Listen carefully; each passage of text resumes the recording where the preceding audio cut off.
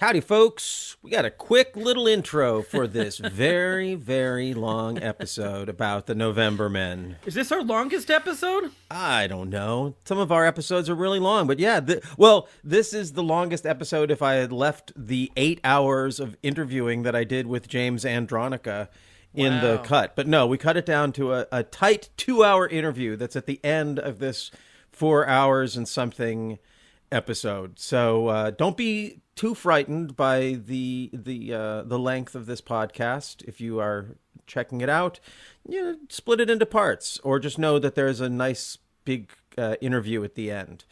So just a couple little pieces we want to let you know. The film, The November Men, throughout this episode, we talk about how hard it is to find. Well, I decided to just upload the film to my Vimeo account and put a link to it on our episode page and in the show notes, so you can click on that and watch it until you can't. Until Troma or somebody puts a damn Blu-ray out of this goddamn movie. Exactly.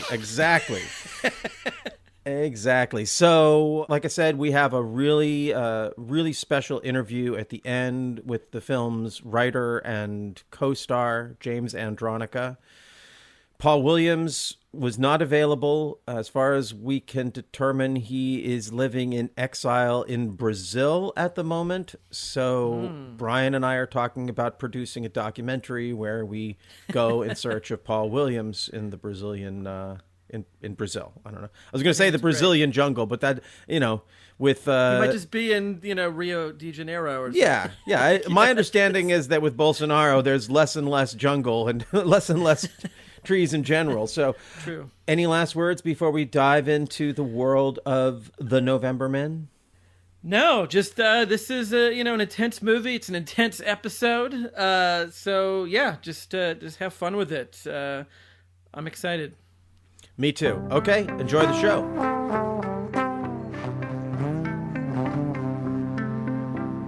Radio 8 Ball. Andras here. When I'm not co-hosting the World is Wrong podcast, I'm hosting and producing the Radio 8 Ball podcast, where we answer questions by picking songs at random, like picking musical tarot cards.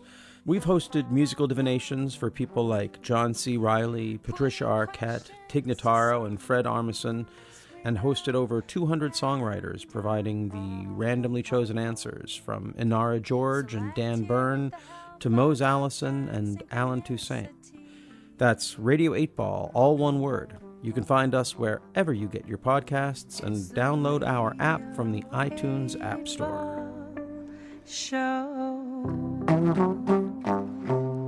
I'm James Andronica, and you're listening to The World is Wrong podcast. We're here to tell you how the world is wrong. The world is wrong about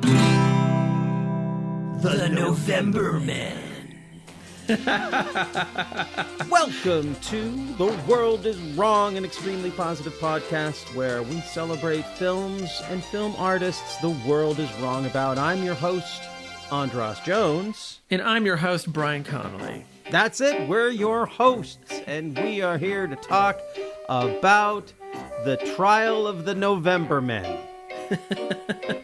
No, we're here to talk about the November Men, not to be confused with the November Man, the Pierce Brosnan film from 2014. This is a totally different November Men. And not only is it confusing because it's not the November Man, it's directed by Paul Williams. And there are a lot of Paul Williams. And I'm not talking about Paul Williams, the songwriter who wrote Rainbow Connection. And I'm not talking about Paul Williams, the creator and editor of Crawdaddy Magazine, the rock magazine from the 60s and 70s. Nor am I talking about Paul Williams, the trailblazing black architect from Los Angeles, or Paul L. Williams, the religious author, or Paul Williams, the Irish TV personality, or Paul Andrew Williams, the director of Broadchurch and The Eichmann Show. No, I am talking about the other Paul Williams. So whenever anyone asks, you say, no, the other Paul Williams. and say that 9 times.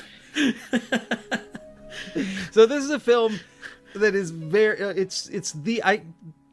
Is this the most obscure film we've ever done? It's probably the least easiest to Google, because when I couldn't even find it on IMDb because I typed in November Men and it corrected it to November Man. You're like, oh well, it's directed by Paul Williams, and then all the other Paul Williams. So it's like, I think it's a conspiracy. I think the government are trying to hide this movie and making more Paul Williams in a factory, in a Paul Williams factory, and then releasing other movies called November Man to diverge the trail to this film, as I'm sure the filmmakers would be very excited that happened. Yeah, So. I mean, you're being sarcastic, but as someone who's had this film in my back pocket for 25, 30 years almost, I guess, since it came out in 1993, it's I think you might be right. I think that this film and the work of Paul Williams has been buried because it's too dangerous. But you know what? We don't care. We're gonna blow the lid off this. Yeah, I'm excited.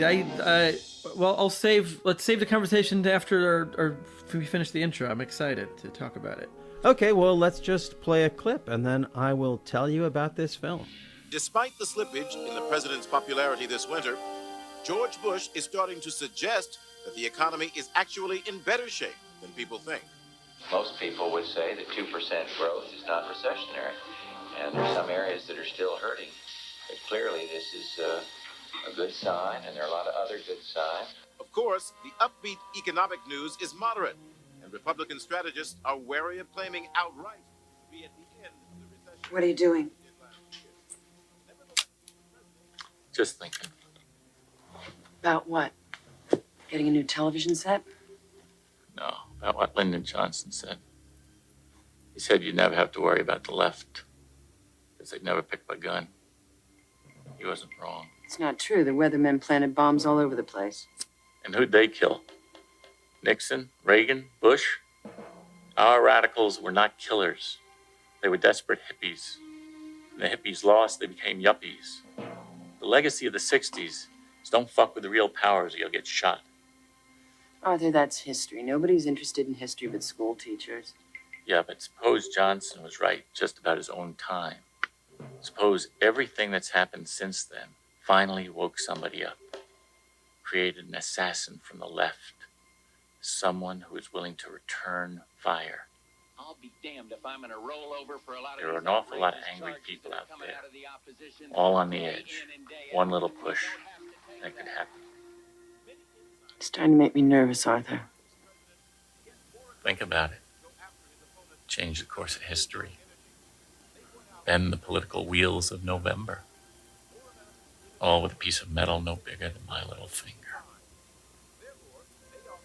Fascinating, isn't it? Fascinating. Are you crazy? Do you know what you're talking about? Relax, it's just a movie. A what? A movie.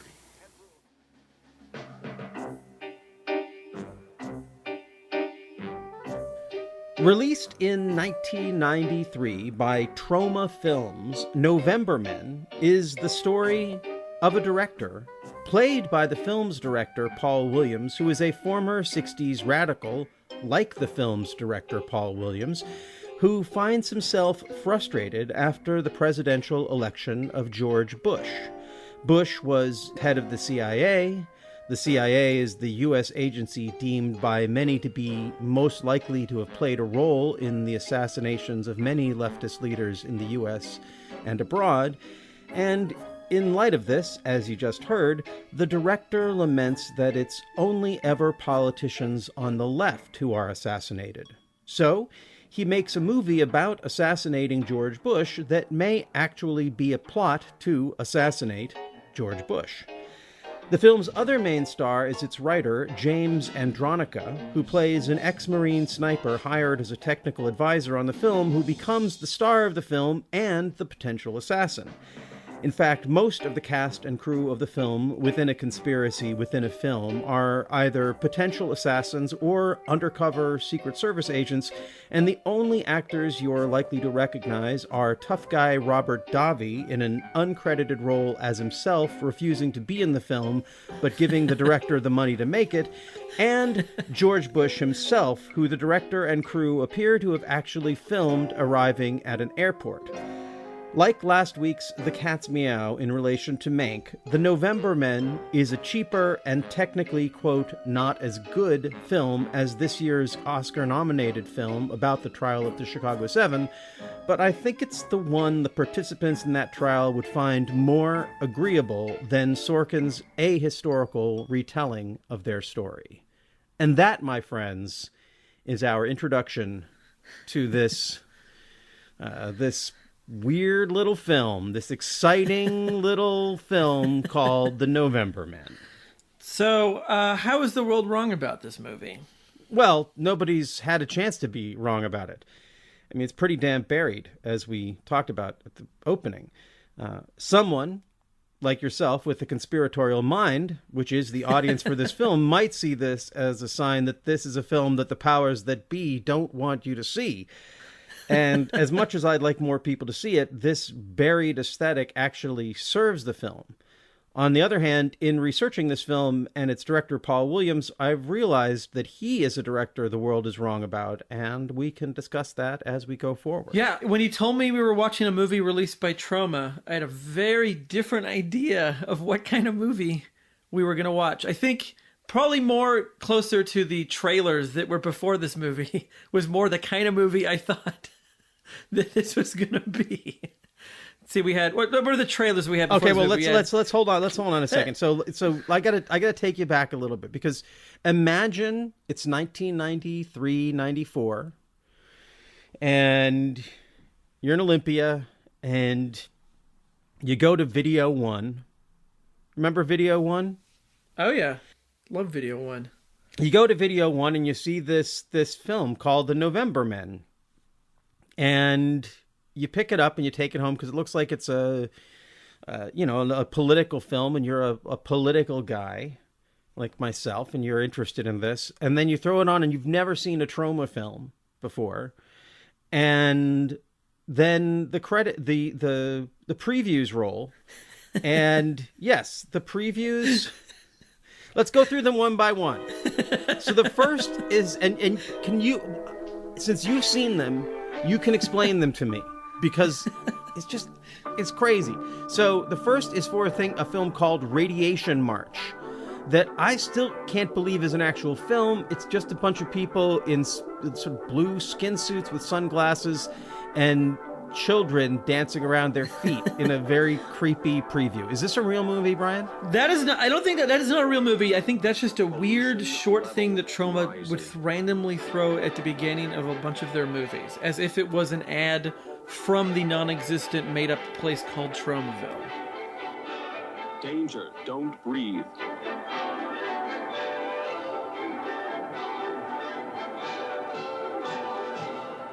If pollution grows, children won't. But I'm pretty sure that's not a movie. That's just like a weird little thing that they had some extra, heads and tails to film on, and that's.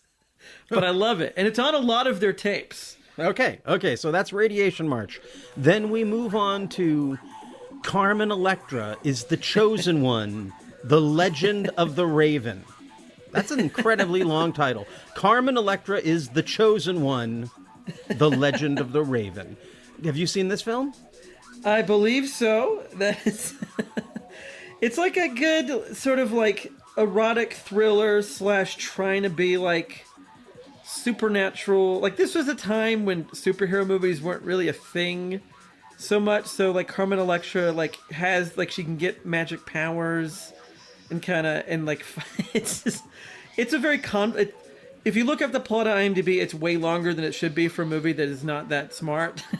But if you want to see Carmen Electra like half naked, scantily clad, just like kicking people, go crazy. Watch The Chosen One.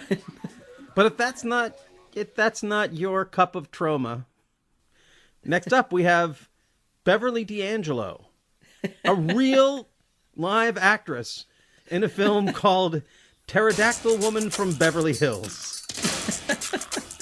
Meet Pixie Chandler. I feel like I'm trapped.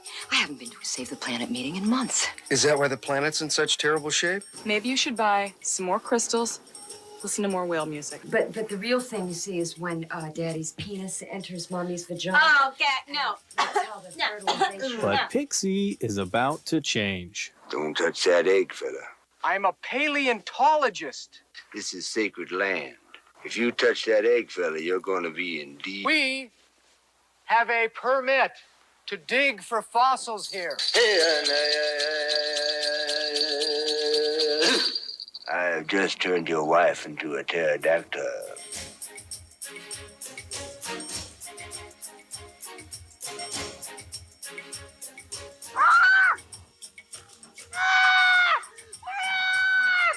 Pixie's been turning into a pterodactyl. Is she on the pill? Do we want pterodactyls living in our neighborhood? Look over there at that dysfunctional woman. I don't want to eat you, darling. It's just that when I become that thing, my feelings are raw. I become totally instinctive, and I might do anything. Sex can be elegant.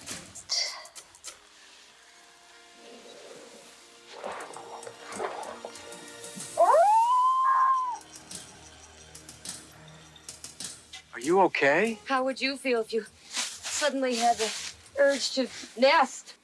I think you could be pregnant. Is it a bird? Well, what is it? It's an egg.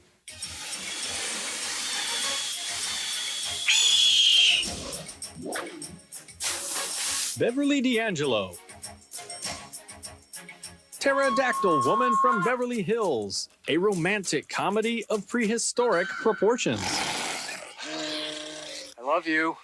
99. It's at this point, I'm watching it and thinking, this has to be a parody. This can't be real. That's an actual movie. Yeah, I'm sure it is. Okay. And you know what? There was a time in the 90s when Beverly D'Angelo was in love and dating and living with Al Pacino, and she was comfortable and she can make whatever she wanted, movies for herself, if you would. This was one of those movies. I believe it was around the same time as The Crazy Sitter, another pretty good Beverly D'Angelo, I'm guessing straight to video motion picture, if you can call it that. Yeah. I think it's Troma's, I think that movie, The Pterodactyl Lady, I think it's Troma's attempt at kind of trying to do like Family Fare. I think that's them kind of being like, well, here's like something for the kids, you know, like, because Charles Band around the 90s did what the Prehysteria movies. So like he was trying to do stuff with kids to balance with his Boob Fest that he made. So like, yeah, Troma's just being smart, like making sure they're getting an audience from all ages, all sides of life. Okay.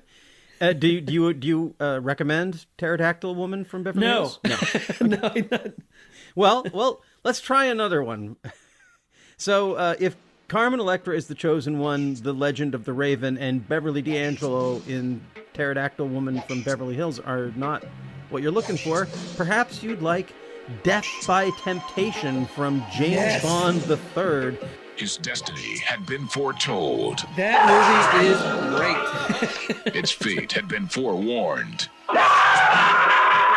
He did not know that something so sweet could be so evil. Now, the fate of mankind hangs in the balance as Kadeem Hardison, TV's Dwayne Wayne. This honey I met the other night was bad. Bad. Super bad. And Bill Nunn from Do the Right Thing get busy in the first contemporary horror thriller of its kind. James Bond III's Death by Temptation. She's every man's dream and your worst nightmare. She leaves with men, and you never see them again.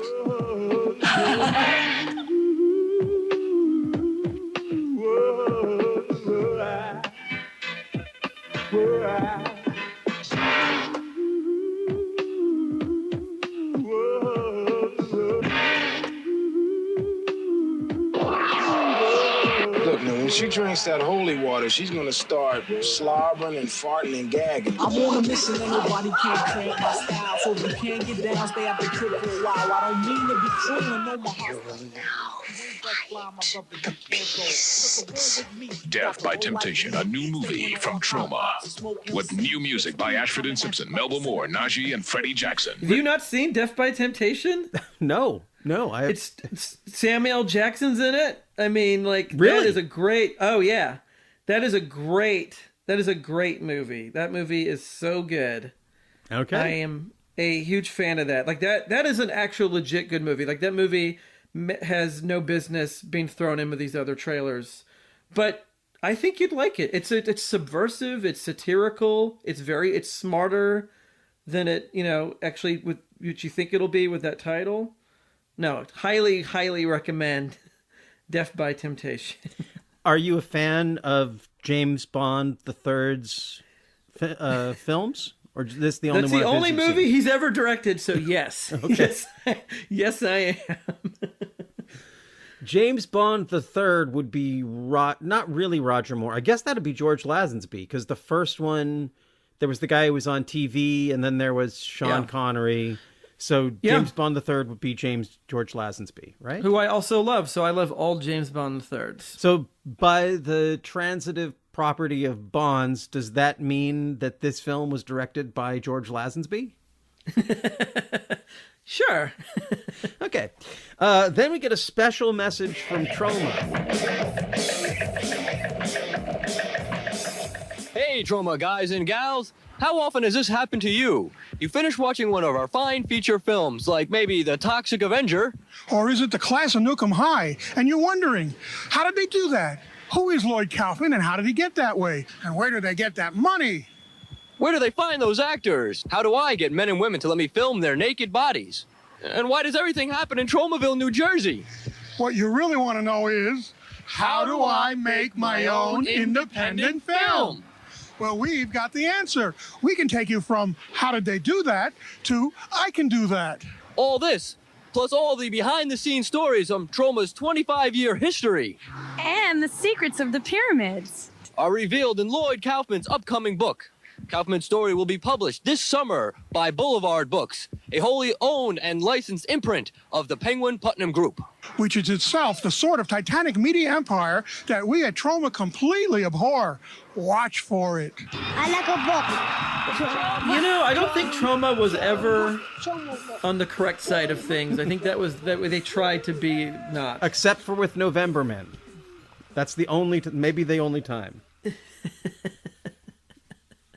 We're going to get to it. But first, we get one more preview. Sergeant Kabuki Man, NYPD. His name is Sergeant Harry Griswold. He's an undercover cop who takes his job seriously. I need to commandeer this vehicle. And he's always careful. Crime is at an all-time high. And to make matters worse, an ancient prophecy has unleashed an unbelievable evil spirit. And Griswold is caught in the middle of the crossfire. Strange things begin happening all around him. And even stranger things begin happening to him. Regrettable twist of fate has chosen you as a recipient of amazing supermortal powers. He is crazy. He is confused.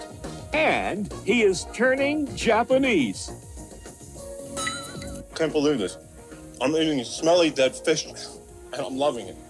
But raw fish is chopped liver compared to the wild adventure that is about to take over Griswold's life. He becomes Sergeant Kabuki Man, NYPD. Able to leap tall muggers with a running start.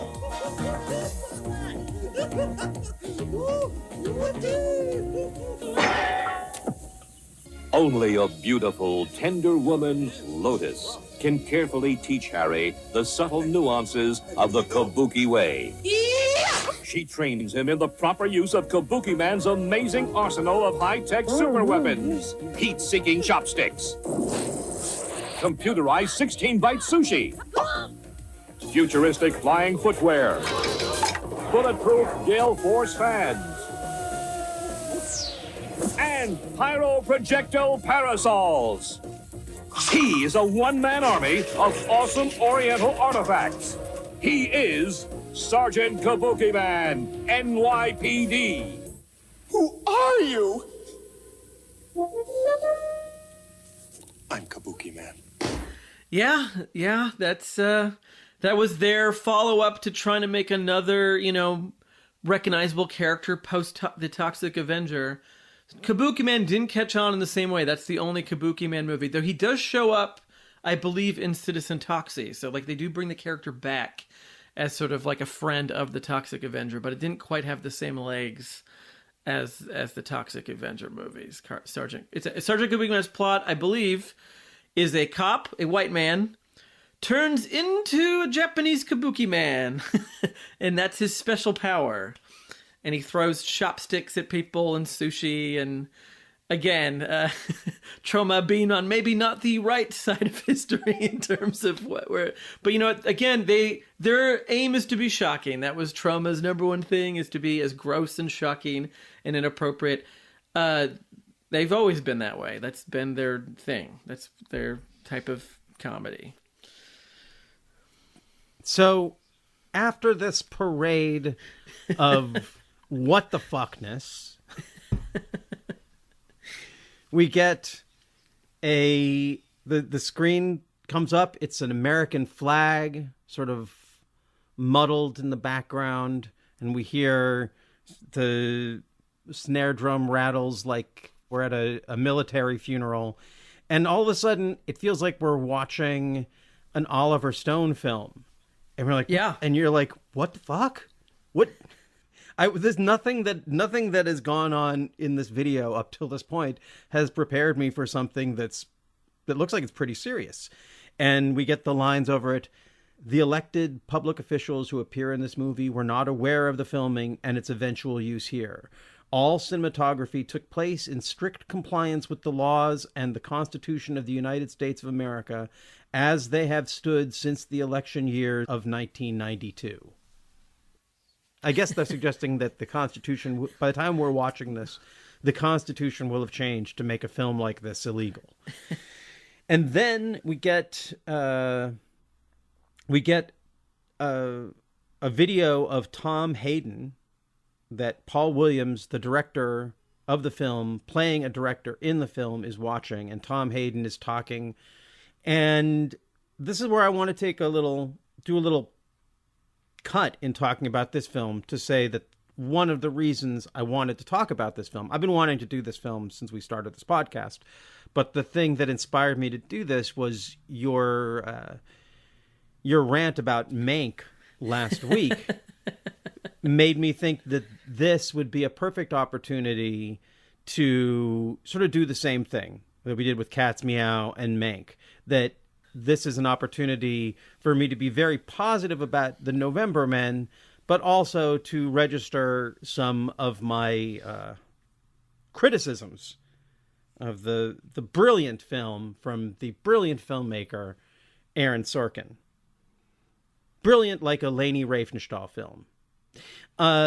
So, do you mind if we sidebar for a second here before we get into to talking fully about the November? Crazy. Now, did you see the trial of the Chicago 7? I did. You did? Yeah. And as you know, in an early episode, I spoke favorably about this film, particularly because of the portrayal of, or Sacha Baron Cohen's portrayal of Abby Hoffman. Did you notice the scene that I told you about where he treats a sandwich like a basketball? He does a little shuffle. He does a little move. I don't know basketball, so I don't know what that move is. But yeah, he does a little basketball move with a sandwich.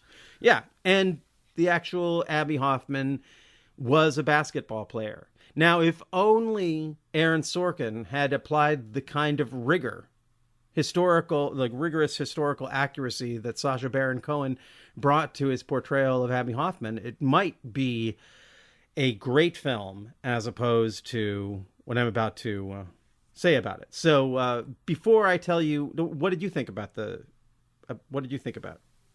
I thought it was really good. I really liked it. It is a really good film if you don't know the story that it's about. I don't know. I don't know any of these people. I don't know the stories about. I've never heard of any of these. I've heard of Abbie Hoffman. That's it. But I didn't really know much about him. So I watched this movie, and I thought that was a pretty entertaining courtroom drama. It wasn't great. It was good. It's 130 minutes. Should seem long, but it flew by. The actors were all very good. Thought Frank Langella was great. I thought that, what's his name? Mark Rylance was really, really good. And I don't know. And it has that good kind of Sorkin, idealistic liberalism that he always has and all these things that I enjoy. And hold on, I have to get a bucket to throw up in for a second. Oh, come on. And I haven't seen, I've never seen The West Wing, but I saw the Studio 60 on the Sunset Strip, and that I really liked that. And I just think he's a really good at writing dialogue, and the actors are all great. And I thought it's not the best movie of the year, but it was a very entertaining 2 hours and 10 minutes. I love a John Carroll Lynch, anything that guy does.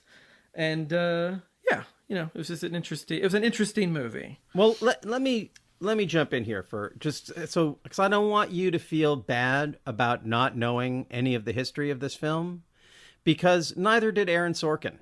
As he has said publicly many times, with no shame whatsoever, when Steven Spielberg offered him the gig to write this film, which was originally supposed to be directed by Spielberg, Aaron Sorkin accepted the gig, and then he called his dad and said, "Who are the Chicago 7?" Which, let me back up. You shouldn't feel bad for not knowing who they are.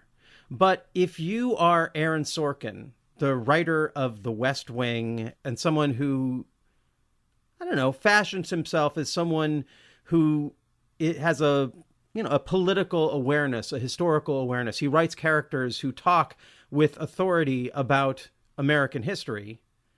Well, then maybe you should feel a little bit astonished that this guy does not know one of the most important political trials in American history. Why is this a blind spot for Mr. Aaron Sorkin? And I guess I feel like we're here to talk about November Men, but because the November Men is about the feelings of loss and frustration from people who supported the movement, that the folks who were part of the trial of the Chicago 7, the defendants in the trial of the Chicago 7, the people who supported that movement and were part of that movement, they do not share Aaron Sorkin's patriotic attitude towards America, and so would reasonably be offended, I think, by his film. Let me tell you a little bit. So I just recently listened to an interview where David Fincher interviews Aaron Sorkin. So we have the director of your favorite film, Mank, and the director interviewing the director of my favorite film of the year, Aaron Sorkin. And in it, Aaron Sorkin says that at the end of the film, he wants the viewer to feel the way we did when Joe Biden was sworn in as president. David Fincher, by the way, does not cough, laugh, do a spit take, or offer a follow-up question to this. But if I were there, I would say mission accomplished, Aaron. We could have had a Democratic socialist who opposed the war in Vietnam, and instead we got a Republican masquerading as a Democrat who cheered on the Iraq War, in fact, every war, and wrote the Patriot Act. It's disappointing, and if you actually know what's going on, it's deeply insulting and vulgar. Now, as you say, it's a really good movie. It is a very, very good movie. Unlike Mank, it's actually compelling and entertaining. It's also ahistorical and an affront to its subjects, which is particularly galling since his subjects were not just real people, but revolutionaries representing millions of people who, like them, opposed imperial wars of conquest waged by the United States. But in Sorkin's world, they're all ultra-serious chess pieces for his own patriotic both-sidesism. Between literally recycling dialogue from The West Wing to admitting that when he got the gig, he didn't know who the Chicago 7 were, to shoehorning his patriotic neoliberal worldview into a story about people who were totally antagonistic to it, Aaron Sorkin continues the persecution and misrepresentation of these historical figures that the people who put them on trial were seeking to achieve. The cast, as you said, they're great. Sacha Baron Cohen does such a good job as Abby Hoffman, it makes you wish he could actually play Hoffman instead of Sorkin's pretentious version of the famed Yippee. Like all the characters in this film, he isn't as funny or interesting as the person he is portraying. And likewise, Sorkin makes Joseph Gordon-Levitt's Richard Schultz into a sympathetic patriot just doing a job of which he disapproves instead of the noxious conservative bulldog he was during the trial and after. We've also got a totally made-up sympathetic female undercover agent who infiltrates the protests by cozying up to Jerry Rubin if Jerry Rubin were a John Belushi character from National Lampoon's Lemmings.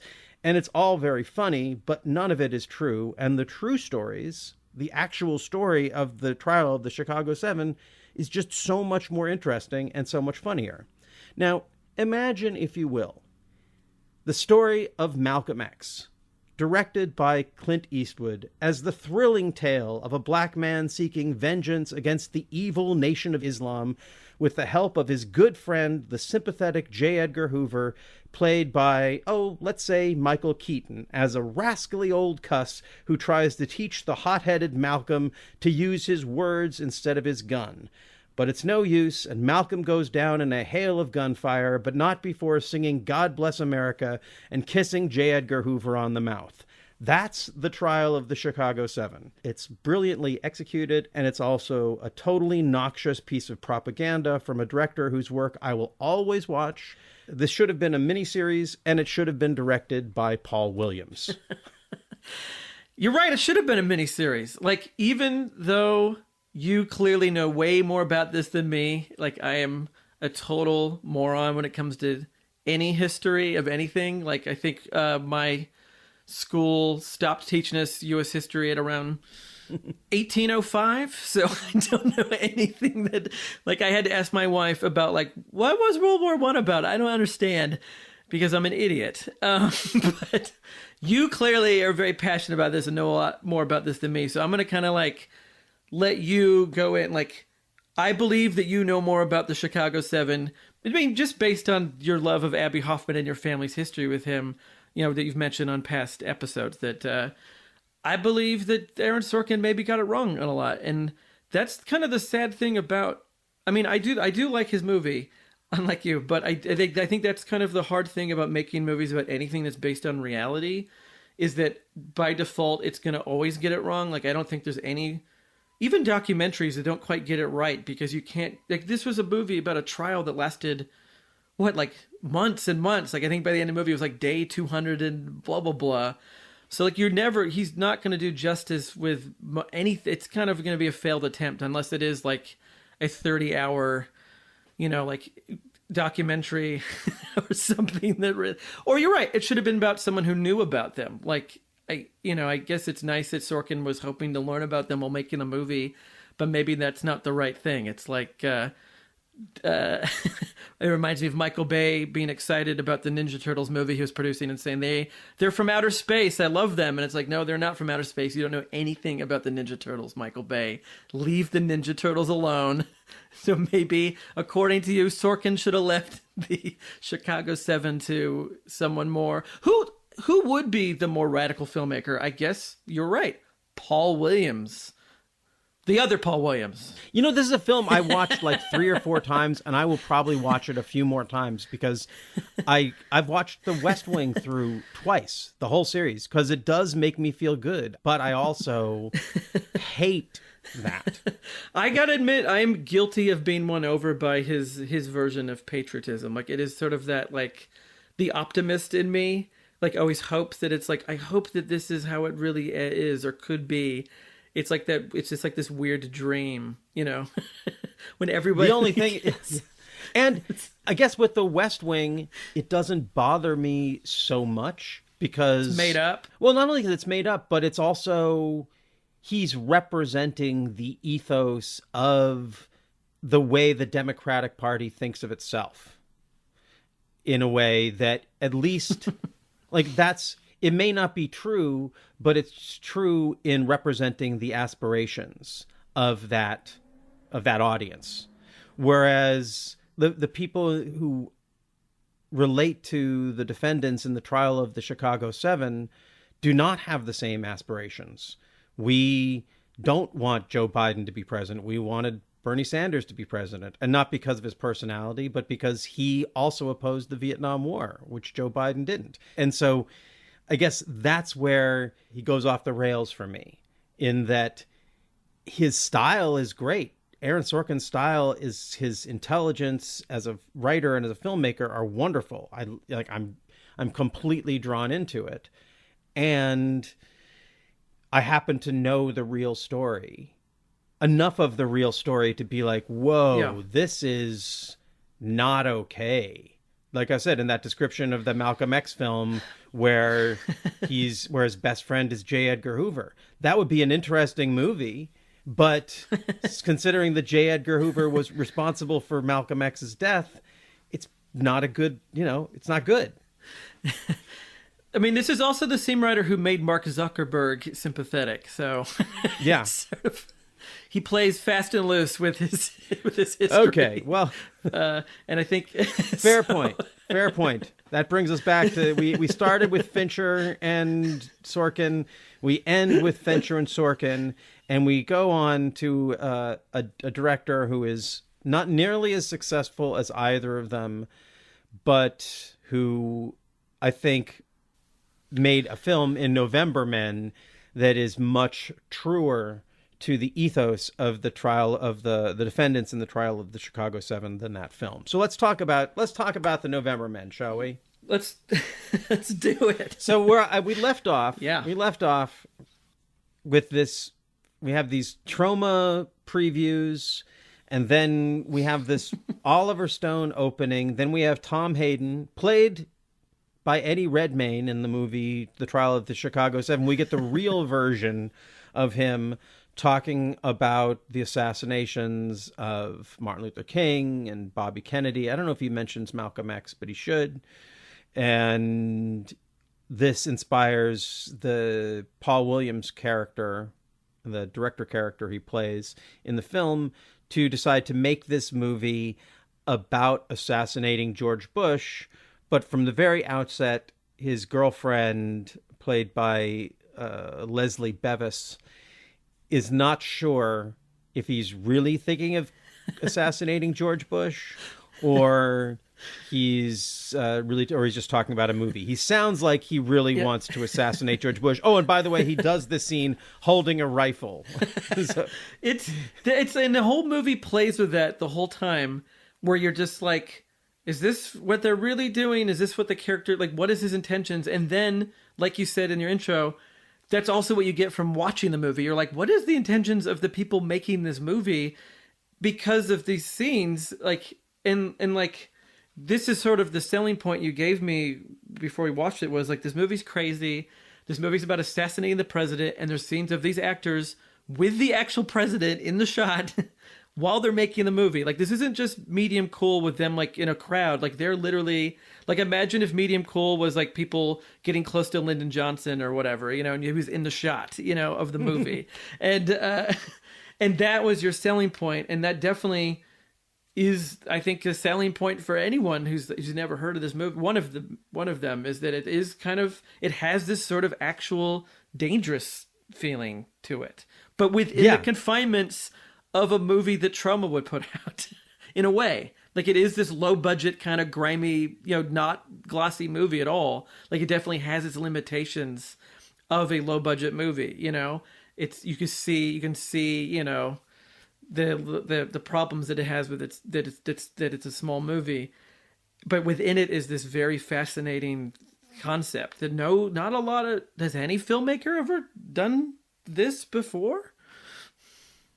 I don't, or since, like, to be this, like, I think they put that thing at the beginning of the movie because they were all afraid that they would all be arrested by the CIA or FBI and thrown in jail for making this movie. Because it is risky what they did. It's kind of crazy. She scratched that. It's really crazy. Yeah. And it's funny. It's totally different, but Get Shorty plays similar games where you think that things are happening and then you pull back and it's a movie, but it's different because this is on a nerve, and we're talking about this now. George Bush has died of natural causes, we imagine at this point. I mean, we know he's dead. We imagine there are natural causes. Maybe Paul Williams finally got to him. But he's like, a mission accomplished. Well, it's funny. It's funny you mentioned Get Shorty the movie. I thought of watching this, and I talked about it on the Murphy Monday episode that we did with our guest Nigel. It reminded me of Bowfinger. This is like if Bowfinger was like a serious political thriller type thing. That's what the November Men reminded me of. Of the intention of this filmmaker of blending the reality and the fiction and what is real and what's not for these characters.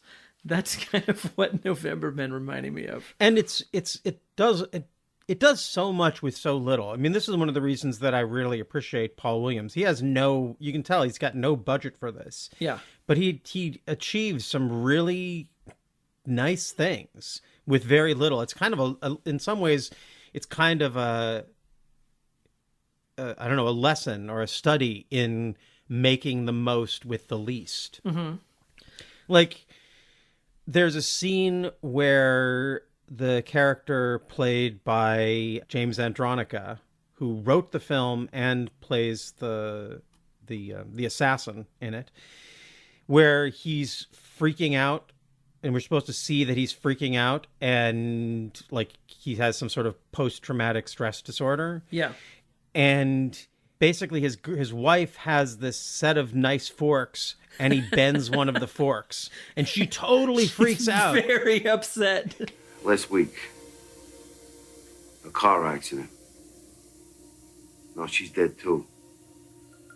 I'm his brother. Yeah, and I can't talk anymore, all right? Who was you talking to? You scared the shit out of me. What the fuck is wrong with you? Shut up, you wake the baby. I heard you telling somebody we was dead. Who was you talking to? No, they were trying to sell something. Bullshit. It was a collection agency, okay? No, It was. I said it wasn't, didn't I? Don't use those forks. I saved them for company. Give it to me, I said. You want the fork? You want the fork? Here's your fucking fork! All right? You bastard. You break my fork. I love these forks. They were for my wedding present. I'll get you another fork. I don't want another fork. Give me the fork. Give me. I can fix it. You can't fix it, bro. I can fix it. Here. Here, look. See? That is my favorite. That is one of my favorite scenes in the movie. That actress is really good.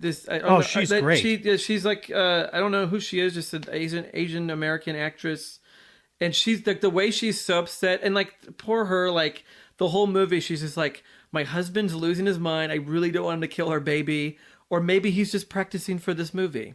So it's like this dilemma she's got to deal with of like, is this because he's getting into the role? Is he getting all method, or is he actually having some major PTSD, losing his mind? Yeah, that fork scene is very good. And I like the idea of being so upset you just bend a fork. Like, I feel that's a good kind of anger. If that's how you have to take your anger out, if you bend a fork, that's better than like throwing a vase or punching a hole in the wall. Like, just everyone has a lot of forks. She's not happy about it, but, you know, there are worse ways he could have vented. And that actress's name is Coralisa Gaines. She's great. great. A lot of people in this did not work in many other films. But they're all pretty good. And, like, the fact that the director is the director in this movie and that the screenwriter is playing this kind of, this over-the-top character, like, they're both really good. Like, they don't you would have never guessed that they're just these people who made this movie. Like, they seem like real actors. Like, they do a good job. Well, they've actually worked together a bunch before, Paul Williams and James Andronica. As actors? Yeah. There was a film called Nunzio from 1978 that James Andronica wrote and Paul Williams directed, and they're both in it. The main star is David Proval. Mm-hmm. Yeah. He plays a sort of it's like an Italian-American family drama in New York City, and David Proval plays a mentally challenged delivery man who lives with his mom, and his brother is this tough Italian who lives on the street, who's on the street and is protecting his brother, and that he's played by James Andronica in that, and he's a little bit paunchier by 1993, and in 78 he's like a tough little Italian guy. Don't fuck with him. You know, eventually we all become paunchy paisanos. It's just these paisanos eat a lot of spaghetti and submarine sandwiches. And I have a gut now. I used to look like a handsome, skinny Ralph Macchio. Now I look more like, James Andronica. Well, we'll get back to the November Men, but in Nunzio, not only do we have David Proval, but we have Joe Spinell. Oh, wow. We have Morgana King, who played Mama Corleone in The Godfather. I need to see this movie. Yeah, it's only, I can only find it streaming on YouTube. So tell me more about Paul Williams, because you did the homework. Like, I had never heard of him. I'd never heard of this movie, and I assumed this was his only movie because it was like this weird straight-to-video trauma release. And then when I looked up his filmography, I'm like, oh shit! Like, he made like legit movies starring like Jon Voight and Robert Duvall, and but I've never heard of him. I've never heard of these movies. Had you seen any of these other movies before that he had made, like in the 60s and 70s? I had not. I had known.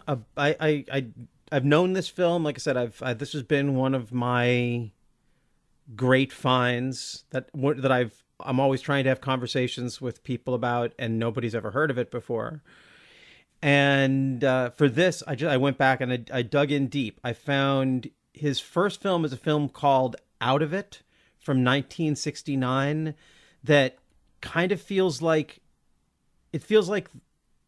The Graduate, but it looks like Who's Afraid of Virginia Woolf. It's black and white. It's shot by John G. Avildsen. Nice. And it stars Barry Gordon, who was the kid in 1,000 Clowns, and he was in Archie Bunker's Place, and people will recognize him when they see him. And he plays sort of a nerdy, kind of like... He's not exactly Max from Rushmore, but he's kind of a Max from Rushmore kind of character. He's nerdy and smarter than everyone, coded as Jewish in a world where no one else is. He has a crush on a girl who is going out with Jon Voight, who plays a football star. And it might be, other than November Men, I think it's my favorite of the Paul Williams films I've seen, and you can find it on Sling on the Epix channel on Sling. That's how I found it. And so that's I just feel like that's the kind of film if you saw in TCM you'd stay and watch through it.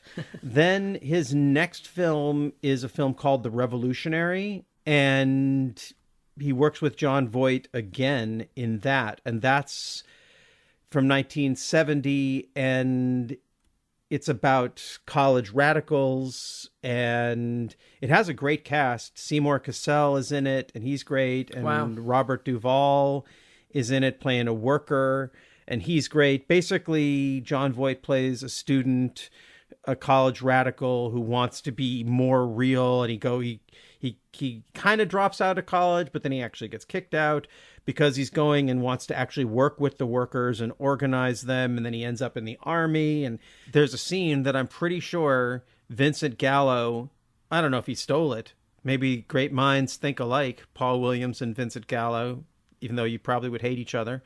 there's a scene where John Voight gets out of jail and has to take a piss, and he is looking for a place, and he keeps getting kicked out of places, just like at the beginning of Buffalo 66. Buffalo 66. Although I have to say, Vincent Gallo did it better. He really sells. He sells the bit. He does in The Revolutionary. Paul Williams kind of doesn't really sell the bit, but still an interesting film. Also, it's shot. The workers work in a nuclear plant, so there are all these scenes with them walking in front of these big nuclear stacks that kind of reminds me of The Simpsons. There's a lot of interesting stuff in that film. I recommend people check it out and see where it fits for you. It kind of reminds me, I recently watched a film from 1971 about Joe Hill, the union organizing folk singer who was arrested and executed and became sort of a rallying point and a martyr for the union movement at the turn of the century. And they feel similar. They're epic and they're small. They're really exciting, but also kind of tedious and boring. But not, I guess, kind of like if you were in a political science class. Like, it's really exciting, but there's also times when you're like, oh boy, here we go. I was never in a political science class, as you can tell. I wasn't even good at science class. I just I stayed away from all of it. That's why you do political science, because you're not good at real science. So there's a film of his that I really want to see, and I just can't find anywhere, called Dealing, or the Berkeley to Boston 40 Brick Lost Bag Blues. And the fact that this film isn't out or available from anyone, it does seem kind of conspiratorial. I mean, it's got Barbara Hershey, John Lithgow, Charles Durning, Paul Sorvino. It has the most exciting title. Yeah. It has the most of all of these films. And it's basically the end of this trilogy of Paul Williams' young radical films. And sort of after that, he didn't get to make such big films anymore. And I really want to find this one. So if anyone out there knows how to find or has a copy of Dealing or the Berkeley to Boston 40 Brick Lost Bag Blues from 1972... let me know. I want to find this film. Can you imagine the poor kid who had to build the marquee for that movie for the theater show? It's like, wait, what? Oh man, it's just like all night. He's outside with the suction cup it's like, this is too long. Just call it Joe or something. Just like, come on. Well, that's a film that could have run in a double feature with Joe. Yeah, right. And that would have worked. Yeah. Interestingly about Paul Williams, he went to Harvard, where he met up with Ed Pressman, and they started their first film company together. Now, Ed Pressman we discussed in the episode on Fur. He was the producer on that, and he went on to be a major producer. And you could kind of see a situation where they got together, they had this idea, and Paul Williams wanted to be the artist, and Edward Pressman wanted to be the business guy.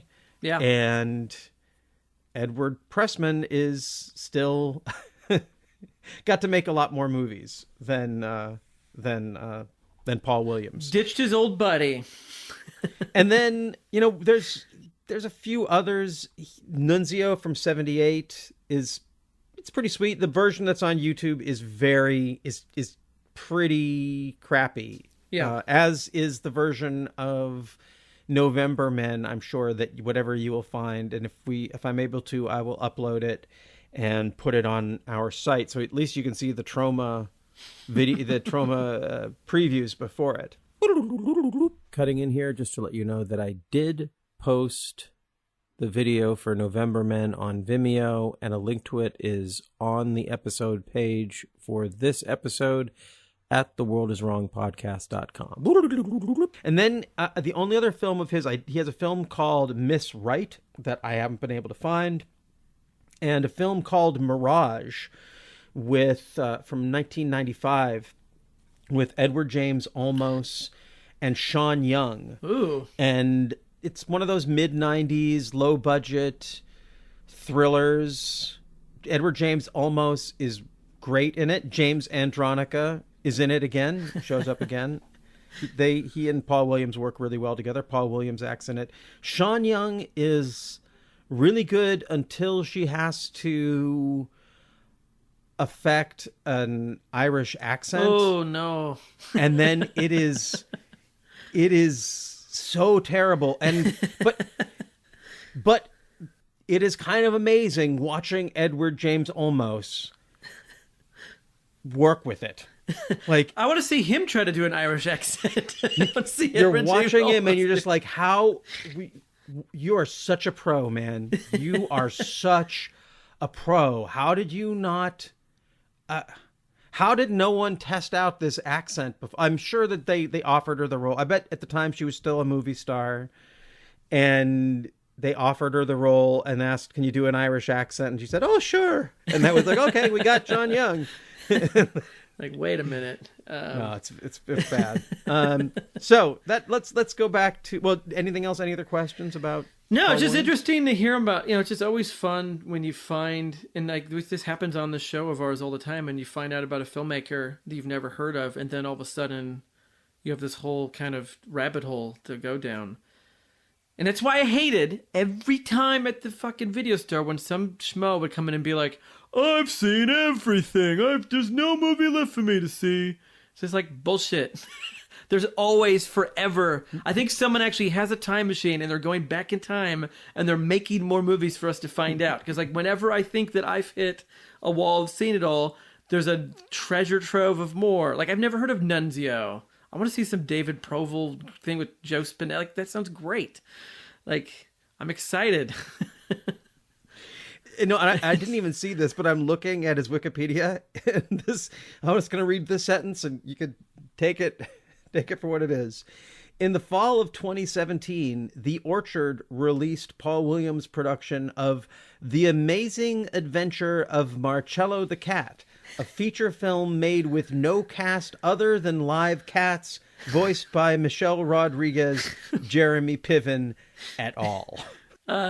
So he's still going, making his own outsider art of whatever. He is finding ways to make movies. I fucking love it. And he's alive. And oh God, I hope he gets to hear this, because no one out there is celebrating him. And if they are, they're actually celebrating an architect or an English director or a songwriter. So let's talk about some more of this movie. Like, let's go back to November Man. But like, there's so many tributaries. The scene, just like we're in a room with a yarn talking about who's gonna kill this. It's very much like a conspiracy movie to get you onto your own tangents that lead you eventually to an all-cat movie voiced by Jeremy Piven. But the scenes that we talked about, where it's like the reality. It's crazy because it's like there's the one the kind of where he's at the convention and George Bush is on the stage, giving a speech, and he's walking around. It's very Tanner 88 like. But imagine if Tanner 88 he was there being like, I'm going to kill Michael Dukakis, and he's talking really loud about it, like really Squeaky Frome had a gun, and she, So it's just like, I mean, and sure they got away with it because like when you're at something like that, you have cameras, and this is certainly how like the better Sacha Baron Cohen movie, Borat, the Borat movies, like he's able to go to these places because people have cameras, people have, you're filming the thing. So why not make a movie if the aesthetic is to be kind of documentary like, you can get away with a small group of people making your little secret, shots, secret movie. And so the part, and like there's so many scenes, and that's what's one of the funnier things about this movie is there's so many scenes of people just out loud literally saying like, yeah, we're gonna kill George Bush, or like, yeah, we're gonna make this movie about killing a president. And it's like clearly this is a Patriot Act, and they're not worried about anyone listening in to anything that they're saying, because it's just like they definitely are all saying it out loud, and that's why everyone's confused around them being like, so wait, is this for the movie, or are you actually going to try to kill the president? Like, and everyone seems kind of on edge in this movie, wondering who's doing, is this going to actually go as far as they think it is? And then as a movie watcher, you'd feel the same way. Like I couldn't imagine watching this in 1990 to 93 and not thinking like, is this like a snuff film sort of thing hidden within this weird exploitation, a presidential sort of snuff film? Yeah. Is this a presidential snuff film? Yeah, it's what, and then you see them filming from a building, the motorcade driving down the street, and it's like, and you can't help but think of like Kennedy assassination, like book depository, being like, what if he had a camera? This is what the shot would look like next to where he shot. So it is like this kind of dangerous, unnerving, sort of like crazy film making, Yeah. And the filmmaking. So I'm moved. The politics of this film grab me. Like, not the idea of killing the president, but the frustrations that this character has are very much in line with me. It's like, it's why I have my rant about the trial of the Chicago 7. But as I'm watching it, I'm also just really struck by what a good filmmaker he is. And in a way, again, all these other films that I talked about, there's really good stuff in all of them. But there's great stuff in this. The shifts, the way, the shifting points of view. So like it starts off, it's from the director's point of view and somewhat from his girlfriend's point of view, witnessing him. Yeah. And she's kind of the witness in all of this. But at some point, well into the movie, we start to get a voiceover and we realize that she has now started informing on the director to the Secret Service. And that shift is done so well. I just like, it's one of these things throughout the movie. There are all of these really wonderful bits of filmmaking that are low budget, but really smart and just build out the world. And definitely the way the climax is handled with everybody in different locations, the way it jumps around and who's watching who, and you get a little confused intentionally of sort of like, okay, who's going to be where, looking at who through the scope of what, and that part is very well done. And what's interesting about this movie is that it also, though, works as sort of, if you wanted just to watch kind of a low budget, political thriller, which is not normally a genre. That's not usually a movie on this level of a budget is a horror movie or an erotic thriller. Like, no one's really trying to aim for political thriller. Those things tend to be handled by Hollywood, not really low budget, things. But the movie does pay off as that, and it's like there are like parts of this movie that feel kind of cheesy, and I wonder if it's intentional to kind of hide within this movie this kind of weirder, like you're kind of tricking people to watch something they wouldn't normally watch. Like the soundtrack of this movie is not great.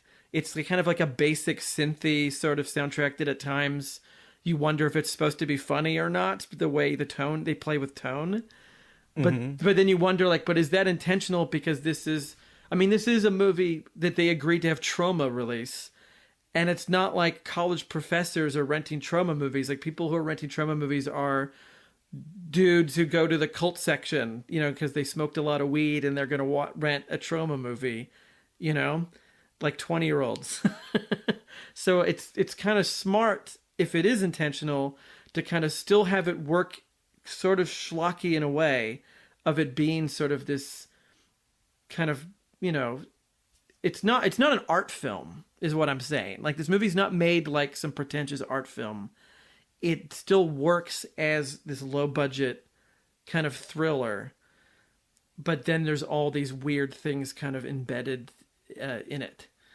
Does that make sense? Yeah. Yeah. I think that's part of it. It's just, it has you coming and going and being like, okay, like, and I guess it's probably different because, again, the reason I was interested in this was because I wanted a JFK kind of political thriller, and I got that. And I also feel like, even though it's so low budget and all they could get, I imagine they didn't start by pitching it to Troma. No, I bet this seems like a movie they made probably with their own money, and then Troma distributed it. Well, with Robert Davi's money. Or with Robert Davi's money, and then Troma put it out. Like, that's what it feels like. And Troma I don't know if they do it anymore. I don't actually have no idea what Trauma's up to now. But they used to do this all the time where they would put, like, they didn't make Death by Temptation, but they released Death by Temptation. They would take these small, kind of weird movies. Like, another great one is Combat Shock. Have you ever seen Combat Shock? No. That's this weird sort of movie about this Vietnam vet, and it's also an homage to Eraserhead, and it's about this Vietnam vet, like, living, and he's a junkie, and it's just like he's got PTSD. But it was sold by Troma with this outrageous cover, making it look like, you know, Sergeant Kabuki Man. But when you watch it, you're like, this is not like a Troma movie. And so they definitely, I don't agree with their outrageous racist humor that they showed us in the opening trailers, but I do applaud them for, along with all their schlock, putting out these interesting, weird little movies that wouldn't have gotten a push at the time. Yeah, like, I don't know, like, why they aren't putting November Men out now on Blu-ray or DVD. Maybe that's Paul Williams doesn't want it that way. Who knows? Be interesting to hear from him about why is this movie hard to find. Did Troma get a secret letter in the mail saying, like, no, you can't you can't do this anymore, you can't put out this, but we don't want to encourage people to make movies that kind of do what they did in this movie. Yeah, this film, it spills out over the edges in all of these ways that it just leaves you with so many questions. Yeah. About the making of the movie, about what's real and what isn't. It really, and it invites that kind of confusion in a way that I just love. And I can't think of, it's hard for me to think of many other movies that achieve that level of, I don't know, truly meta mindfuck. Like, it's like, I really believe that Paul Williams is that angry. He's angry enough at George Bush that he made his best movie about assassinating George Bush. I'm not afraid that he's going to assassinate George Bush, but I believe that this is a true story for him, that he wants to make a movie that makes you feel like this. Like, I'm sure, like, he watched, I don't know, God, I would so love to ask him questions, because it's so easy to project upon it, but like, this is clearly a post-JFK movie. It's even referenced in the movie. They talk about the Oliver Stone movie. Well, because they're pitching a movie, and they're referring to a popular movie at the time. It totally makes sense. So, like, you have this other movie that came out at the time that was made by Hollywood. There was a big movie about the Kennedy assassination and all the conspiracies with it, or truths, depending on how you look at it. And this is definitely, like, a movie that you could totally see fans of that movie making. At least the characters in the movie, you know, being like, I loved that Oliver Stone movie.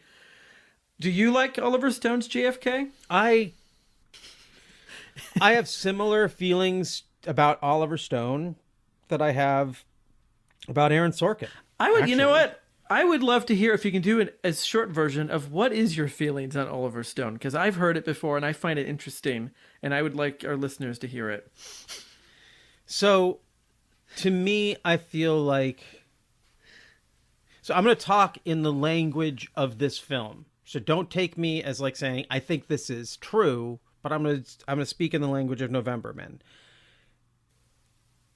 I think Oliver Stone is CIA. He has always been CIA. And his job as an agent is to masquerade as a left-wing filmmaker and put out propaganda that totally revises the story of the 60s. And conservatives will pretend to be mad at him, but ultimately every one of his films has a deeply conservative message. So The Doors becomes an anti-drug movie. All his Vietnam movies are about how we betrayed the troops. We should have let them be more effective killers. Nixon makes Nixon a sympathetic character. brilliant. I love Nixon. I love it as a filmmaker. God, it's a brilliant film, but it's also a deeply, deeply conservative film. JFK plays with, like, basically it's messy enough in its portrayal of the conspiracy theory that it ends up debunking the conspiracy theory, but all that it's debunking is Oliver Stone's manipulation of the conspiracy theory. It's so many levels of deep that if my theory is true, I gotta respect it. In the same way that I feel about the trial of the Chicago 7. I respect it, but it's not good. It's not true. It's not good in the sense of morally good. Aesthetically, it's fucking great. If you love movies, you have to love these movies. If you're a conservative person who's angry at Oliver Stone, you are the world that's wrong, man. These movies are for you. And if you're some sort of, you think you're some sort of wild-eyed progressive revolutionary and Oliver Stone is your Bible, well, then you're wrong. You're wrong too. And again, I could be totally wrong. There's things that Oliver Stone does and says that I agree with. And at the same time, that's what he'd do if his job as an agent exactly were to do this. So where is the conspiracy movie biopic about Oliver Stone, and who's going to make that movie? I want to see the movie that's like his movies. Paul Williams!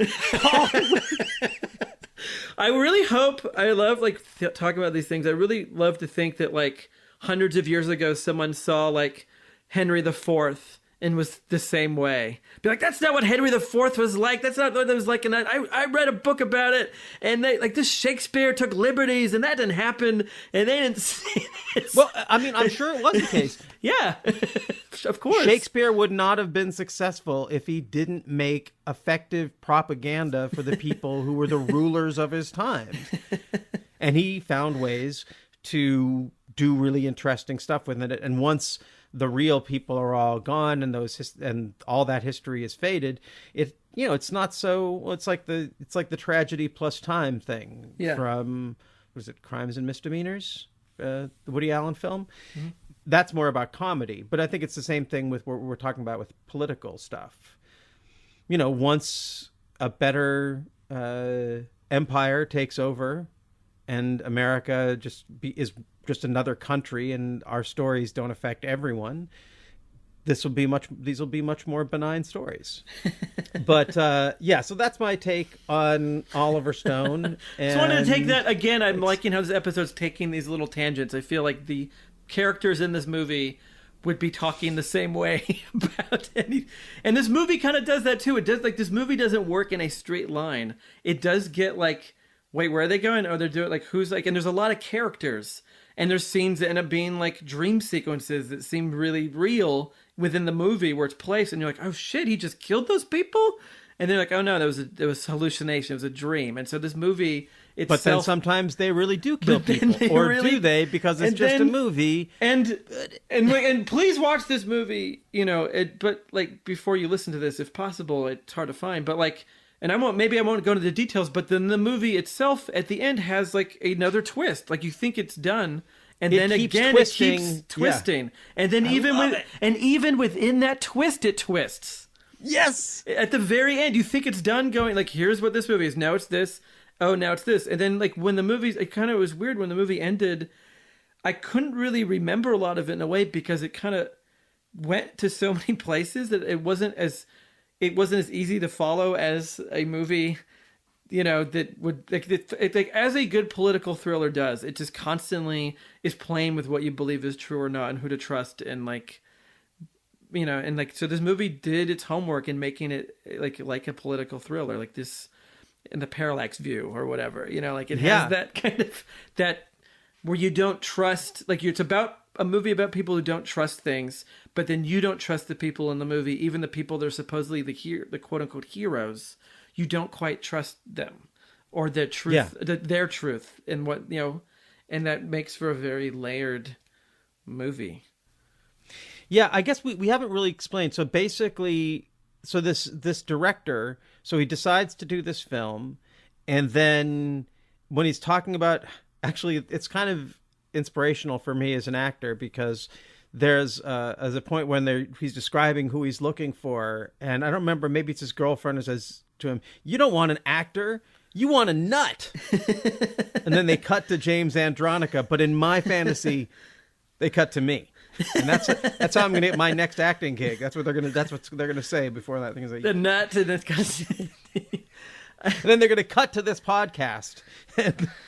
Yeah, it just and me ranting about Oliver Stone being a CIA agent. I love it, and I running love a psyop on American film. But speaking of cuts that are totally shocking, if you don't know that Robert Davi's in this movie, it's very shocking when he shows up, and it's even more shocking that he's playing himself. Out of all the people you would expect to see in the middle of this movie, hard cut to them begging Robert Davi on, I think, a golf course? Or they're outside he's doing something. He's doing rich guy stuff. He's shooting once, and then he's about to go. Isn't he going to get on a horse or something? I don't know. And he's wearing like a baseball cap. You know, Robert Davi wears hats well. He's wearing a baseball cap, and then the second time he shows up, he's wearing like a cowboy hat, like a bejeweled cowboy hat. No lines in the second scene. He doesn't say one word. He just looks. He just stares him down. And I don't know if it's an in-joke, because clearly he is pals with James Andronica, because James Andronica wrote a movie with Robert Davi in 2007, a movie Robert Davi directed called The Dukes, starring Peter Bogdanovich, to tie it back in with Cat's Meow, and Chaz Palminteri. So wow. So they're clearly, you know, Italian-American brethren in the film industry hanging out together, making movies as they should. And I don't know if it's a joke, if it's supposed to be a joke in the November Men, but they kind of portray Robert Davi as like, well, this is the richest guy we know. Like, clearly this guy has the money to bankroll a feature-length motion picture, which I don't know, like, sure, he was, you know, in Die Hard a few years before this as, you know, like 12th rung character, not even like 20 down. Like, I don't think that Robert Davi's the star of a movie by 1993, but they treat it as if he is like Tom Cruise, just wearing fun clothes and can just like throw $1 million at a movie, just write a check. And that scene is great because he doesn't want to do it. He's like, wait, what is your movie about? No, I don't want to do that.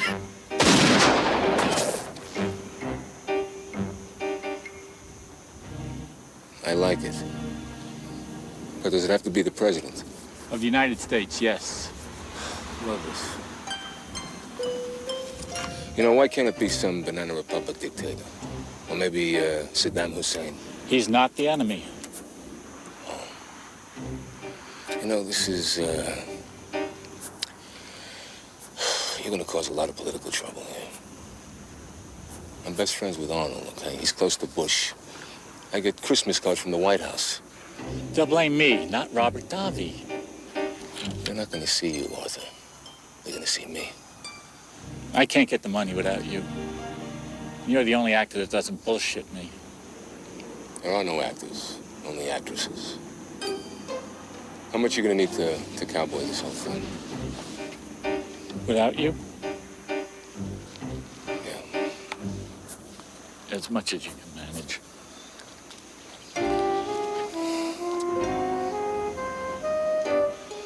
I'll pay you back with interest. They are like, does it have to be the real president? He's like, yeah, it really has to be. They're like, that's the whole idea. And he's like, and you can imagine these are people. I'm sure he's having these conversations when he's pitching this film. When his it's pal like, James is like, hey, Bobby, you want to be in this movie? We're going to actually film by George Bush, actually talk about how we want to kill him, and then that's what the movie's going to be about. And what do you want me to play? We want you to play you, and you produce that movie. And so I love that Davi showed up, and guess what? He does write the check. He does it. and then it makes you wonder, because I looked it up, but it's not on IMDb. I'm like, did Robert Davi help produce this movie, or is this just in the movie a joke? Because again, is it a joke? In the end credits, it says a Robert Davi production. Did you notice that? Like, that's in the actual end credits of this movie. No, it's presented by Robert Davi. So, like, the jokes just keep coming, or he actually secretly paid for this movie and maybe decided to not have his name on IMDb or the box of being someone behind a movie about killing George Bush.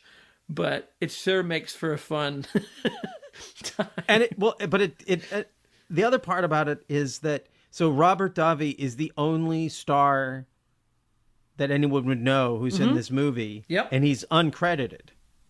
So he's credited. So they have every reason to want to promote it as Robert Davi being in the film. And we have to assume that if they say it's presented by Robert Davi, they're friends. And they could list his name on the film. But by not listing his name on the film, they expand the world even more in a way that ultimately hurts the film commercially, because it doesn't have their star, but it makes you buy the film even more when Robert Davi shows up and he gives them money and says, but I'm not going to be in your movie. And then you look at the credits and he's not in the credits and you're like, okay, well maybe he, what, I don't know what's true or not, which is exactly the feeling you want to get. Also, I was just doing a little research here. Sorry for the bad things we said about the music in the film. The one song that's credited here is written by Vincent Andronica. "Sleep Tight, My Little One" is featured in the film. So the whole Andronica family got involved in this one. The Duggo's baby is played by baby Andronica. What's baby Andronica doing right now? Has she seen this movie? Has Dad shown her this is your movie? Or is she just like, Dad, don't let anyone know I'm in this movie? Sabrina Fair Andronica, that's her name. You're stuck with it. But so the other thing about the characters in this film we didn't mention. So he gets Duggo. He also hires two Middle Eastern men who seem to be very angry at George Bush. I recognize one of those actors. I'm going to murder his name, but his name is Syed Badrea. I've seen him, and he's in Kingpin as the mechanic, I believe, who says that someone put sugar in Woody Harrelson's tank. I think that's him. And I think he was in... he was in Zohan, my boy Sandler's movie, Don't Mess with the Zohan, and the Three Stooges movie. So clearly the Fairley brothers like him, they're fans. Iron Man, he's in Iron Man, so the guy works. Yeah, he's really good. The guy works, and he was also, probably most importantly, he also had a role in Mirage with. So they all Edward James James along. Olmos and Sean Young. Nice that they keep these friends around. Yeah, Paul Williams must be a nice guy, or at least a guy you respect, a guy you like to work with.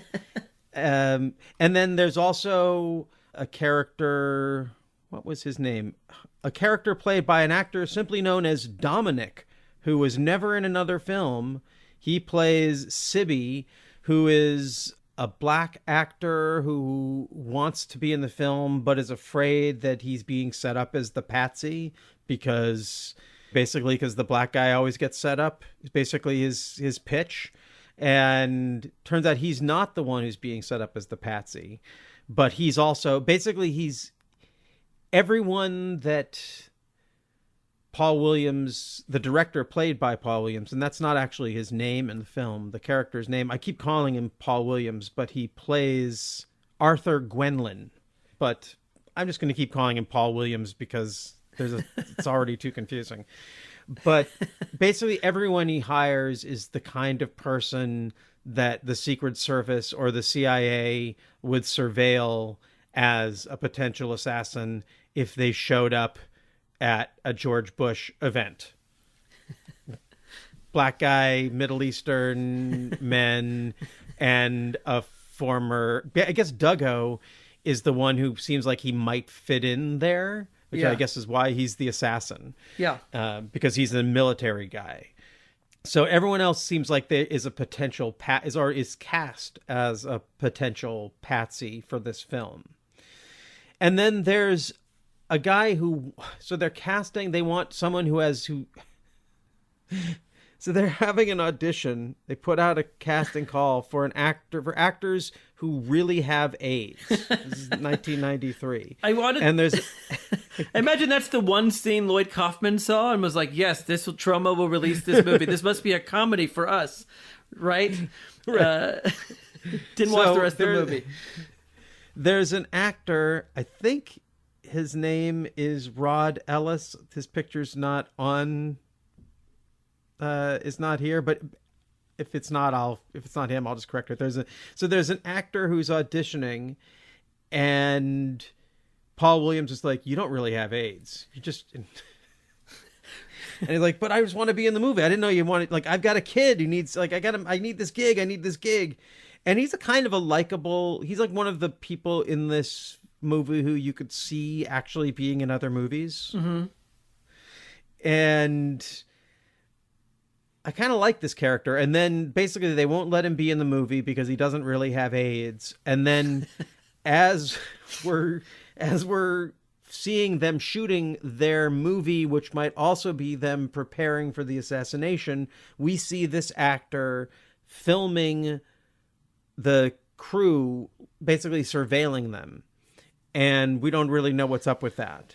And then later on in the film, he comes back and says, hey, I want to be in your movie.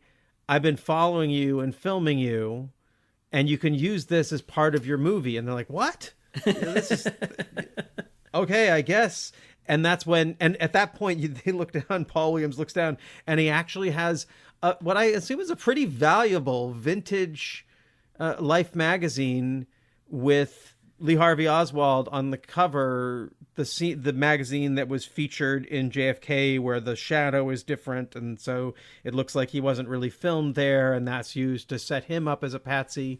And all of that's really good, except that I do have a question about, in this very cheap movie, that's like the most expensive special effect. He's like, that's going to be a very valuable Life magazine, and why do you have it here? Like, I guess you're showing it to the cast and saying, hey, this is what we're going to do. But it does sort of set up that, okay, now they're going to set up this guy who I just write in my notes as Beardy, because he's got a beard. They're going to set up Beardy as a patsy. Yeah. And then there's another great scene where Beardy is buying a hot dog from a one-armed hot dog vendor in a park, and he's got his hands all full of hot dogs. And when he goes for his wallet falls out, and it reveals that he's a cop. He's a cop. And I don't know, that, again, there's a lot of goodness in that scene for what it has to do. Like, it basically, the notes on the script is like, he goes to buy a hot dog. Like, yeah, we have to reveal that he's a cop. How about he buys a hot dog from a one-armed man, and he's all Butterfingers, and he drops that dog. Yeah. And then he gets in the car with these other Secret Service guys. And that scene, James Andronik is a really good writer. That's part of what makes this film work, is that a lot of the dialogue scenes are just, it doesn't take a lot of money to get three good actors in a car. Yeah. Like three good no-name actors in a car. And if you give them good things to say and they know how to act, you're going to have a scene. Like, that little bit is just a nice little, like, could be, everything in here could be in a real movie, except for the whole story and the politics. Like, no one could, I love it. They made a movie that you could never get made, and it actually holds up as a good movie in a lot of ways. Yeah. I think. I thought when I was watching that scene that was a scene you'd like for the comedy aspects. Yeah. It's very interesting. Yeah. And it's funny, you mentioned the music, but one of the music things that they do, there's this, in this movie that is so dark and intense and sort of has all the, like, very political, when the music that they play when they reveal that they've just been filming feels almost like Curb Your Enthusiasm music. It really does. It's like extra whimsy. We're like, oh, but also haunting. It's not quite as bum bum bum, but it is. It's like, it is this sort of like comedy music, but it's also a little bit haunting. Again, I'm sure that sound cue did not cost them a lot of money, and man, did Paul Williams get his money's worth, right? Yeah. Like, every time it plays, right up to the, that music, it's this haunting comedy music that gets more haunting. And it throws the tone off. It's like we see with that hot dog scene, is like, IMDb lists this movie as a thriller first, then a drama, and that's it. But there's definitely comedy in this movie, and it's not like subtle comedy within a thriller drama. Like, this movie gets a little silly, gets a little weird. Like, this movie, it's perfect that Troma put it out, because Troma movies, they never were in a genre, at least in any video store I ever went in. They were always in the cult section, which is where you put kind of all your weird outsider, I don't know what the fuck this movie is movie. And this movie definitely fits in that. Because if you had just put this in the thriller section or drama section, you would have pissed off some people who rented it thinking it was one thing and then being like, what the fuck is this? So like, it has to exist in that genre-less sort of like, what is this movie? It is definitely a unique thing.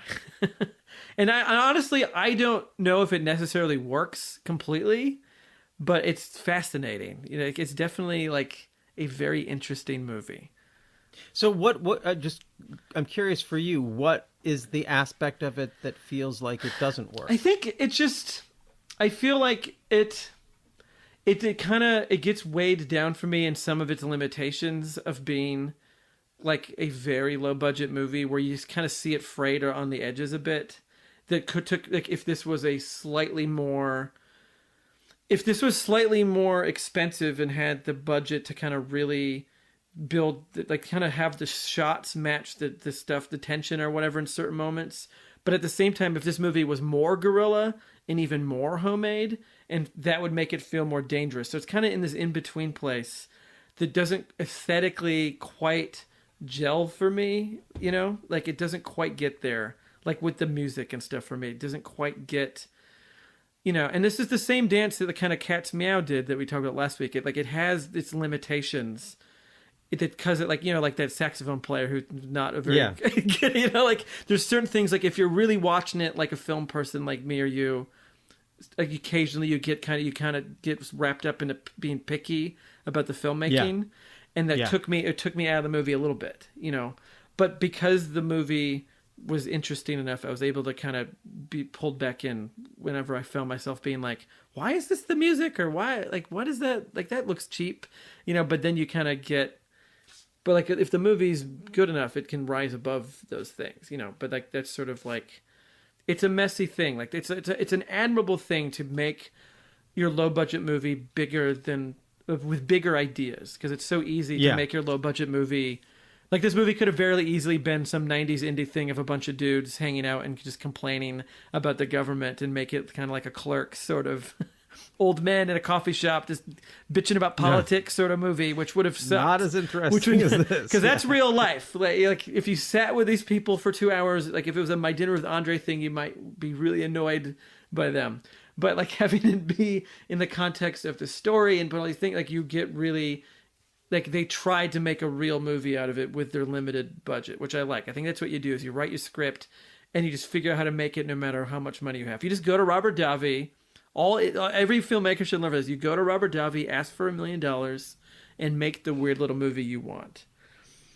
Well, it's funny. So he was Ed Pressman's partner, like major guy, like the guy who produced. They produced Badlands. You know, that's like, so. And then when he doesn't have, I guess, Pressman in his corner anymore, that's what he's doing. He's going hat in hand to, I don't know who gave him the money for Nunzio, but Davi gives him the money for, we have to imagine that, at least, again, if we get him on the show, maybe he'll tell us who gave him the money for this. But I also noticed that on Mirage, Chuck Plotkin, who was Bruce Springsteen's producer, is listed as producer. He has no other credits as a film producer. And I just figure Paul Williams must know, they must know each other from, you know, just being, I guess, maybe through Springsteen or Lefty stuff, like Hollywood stuff. And it's another situation, like, okay, some guy has, give me some of that Springsteen money. I can make this movie. And I'm sure he's not asked, like, I don't know how much these movies cost. You know, doesn't seem $500,000 less than that, probably in the 90s, like maybe like $100,000. Like, they're not paying movie stars. Robert Davi probably didn't even get paid for his scenes on this. Maybe they paid him SAG minimum. Everyone else is a no money. I mean, you know, the screenwriter and the director are the stars of it. And They're not- maybe that's why Davi didn't give his credit. Maybe he's like, you'd have to pay me SAG if I'm in the credits. Just don't credit me, and I'll be in your movie for $100 or a sandwich in or whatever. 1993, a SAG day rate, the minimum rate was like $300 or $400. I'm sure they could have afforded. I'm not paying Robert Davi. Like, that's food to pay for the crew to eat. Like, no. Yeah, the fork budget on this film is killing us. You know, how many takes did he break those forks and they have to start over again, like the cutting room floor? I think we got to play that scene. There's so many good political scenes, but we got to play that scene on the going out. She's so upset. She is so good. She's in that upset. scene. She's as upset about that fork breaking as the stars of this movie are about America's death. Like, that's how upset she is about that fork. So, yeah. Now, there's one... When you talk about the low budgetness of it, but there's one little sort of side story we'll get into. So, Duggo, the James Andronica character, who's, he's a very tightly wound sniper, long-range sniper, Marine, former Marine, wants to get back into the Marines. They won't take him. That scene... again, not a lot of money, but that's a good scene when he goes back and tries to get his old commander to let him in. Mm-hmm. Really, really just good writing, not flashy directing, good acting, no money. Got it in the can. Good thing. But he's got this neighbor, this loud neighbor, who is a bully, and we don't like from the get-go. And when Duggo snaps, whatever, spoiler. I don't think this is an important spoiler. But he finds a very high peak, a mile or so away from the building, and blows the neighbor's head off with this high-range rifle, this long-range sniper's rifle. And all of that gave me very Tarantino Reservoir Dogs-y kind of feelings. Did you? Yeah. Just like it's 1995. It's a quality of filmmaking, but like the exploding head and the violence of it, the sort of violence and weird comedy. Yeah. It definitely had that kind of Tarantino 90s thing for that. Just that scene though. Like, this movie does these crazy shifts. Like, that scene, there's no other scene like that in the movie, but that is a good scene. It's a weird scene. And it's shocking. You do not expect to see that guy's head explode, but they show it, kind of, in a movie way. And it's like really gory and over the top, but there's no other violence really like that in the movie. Just this little spurt. Very interesting. Also, and I can't imagine it was an intentional thing, but Duggo's relationship with his kid and how they express his insanity in his relationship with his kid really made me think of Chameleon Street. Me too. Yeah? Yeah.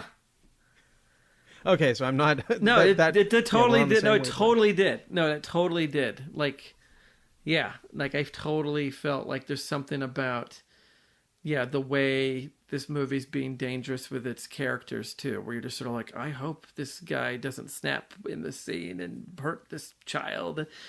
Yeah, no, I definitely, and I mean, in a way, this movie is kind of reminds me of Chameleon Street. Also, just again, a movie that with a very low budget, really aiming high with its ideas. Like, if you have really big ideas, it doesn't matter how much money you have for your movie. Like, you can make something interesting if your ideas go big.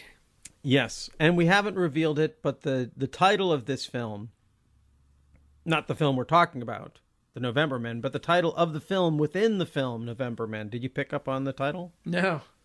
Crosspoint. They only say it once.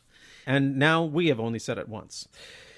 Well, anything else to say about this film? I feel like I was able to find it under the name Double Exposure, which is, my guess, an alternate title that was also released on maybe VHS under that name too. Oh, the conspiracy. So, and that is a terrible title. Down. Double Exposure is not as good as The November Men.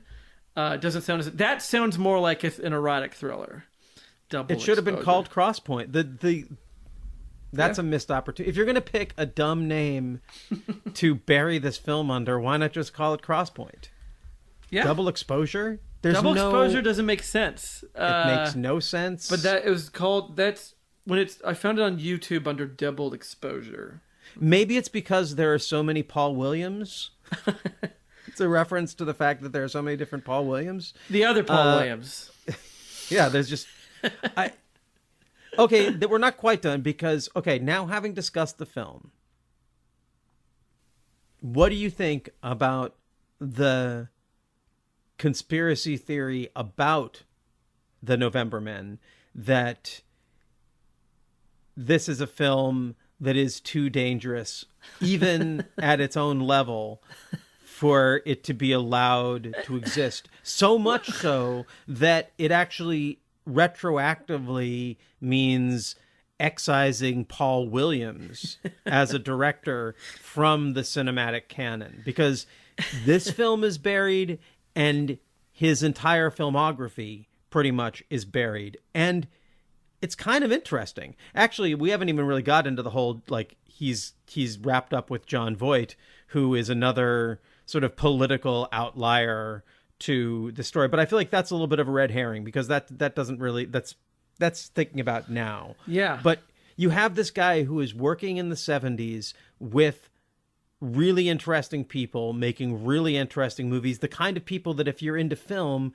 you're going to be into a Joe Spinell film with Mama Corleone in 1978. And you're going to be into a film about revolutionaries from 1970 with Robert Duvall and Seymour Cassel and Jon Voight. Yeah. And so it is odd that these films have not found some sort of retro, revival, considering that how much stuff has. I mean, you're writing a book on the Emmanuelle films, for God's sake. I mean, everything gets a book. Where's the Paul Williams? I mean, not only does he not have a book, he doesn't have any. His films are almost impossible to find. Yeah, I feel like I really would love to see a theater do like a little mini retrospective of him. Like, I would love to see like the New Beverly or like, Austin Film Society or someplace do. Like, it's not a lot of movies. Like, you can do it in a week. And I'm sure he'll come out and talk.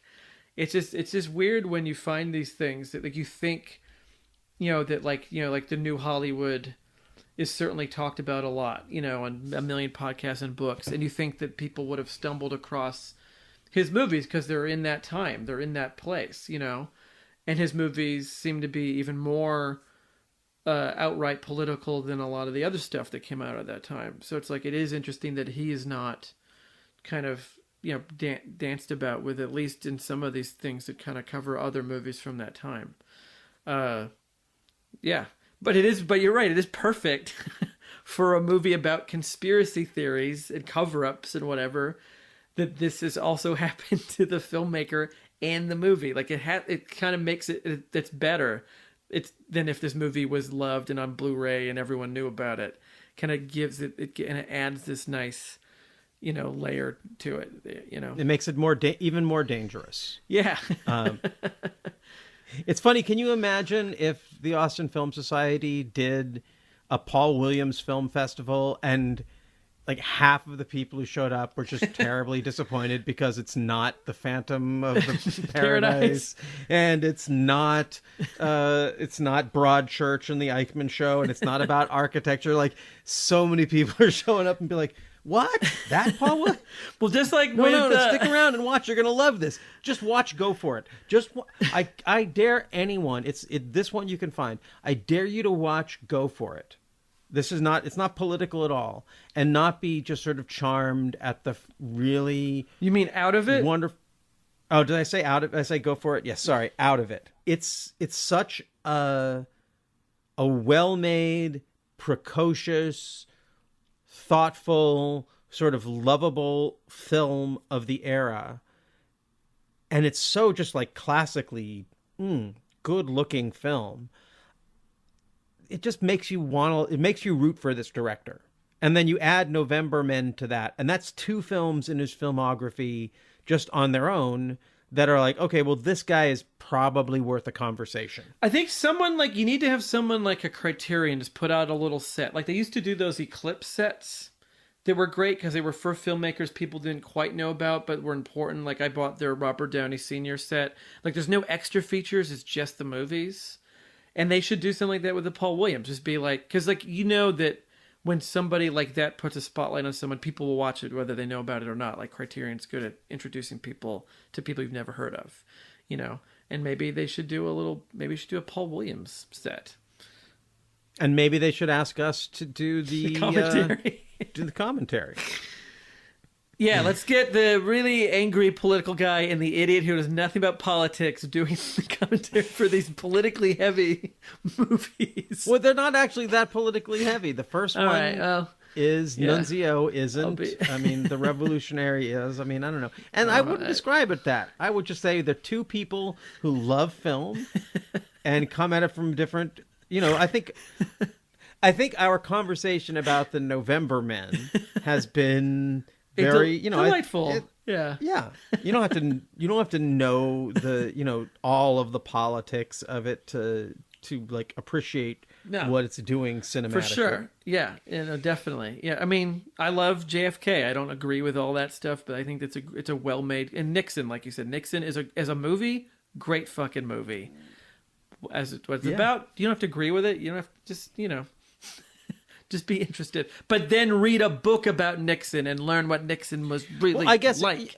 But and I guess bringing it back, I mean, I guess I don't know if I really differentiate morally between Oliver Stone and Aaron Sorkin. They're both very good directors, writers who know how to make the kind of movies that you get money to make. You don't get money to make a movie like The November Men, and I respect a guy like Paul Williams or like Peter Bogdanovich with Cat's Meow more than I respect the people who know how to flatter the people who can give you millions and millions of dollars. Yeah. But I guess the difference I would say between the Nixon movie and the Trial of the Chicago 7 is just that Nixon is very well documented, and so it's not like when you see the Nixon movie, most people have never heard of Nixon before. Never heard. So there's a lot of other stuff to go by, and so not to go back to that, but I think Is there a good documentary about the Chicago 7 you can recommend people see, or about any of the people involved? Yeah. Okay, so we both realized in the middle of this that we needed to do some more research on the Trial of the Chicago 7, because I act like I know a lot, but there's still a lot I don't know. And Brian, you were much more honest about revealing your ignorance of it, and also diligent in checking up on some of the things that we talked about. So you gave me the assignment of watching the movie The Chicago 10.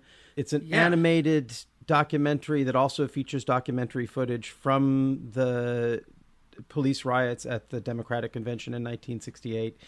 And it's by Brett Morgan, who did The Kid Stays in the Picture. And that's a great resource to sort of connect all this together. But I really want to talk with you about what are some of the things that you found out in your research on the Trial of the Chicago 7 since we recorded. The one that was like, and so I just want to preface with, like, I understand when people make movies that they can't help but be a writer or a filmmaker and kind of change things around, which is why I don't want to try to make anything based on anything real, because I would not do that, because my brain would be like, no, you must have it be accurate. And, you know, some people, you know, they stray from it. And I think it's, you know, maybe don't make a movie based on a true story if you have a vivid imagination. But I think the main one, the one that shocked me the most, that was kind of offensive, was that the pacifist fellow, what's David his name? Dellinger. David Dellinger, like in the movie, he gets so worked up at one point because cops are trying to calm him down because he's speaking his word against the judge, that he punches one of the cops, and then immediately he's like, oh God, I can't believe I punched him. That never happened. And I get like, okay, that's a good dramatic, you know, character. Oh, how interesting, the pacifist punched a man.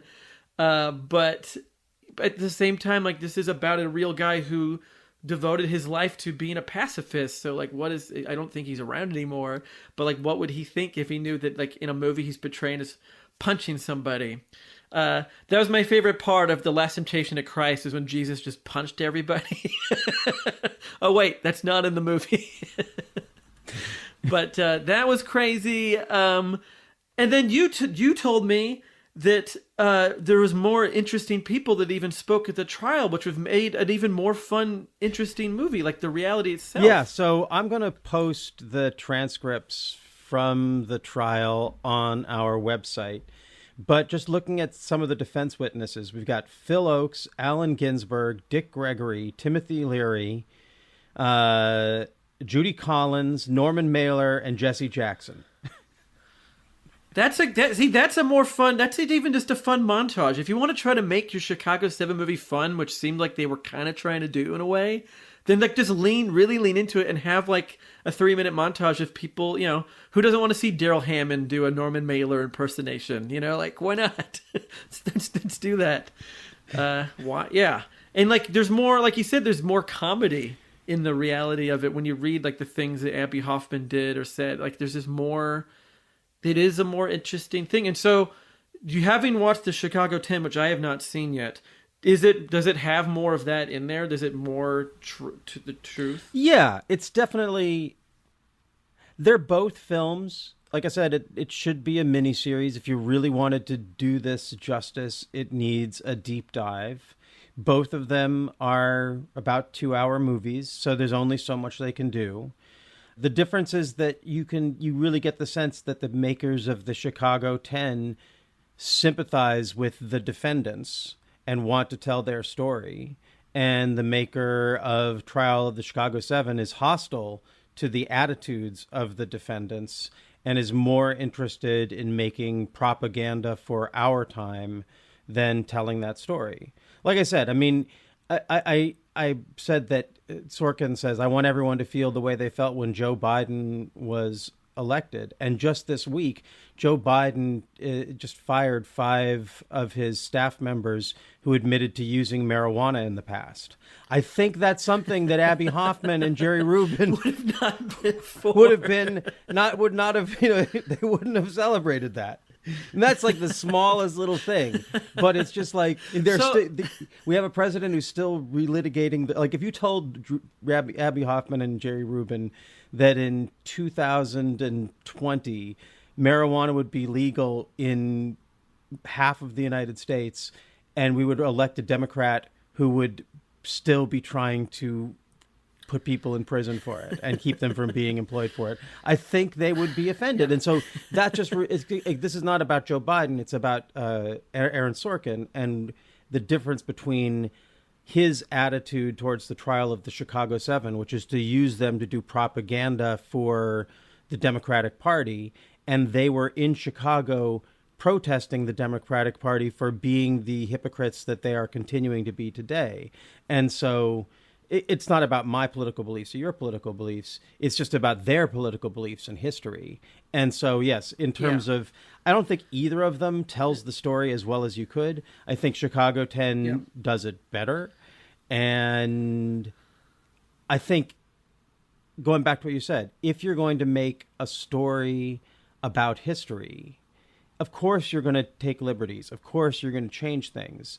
But I think at the base of it, if you're going to tell a historical story about a historical person, your film should represent their aspirations and their actual actions, as opposed to trying to, after they're gone, use them to make your own political point, which is at odds with what the political point they were making at the time. Like, I think of Sorkin as a political filmmaker who, and that's where I take issue with him.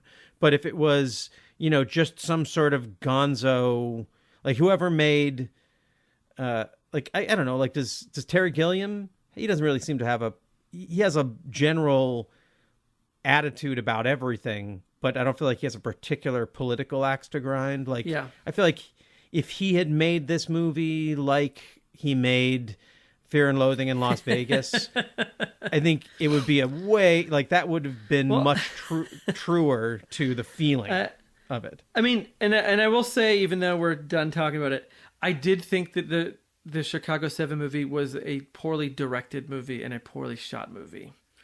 Like, I liked the script and the acting, but like it felt just like a television show. It was just a lot of wide shot close up. There wasn't quite the artistry there that you would get from. That was the thing going for Mank, was it was a really great looking movie. It was a poorly written movie. So maybe you get the cinematographer. Maybe they should have switched. Maybe Sorkin should have made Mank and David Fincher should have made The Trial of the Chicago 7. Then maybe those movies would have worked. Perhaps. I don't know. Maybe those two guys should work together on more films. I love The Social Network. It's a great movie. Never thought I'd be interested in a movie about Facebook.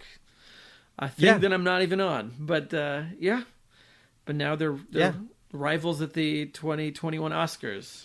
So yeah. Well, today I guess we should just we're seeking out of this. So first of all, bravo to Paul Williams, the November Men. Good job, sir. And actually almost as much, if you are listening to this and you have found a copy of this and are able to watch it, bravo to you too. Good job. Yeah, that's some intrepid video hunting. You found. I can't believe you found Double Exposure. Wow. Okay, send me the link. I'll post the link when we post this. God, I wonder if there's someplace Anyway, I found a video. You can find video copies for sale online. We're recording this on the day that the Oscar nominations were announced. We're going to be doing an episode about the Oscars with your Director's Wall partner, AJ Gonzalez. Mm-hmm. And you won't be on that episode. So do you have any thoughts about the Oscars? Yeah, I'll keep it short. I'll keep the rant short. My rant on the Oscars is shorter than the raspberries because I actually loathe and hate the Razzies. I'm impartial to the Oscars because I love movies. I love the history of movies. I love the spectacle of it. And ever since I was a kid, I've watched the Oscars, since I can remember. It's like the Super Bowl for movie fans. And just like with the Super Bowl, I don't really care who wins or doesn't win. It's not the point to me. It's just fun watching the football game being played. And with the Oscars, it's fun to see, like, the glitz and glamour of Hollywood, or Hollywood pretending that they have it. Or, like, this year it'll certainly be interesting because it's, during quarantine still. And I will say that even though I don't like a lot of the movies nominated any year in this year, it is cool that this year is more, because we had a year without superheroes and without big Hollywood movies. This is like the most diverse bunch of nominees they've ever had, which is great. That it actually is like, all these different people. We have 2 women for director, like a lot of people of color for actor. It's not just the same big stars. It's not like all these big movies. It's actually a bunch of weird little things made by people kind of who aren't necessarily, getting lots and lots of money to make movies, enough money to make a movie. But I respect that of this year, that it's exciting in that it's not just your obvious, big Oscar baity stuff. Except for Mank and The Trial of the Chicago 7. Those are the only 2 movies that are the obvious, like, okay, yeah, you're the Oscar movie that for some reason everybody loves. But the other movies, like, in the running, like, are the ones I haven't seen, like, look interesting. We're like, these look like movies that aren't normally up for these things. And I really hope that one of those wins over sort of the bigger, movies that had Netflix money or whatever. I hope it goes to some of the smaller ones. But I like the Oscar. Mank, your favorite film, got the most nominees. And 10 nominees. My prediction, 10 nominations. It'll lose all of them except for cinematography. That's my prediction. I hope Mank wins just so people will watch Citizen Kane. Like, anyone out there is like, what is this garbage movie? What is this movie about? Oh, that's a real movie. Oh, I'll watch that. And then you see this great movie and you're like, oh my. Like, was Citizen Kane even on Netflix? Did you even have the option to watch it with Mank? I don't think so. I don't think it was on there. I might be wrong. Maybe I'm wrong. But I seem to recall, like, I couldn't find it. I own it. I don't need Netflix for it. But that's my hope with anything that wins that's bad is that it draws people into the good that is behind it or next to it. Like it's just that they like it so much or hate it so much that they reach to the side and find the thing they should have been the whole time. So. Have you seen any of other than Mank and the Trial of the Chicago 7, have you seen any of the Oscar nominees? No, I was going to, and Mank was so bad that I gave up and decided not to. I should have watched that one last. Because they all look, the other ones actually look really good. It's just like I get so burnt out so quickly, and I'd rather watch movies that get no nomination. Like I'm the guy who looks at the Razzies and say, okay, these are probably the movies that I should be watching. So I'm more excited about what they think. That's a whole other tangent for another day, maybe. Well, not entirely, because I just want to say that is a good setup to talk about what we're going to be doing the week after the Oscars. We are going to be doing our own awards ceremony. It is called the Noscars. And the basically, if you were nominated for an Oscar, your film is not eligible. So sorry to Ma Rainey's Black Bottom. I applaud all your nominations, but we won't be able to be doing you or Nomadland or Promising Young Woman. But if you were nominated for a Razzie, you're automatically in the running. You want to tell us who was nominated for Razzies this year? I'm going to not go on a rant here because it makes me mad. But of course, our friend Adam Sandler being picked on yet again, and the way he talks for Hubie Halloween. Yeah. Worst, it was the worst remake because they said it was a remake of Ernest Scared Stupid, which I guess is them attempting to be funny or stupid. I don't know, but that's dumb.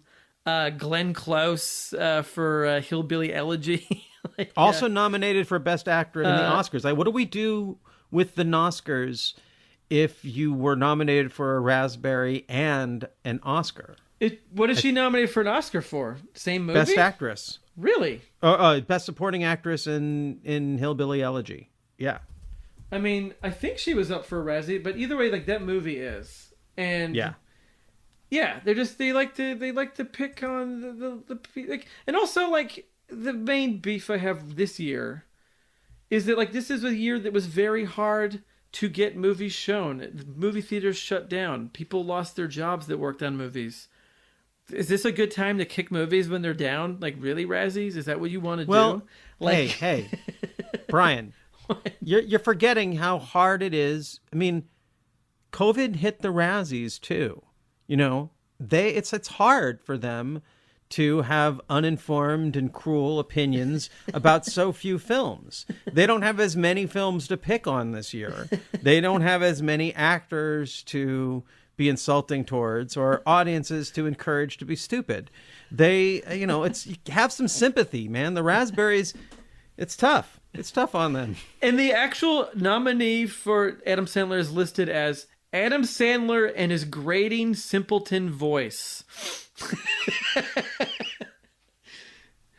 Real hot take that they... This is a job for Duggo. And they nominated for many places The Wrong Missy, which I'm nominating for an Oscar because that was one of my favorite movies of last year, the David Spade comedy. Very, very good. I mean, even if I saw any of these movies, I didn't like them. I think that making a worst of list and I hate it. I am not a fan. I never am. I'm totally with you. Yeah, that's why we have this podcast. And I'm fine if someone wants to defend Mank and say it's great. I'll respect your opinion. I won't agree with you, but and I would never make a list of Mank is the worst of the year because it's not worth it. It's I don't care. It just didn't work for me. I know what you would do if someone told you they liked Mank. You'd say, watch the cool. Cat's Meow. Have you seen the Cat's Meow?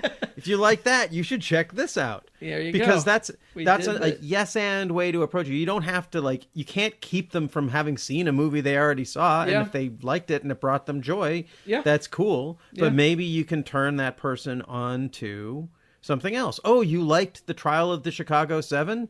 Well, maybe you should watch The November Men. See who Tom Hayden really was. Hear what he really said.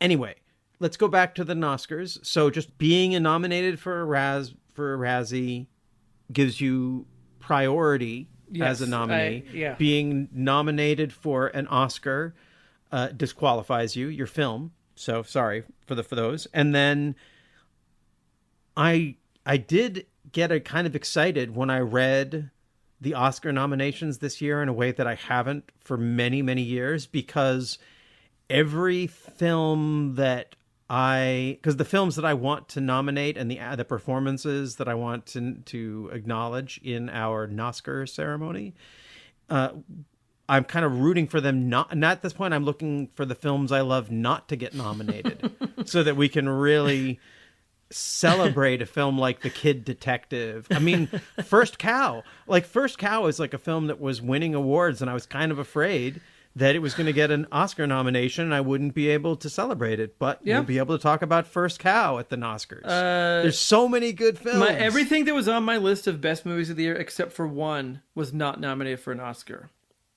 Borat? Borat was the only movie that I was like, I like that movie. Know you. I know you. And that was not for an Oscar, and I'm glad it is. But like, that was the only one that was on my breakdown of best of 2020 that made it to Oscar. Everything else did not. And I'm excited to push them upon the public with our first annual Oscars. So you weren't. What about the animated features? Did you have any animated features on your list? I don't really like animated things. Oh, okay. So you won't be nominated. Waking Life? Do you like Waking Life? Not really. Oh man, I'm so glad you weren't on our episode about Vanilla Sky. Oh, sorry, that you haven't heard that episode, listeners. That'll be coming out in the future. I like Looney Tunes and The Simpsons when it was good, like 45 years ago. But you have a very refined palate. You don't mess with childish film. I do like the Pixar movies. I am excited to watch Soul, and I am going to watch Soul this month. I just haven't had time, so that to say I don't like animated movies is a bit of me just being a troll. But I'm not drawn to them usually because I'm more excited about movies with people in it and trying to figure out how they made it. Whereas, what do you feel about a movie entirely with cats? No, that we need to find that movie. Yes, like we do need to find that movie. If we get to interview Paul Williams for this episode, you have to get him to send us a copy of that movie. A link or something. Like, I want to see. That sounds like something I need to see. Yeah. And who knows, maybe it's really crazy and subversive and about something in 2017 that is too dangerous to say, so you had to put it in a weird cat movie. It's at this point, I am bought in with Paul Williams. Like, that's a film that I wouldn't like. Nothing about that film excites me, but the idea that the guy who made all of these other films made that, I'm like, okay, I want to see. I really want to see what he does and how he does it. Yeah, for sure. Yeah, we may be circling back and doing another episode about a Paul Williams movie after watching that movie.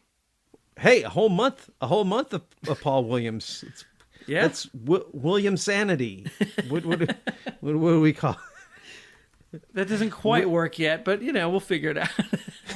Have you ever thought about being a sex worker? Or robbing a bank? Or maybe you're bored and thinking of climbing Mount Everest on a whim. If you've got a bad idea, we've got good advice from the people who've been there. Hi, I'm Marty Caproni. And I'm Joe Garrix. And we're the hosts of the brand new podcast, Good Advice for Bad Ideas, right here on the Paper House Podcast Network. It will be interesting. We promise.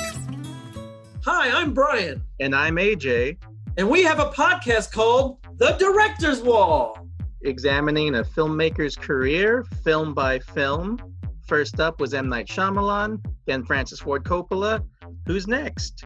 Is there anything to this whole auteur theory? Find out on The Director's Wall. Subscribe via Apple Podcasts, Google Podcasts, Stitcher, or your preferred listening platform.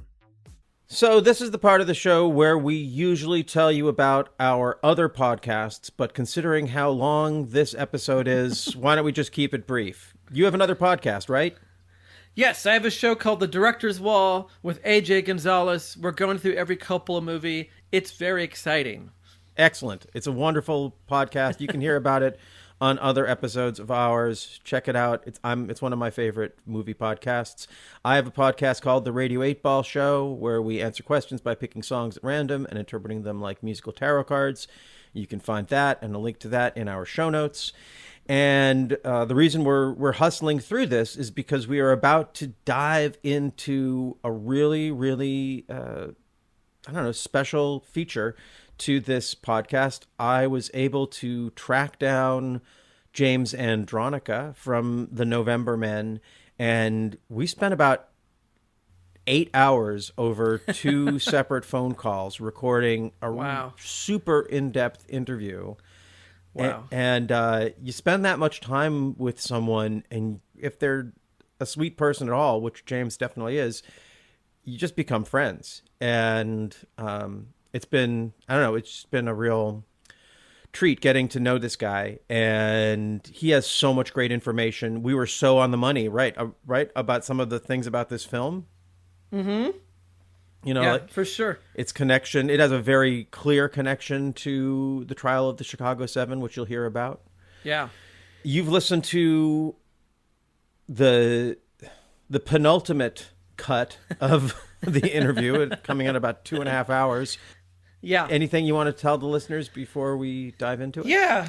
So I know this is long, so if it seems like it's a bit much, pause it and just come back tomorrow. But please continue. Like, it's such a great interview. Is such an interesting person, and it really adds so much to the movie too. And definitely, like, if you haven't seen the movie yet, now that we've talked about it, watch the movie, come back, listen to this interview.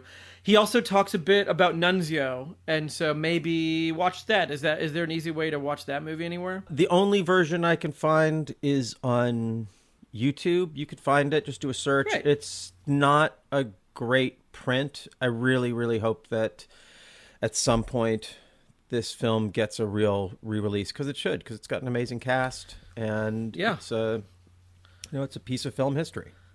Yeah, but no, just enjoy this interview. It's very, very fascinating, and it adds so many more interesting tales to this crazy movie. Yeah, and next week we're going to be doing an episode about the Oscars, pro and con, with your co-host from the Director's Wall, AJ Gonzalez, in your absence. And I think that one came out really great.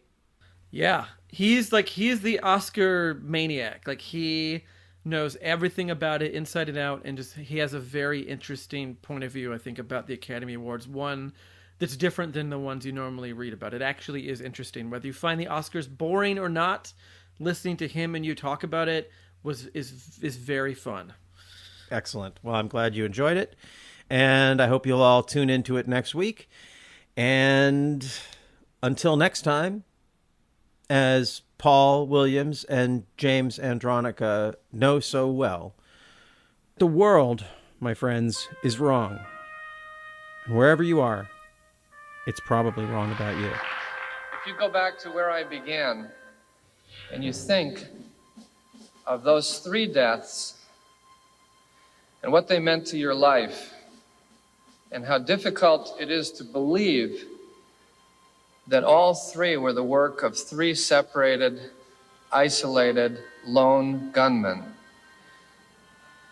But even if you accept that, think of it as the coming of tragedy into American life for the first time since the 19th century Civil War. Think of what that tragedy means in terms of our own diminishment. My friend Jack Newfield, who was with me during the time of the killing of Robert Kennedy, said, with that death, our generation became might-have-beens, doomed forever to live, never to know what might have been of our lives and of our country's lives. We can debate whether John Kennedy would have gotten out of Vietnam. I happen to think he would have. We can debate whether Robert Kennedy would have expanded a nonviolent struggle to include poverty as well as civil rights. I think he would have. We can debate whether Robert Kennedy might have been the nominee and would have defeated Richard Nixon in 1968. I happen to think that he would have. But it doesn't matter what you think. These are our projections based on our best analysis, based on all we know. It doesn't matter what conclusion we draw about the hypothetical. What we do know is that our lives were wrecked.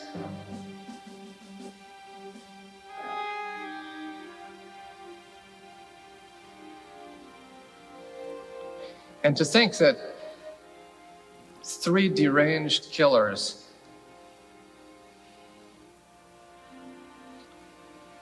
one dead, 2 in jail, are responsible for this wreckage. It simply makes no sense to me. And I know it makes no sense to most people in this country.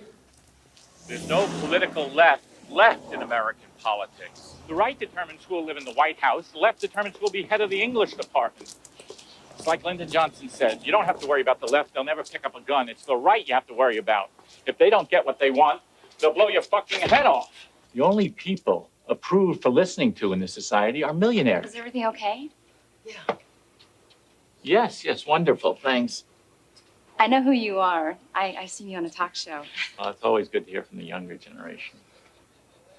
You're a great filmmaker.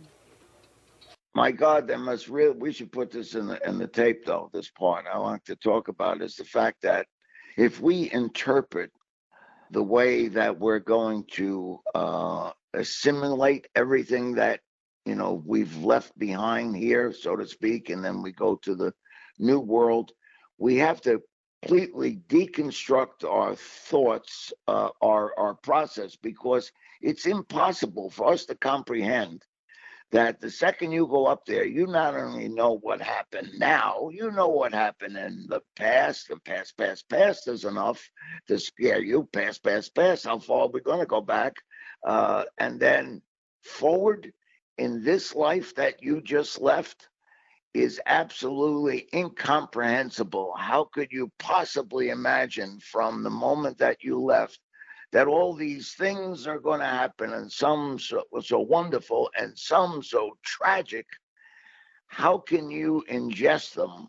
It's impossible to take them all in at once. And what's the word? I'm trying to look for a word to assimilate it all, I guess. How can we understand it? Even we can't. We don't have that capacity. So that says that we have to go to some other level of understanding and interpreting that we simply have no idea what that is like. There's just, and so, yeah, I don't think that time is linear. And I think that just making that transition into a different format of time is something that we just can't understand, but I believe it. I feel like this is a great place to jump in. So let's do this. Paul Williams was fascinated with my world from the past.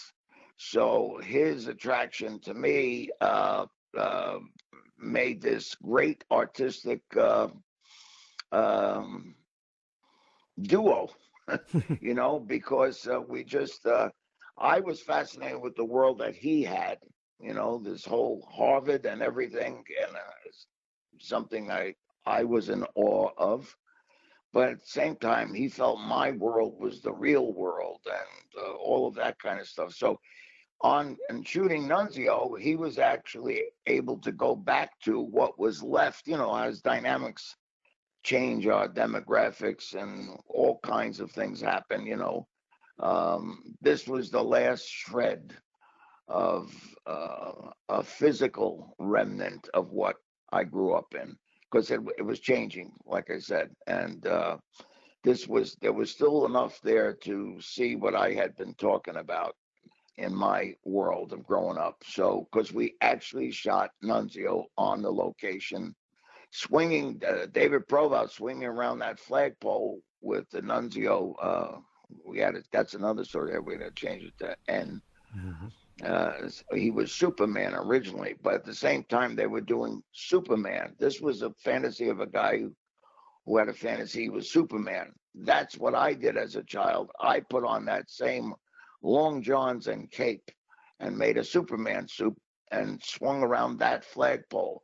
That flagpole was the school that I went to, that my mother went to before me, and the one that I walked around the corner from to wait for my mother at the theater. So it was shot everything right on location, and so Paul got to see a lot of that world, which he was fascinated with, because you also get involved with those people a little bit too. You have to, in order, if you want to shoot in that neighborhood. It's unions and organized crime and all that stuff. So so he was getting to see that world, and they did me favors where they can shake down a production, make it hard. This will cost you that, this will cost you this, and of course everybody was rooting for me, and so they did a lot of favors for us. And so as I was saying, anyway, Paul was fascinated with my world, which I says there's nothing to be fascinated about, but I was fascinated with his, and he thought his was a bore.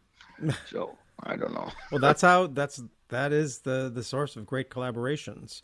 How would you describe Nunzio to someone who hasn't seen it? I would describe it probably as a slice of life growing up in a predominantly Jewish and Italian working class. That's what it was. It was a soup mixed in that way, and I'll tell you, I yearn for the beauty of those times and those people. I really just, there was such color to all of them that, it was an attractive world in one way, very much. I didn't want to make it sound like it was a world full of crime. It was a world full of hardworking people, and that for the most part were just all wonderful, and it was a good experience to grow up in. I yearned for something like either Paul would have had, pushing him in that direction. My parents certainly would have wanted me to do that, but there was no college education in my family, although my father was a very intelligent man, and so was my mother. But they didn't have that exposure as Paul would have had, or even a direction that, say, Bobby De Niro had, with his mother pushing him toward acting, finding some way, something you would be interested in. Instead, I was not interested in any of the traditional academics, and didn't find motive in the way to say, well, if you want to have a life of this education, you got to start pushing yourself here. Well, that didn't attract me at that time, so I don't know how anyone would have changed anything in a better direction for me at the time. But anyway, it was what it was. So your question, which I'm sorry I elaborated on so long, is how would I describe Nunzio to someone who has not seen it? I would say it's a reflection of that milieu, that is regular class working people with simple values, and but a heartwarming story because just of its nature. I wouldn't say that it was. Well, we haven't mentioned its star yet. David Proval. You wrote this for him. Yes, I did. And people may not be aware that at the time, and this is like the mid-70s, 75, 76, 77, that time period? It was actually written in 77. Let me see. It would have been early 77. And at that time, David Proval was definitely a young star on the rise. On the rise. David Proval had an acting class in L.A.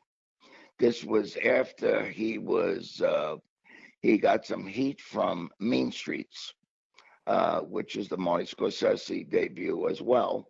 I mean, not really his debut. He did something else. And he started to get some attention.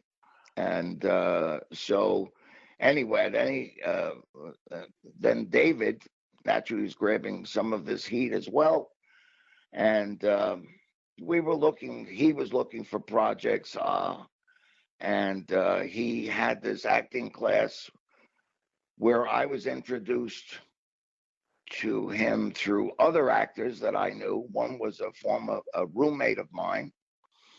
And it was just that kind of, casual stuff. And, he's got an acting class. And I went to one or two, something like that. But the main thing is what happened is a turning point was David Proval was looking for a place to live with his 2 children and wife. And it was kind of an immediate thing. He didn't get along with his landlord or something and had to just get out of there. And ironically, he only lived, I would say, anywhere from 5-7 blocks away from me. And I was writing. And when I got to meet David, immediately we had started talking about the old neighborhood. And when I say the old neighborhood, he was from Brooklyn as well, although the other end of Brooklyn. And we didn't know each other from there. But our backgrounds were so similar in many ways that we understood that it was something that, it bound us very quickly. And so we talked about, it came up to a point at somewhere, I don't remember how, that we should play brothers in something. We could be brothers in something. And I started talking to him about a lot of the crazy fantasies that I had as a kid growing up, and not with the intention of a screenplay, but we were just talking about different things we did, and he was telling me about his background. And anyway, the part about Nunzio, I used to say you could play a retarded guy when you just relax your face like this, and it was kind of like an insulting compliment, if I can term such a phrase, because I said that you would be perfect to just play one who's mentally capable of taking care of himself, and that's about it. And I knew such a person in my neighborhood, and he delivered groceries and the whole thing. I was the one that swung around a flagpole with a Superman suit on. And I will interject right here, realizing that I'm digressing just a little bit, but we'll come right back. I just want to tell you about, there should have been an S on Nunzio's suit instead of an N. What happened was, at the same time, the Sulkin brothers were producing another film that we all heard of called Superman. And they would sue at the drop of a hat. And right away, the legal department, this is why we're already in pre-production in New York. They call up and they say, we have to stop this movie. No, excuse me, we weren't in New York because we were still in Los Angeles. And I was sitting in the office in the Black Tower of Universal Studios with Jennings Lang. And he said, I just got a memo here from the legal department that just said that we can't make the movie. This was after we were go and everything, and we come up to this meeting, bombshell dropped on us, and you can't make this movie because it's too much like Superman. I says, what are you talking about? This is a satire. He says, yeah, I know, don't worry about it. And he sits there and he gets his little Maggie calls her, and she gets him his little 2 fingers of scotch. And he sits there, and that's his afternoon break. And he took a sip of that. He gets on the phone, and he calls the legal department. He says, listen, we don't hire geniuses around here. And he sounded just like I do now. His voice aged. Just that same gravelly thing. Listen, we don't hire geniuses around here to tell us how we can't make a movie. We hire geniuses to tell us how we can make a movie. Now, you call me back in 5 minutes and let me know how we can make this movie. Boom. And he hangs up. That's the end of that. Yeah. I love that. So the guy does come back and we said, the symbol was the main thing, and mentioning Clark Kent was copyright.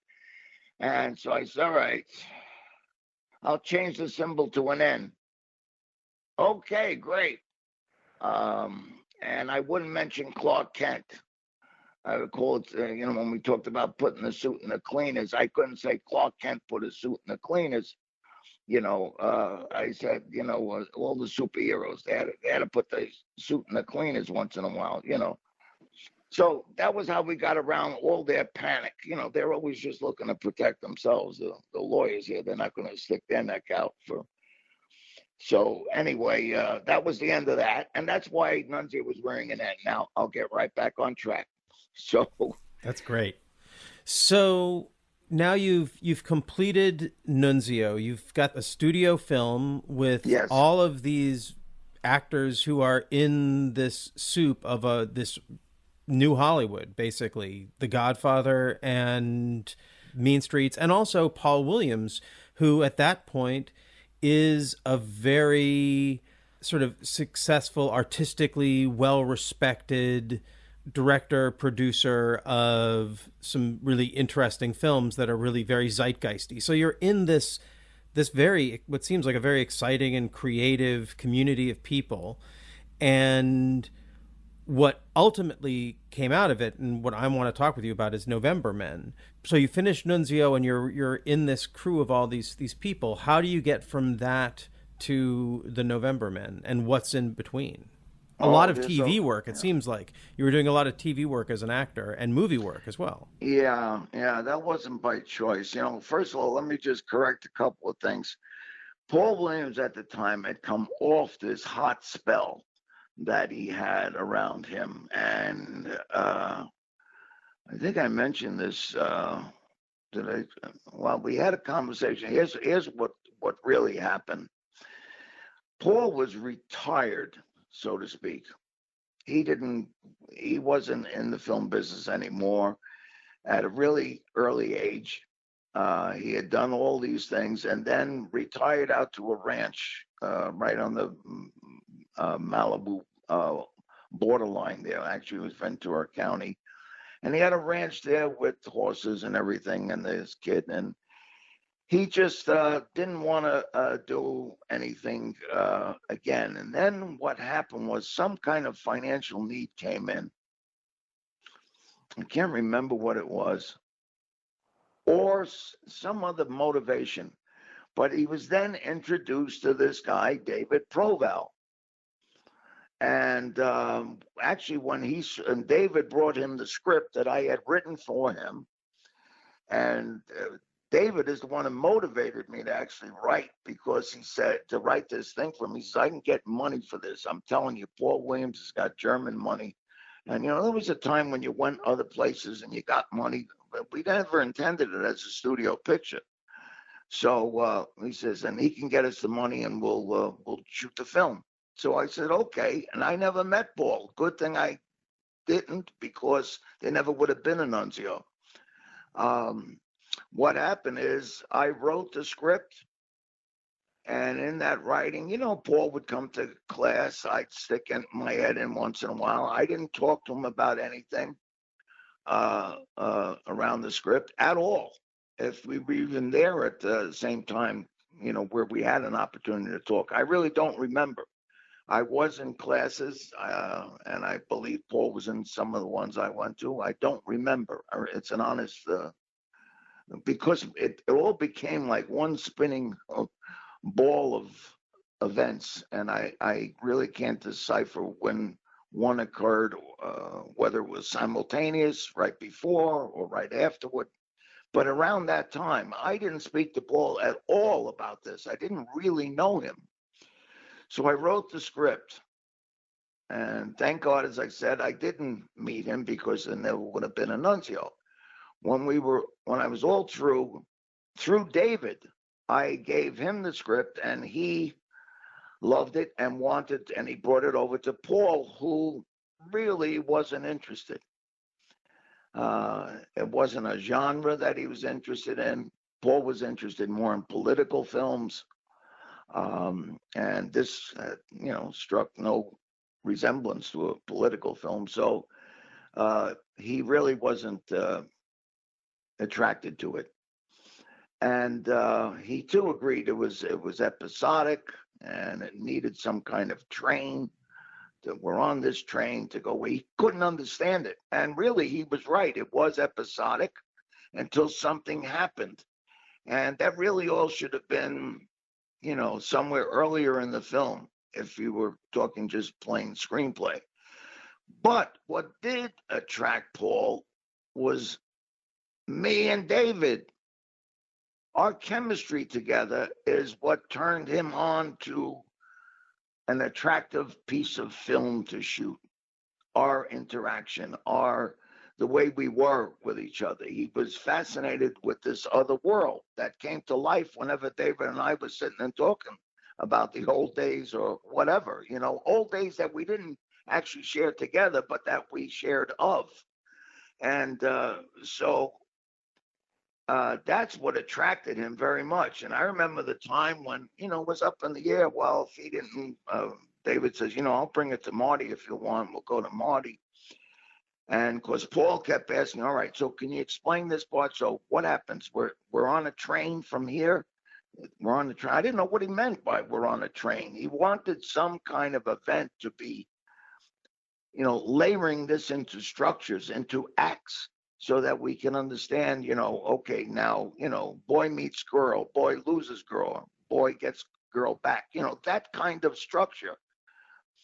And there was none of that to this. So at one point we had a little bit of doubt, David and I, but then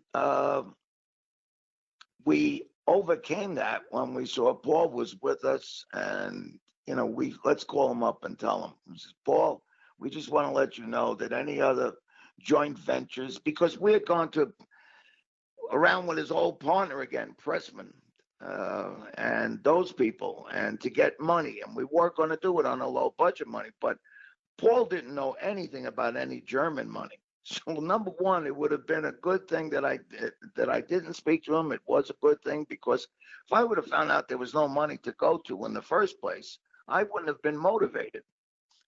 Because there's nothing worse than writing into a void, and you don't know where you're going to go with it, what you're going to do with it. And you learn that. So I said, I wouldn't have written it. Let's put it that way. So writing this, and then his saying, well, no, I don't have any German money, but I can go back to Pressman, and he had some people, and they were putting together some money. And same time, Paul, who knew Jennings, I don't know how they started talking again, because Paul, like I said, was in a retirement really for a couple of years. And Jennings said, hey, if you got something, why don't you come to me first? And that's the way Jennings talked, by the way. So he says, okay. And he brought him this thing, and we did walk in. And first time he met me and David, Jennings Lang met me and David. He said, hey, what do you got? This looks like the Junior Mafia here. So not expecting what he was bringing in as filmmakers, but he was intrigued. And we did it. He says, Paul says, I just like to see you do, I want them to do a scene for you from Nunzio. We weren't even prepared for this. He didn't tell us.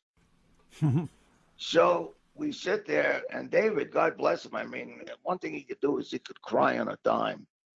And, we just, not one thing he can do. He's a good actor. But the point is, he had that asset every time he could bring this flavor to a scene that, you normally wouldn't get. And it's essentially almost a cold reading. And so we're sitting there, and we do this scene for him. And it's where, ironically, it was a scene, I think, that we didn't use in the film, if I remember correctly. But anyway, we did a scene, and at the end, it was a sad thing, and David just started crying straight down, let the tears run straight down his face. Jennings watched. He picked up his phone. He pressed the button, and he went, I want you to find out how much it'll cost to shoot in New York with Yeah, we got to find out how many days to shoot we need there. Okay, and he gave him numbers, and Okay, and that was it, and he hung up. It was that fast, that simple that it happened. You imagine those days? That's why I said he was the last of the moguls that could do something like that. Mm-hmm. And he was that impressed with the scene that we did, and he saw that this would work. And that was it. He got a budget for New York, and he said, all right, how much you going to charge me to do this? It's all this kind of stuff. How much is going to cost me? All right. And Paul says, oh, we could do it for $1.2 million. And da-da-da. Back in those days, that was a figure. And imagine today. But anyway, so... And somewhere in the Universal vaults, a print of this film sits just waiting for its Criterion re-release. You out there, people listening? Okay. Yeah, I'd like to see... I mean, there is definitely a Lalo Schifrin cult that would be into this. The fact, there's definitely you have Joe Spinell and David Proval. That's pretty, like, both of those have their own cults of fans that are really into them. And the Andronica / Williams cult that we are working our hardest to build up here on the World Is Wrong podcast. And I think that could be the tipping point when the world realizes that this film is there just waiting in a major company's vaults. But let's move on from there, because we got to get to November Men, which is what we're here to discuss. So I'll just tell you, Lilo, by the way, real quick, Lilo loved the song that my father wrote many years before, Good Night, My Little One. And he wrote the whole, he couldn't play music, he could hum it. And he had this professor that would write his music anyway. And so it was composed into a record. And I forgot who sang it now. For the record that we did, Good Night, My Little One, blah, blah, blah. It's on the album. And Lilo called me up and he says, Jimmy, they change my name all the time, James and Jimmy, are you using it interchangeably? My brother uses James, my wife uses James, Jimmy. Anyway, Jimmy, I'm going to just tell you something. I'm not going to change a note of this thing. Your father did a perfect job. I'm leaving it exactly the way it is on the album. And so my father was very happy to hear that when I called him up and told him. So that's my little personal Lalo story. But Lalo is a great guy. He's a very nice man. Of course, I didn't even, I guess I did. I realized at the time, my God, dun, dun, dun, dun, dun, dun. Yeah, that's him. My God, right away, who Lalo Schifrin is. So, anyway, and so that was that. Now you want to get on to how did November Men happen from this? Yeah. The November Men happened, 20 years later? It's 15. 78, 88. Yeah, almost 15 years later, almost. A lot happened in between, like you said, television. Careers didn't go exactly where we wanted, and those things happened. We had our own personal demons, I guess, to deal with and stuff. And we didn't get to November Men was a rebound. November Men was something that after I had gone to New York with my new wife, and we stayed in New York for a year at my parents' house, that same house around the corner from the theater and across the street from the school where Nunzio was shot and all that. Came back out to California, really kind of just building up everything again. I had not worked in New York at all. I don't think, maybe one TV show or something. And then came back to make films. But actually, I hadn't talked to Paul in all those years. We kind of drifted apart. And he was going with this girlfriend who, was dying to make movies. And she said, let's make a movie. And, it took the last of Paul's life savings to do this. And we figured we could shoot it on videotape and then convert it. And we didn't know what we were really going to do, but the idea was he was do anything to please her. And she was an artist that is a painter. And so he wanted to, he was going to teach her how to be the DP, since she had all this intuition for composition. Let's call it that. And she could compose art. So, in other words, she's going to be the art director as well. We were all going to be, many hats team. It never was designed to be a big picture in any way. And we stole all the things we could without permits, without every damn thing. And some of those stories are hair-raising, and how we did them. So how did we get to that? Okay. My whole interest in writing of anything was around the Kennedy assassination, but not as a researcher, not as one to find out what happened factually. In that sense, I let others do it. Everybody knows pieces. There are even more researchers that came along after, like the great Mark Lane, who I call the grandfather of it all, and how all these people came into this. I have pieced together what exactly happened. I know what happened. And other people have done this quite well. I didn't get involved in any of that research. But what I got an idea from was, as a writer, imagine if you could just write what you write, changed everything. So that I actually said, and President Kennedy is going through Dallas and and he's now on his way to the Trade Mart, and he's now arrived at the Trade Mart. In other words, that it didn't happen. If I could change history. So everything I wanted to do was always in terms of fictional. I was not what you would call a classic Kennedy researcher, none whatsoever.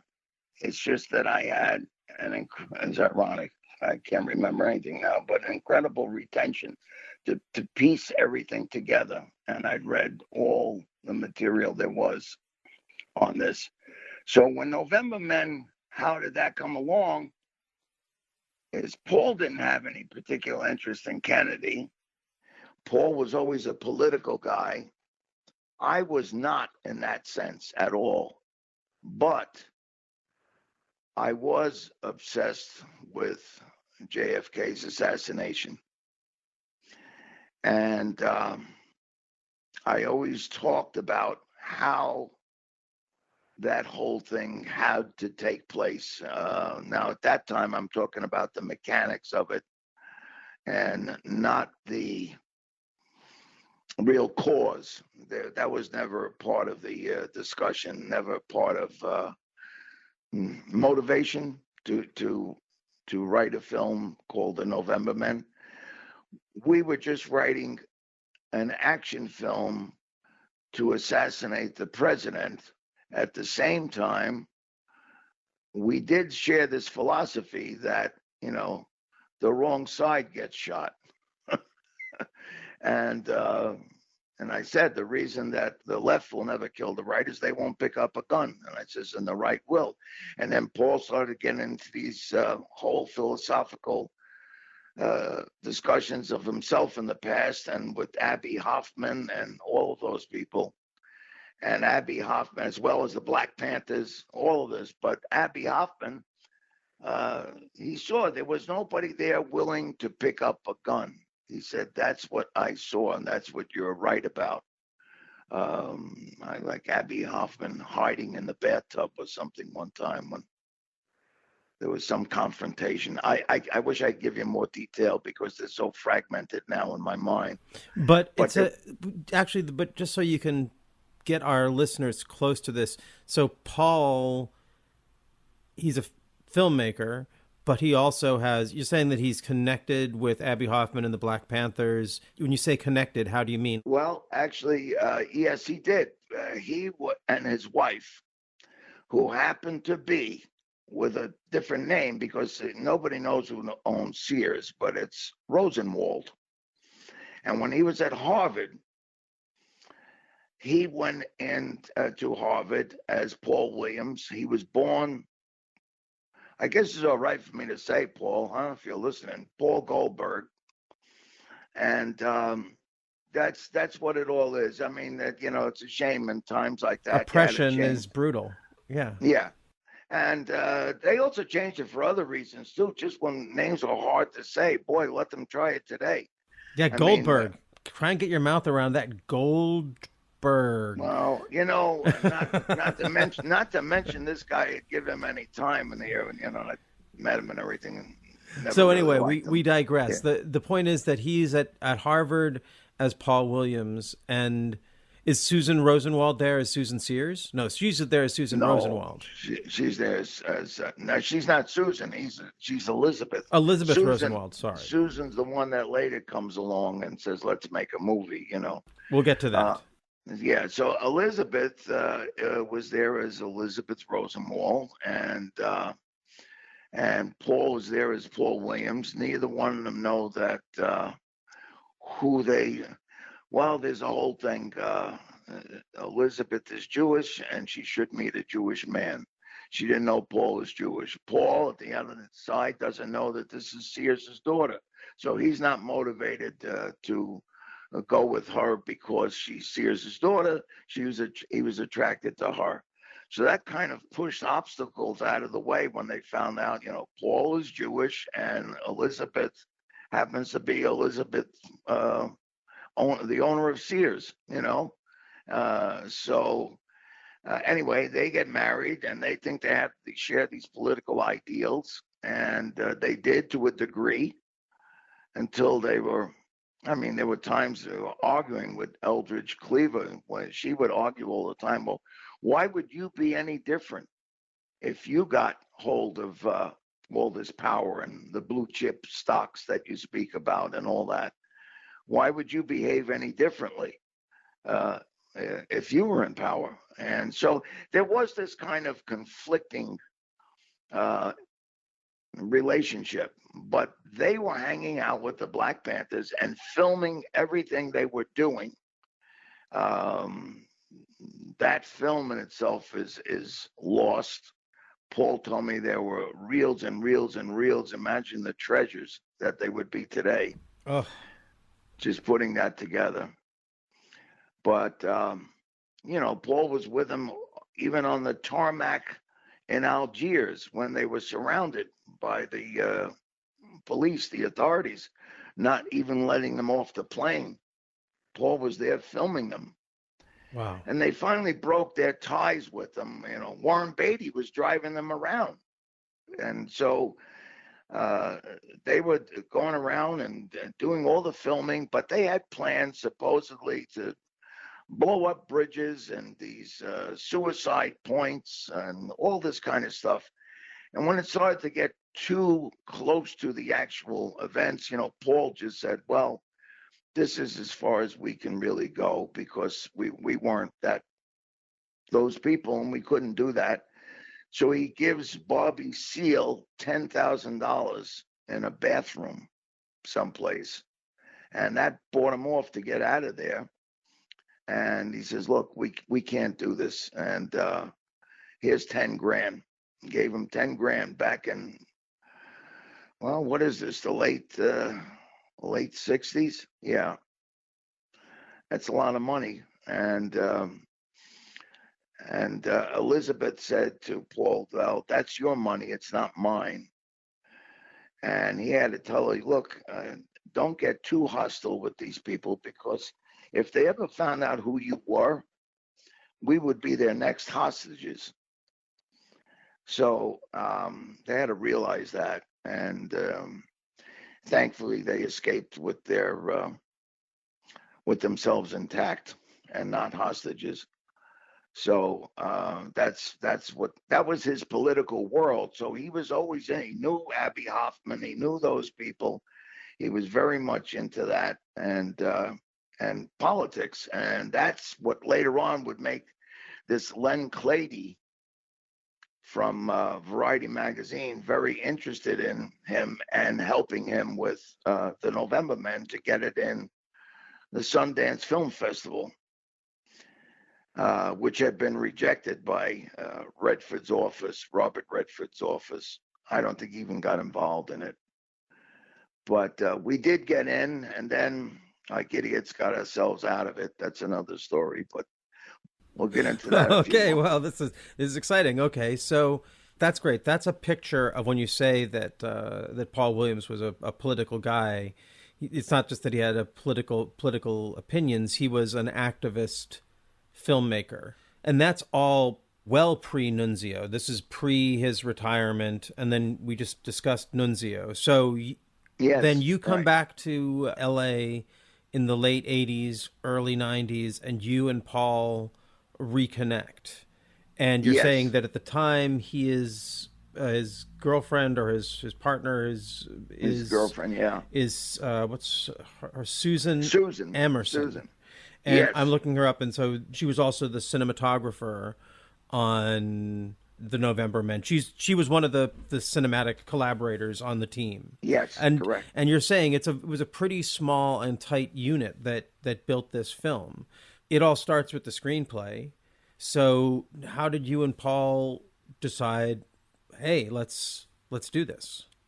Okay, I think that first of all, I had no knowledge of, really any deep knowledge whatsoever, just a cursory kind of understanding of Chicago. And, I was kind of like a Ratso Rizzo, like, I'm serious. Like, come on, get a job. It was that kind of thing,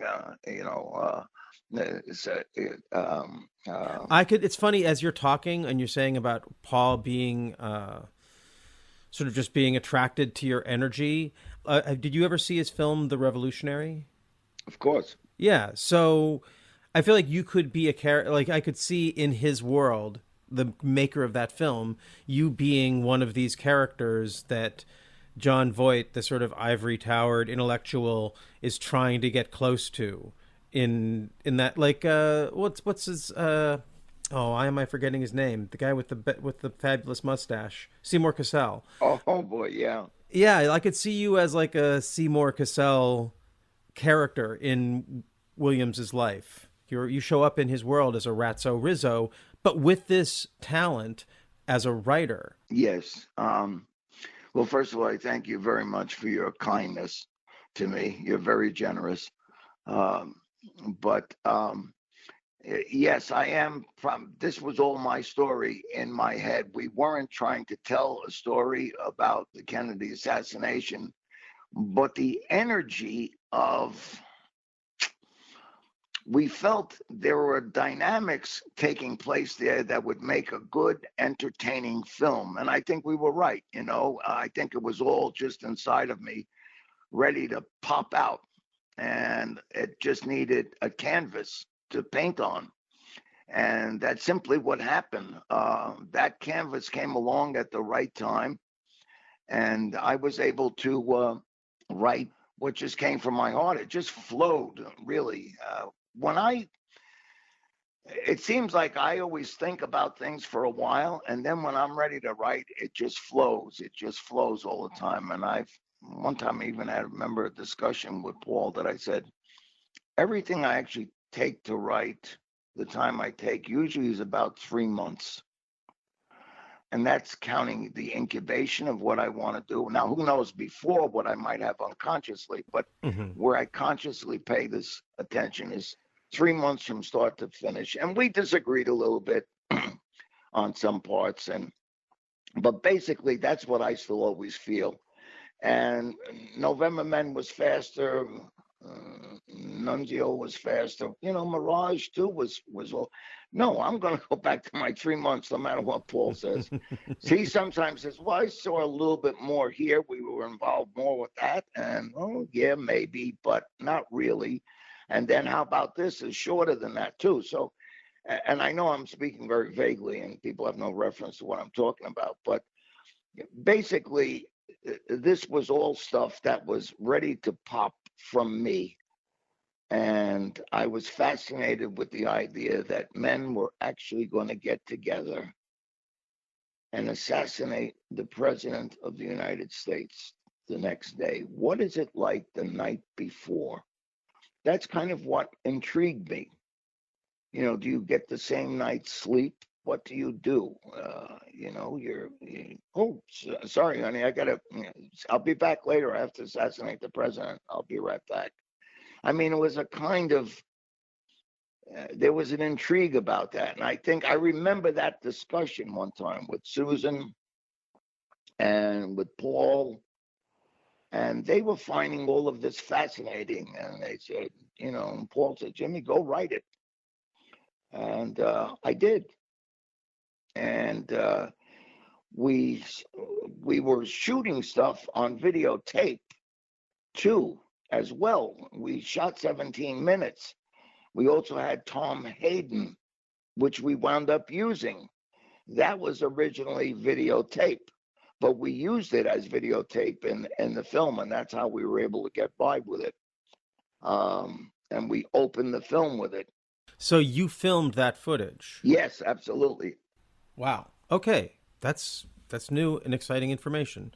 So let's talk about that aspect of the film right now, because was that built into it from the beginning, that the goal was to write a script where one of the, I guess, main special effects was that you were going to go into public spaces with public figures that you were talking about, including George Bush, the target of the assassination within the film in November Men, and get close to them and film that sort of Tanner 88 style. Was that the intention in the writing? I really have to pause here and think, because I think you're making us far too intelligent. Well, sort of Gonzo style, like you are, like that's one of the hooks in the film, is that you are going to places where George Bush is or where Tom Hayden is and filming there with them in your movie against, like without their consent, I imagine. Yes, correct. Absolutely. And sorry, I'm sorry. Well, I don't know why I'm laughing at that, because I guess it sounds it sounds weird to be laughing at that, but I think that that's one of the things I love most about this film. I take no offense. Believe me, I laugh with you, because it is an insane premise that you're going to do all this. And that's why I say I think you give us far too much intelligence that we were going to be able to do all this, knowing in advance, you know, and planning this. I think what I remember being planned was, oh God, I don't want to make up things I don't remember, but it's almost to that, how it all happened. I mean, you know, what was your goal? Well, our goal was to shoot an assassination. I don't know, and then we realized we could start making things as realistic as we could. I don't know at what point we decided, you know, to make George Bush the target, other than he was in office at the time and we knew he was no good. And people still don't know how no good that guy was. So he was a perfect target. We shot on videotape. And at some point there, we stopped the videotape shooting, and we realized we have to go to film for this. So everybody was saying that this is too good to just put on videotape. You can't do that with it. You can't do anything with it. And we said, okay. And we were going to shoot 16 millimeter. Now, were we going to include all the things that you just gave us this gratuity for? I don't I don't recall it being that way. I recall it being that we were just going to shoot a movie of an assassination of the president. We were going to have these characters. I don't remember at what stage it even said a movie into a movie, let alone into a third movie. The third movie, though, I did know, because that's when my brother-in-law, Billy Grillo, said, yeah, but it's just a movie. And we got the idea of making it was a third movie. And I know this is getting confusing, but if you watch the movie, you'll you'll see what I was talking about. So I knew that we were at somewhere. I never had the intention of saying, okay, then all of a sudden we're going to go cut and it's going to be a movie within a movie. I didn't know what that end was going to be. I was just writing. And all of a sudden I came to that point and I went cut, and everybody thought it was brilliant, and including myself. I said, wow, where did that come from? I remember distinctly, because I don't know what our original ending was. I don't know what, there was no ending. In other words, I was developing as I was writing. That's how I mostly did pretty much all of my scripts. I count on what's there underneath. And I just write, I put on music, and I actually participate. I become a monitor that's just watching the movie unfold. I always said I've never written anything in my life. I've composed it. And that is by I put on music. The keyboard actually becomes a musical instrument for me. And I am watching the movie, and they are telling me what they say. I don't stuff anything in anybody's mouth. And they tell me what's going to happen next. And thankfully, though, over time, I've learned what Jennings was teaching me perhaps 10 years before. Jimmy, boy meets girl, boy loses girl, boy gets girl back. You got, he says, you write great characters. When you learn to write story, you're going to be a great writer. And I had no idea what he was talking about. So when did the idea to actually film this, like you have scenes where Paul, your director, who's the star of the film, playing a director, is in the same room as George Bush, or not even he's on the tarmac where George Bush is getting off of a plane, and we see him there, and it's all in one shot. And so that is tell us about how you get that shot. What other question you just raised for me is, how could I have possibly planned that he's going to be able to invade George Bush's space? What came first, the invasion or the writing of it? And I'm trying to remember.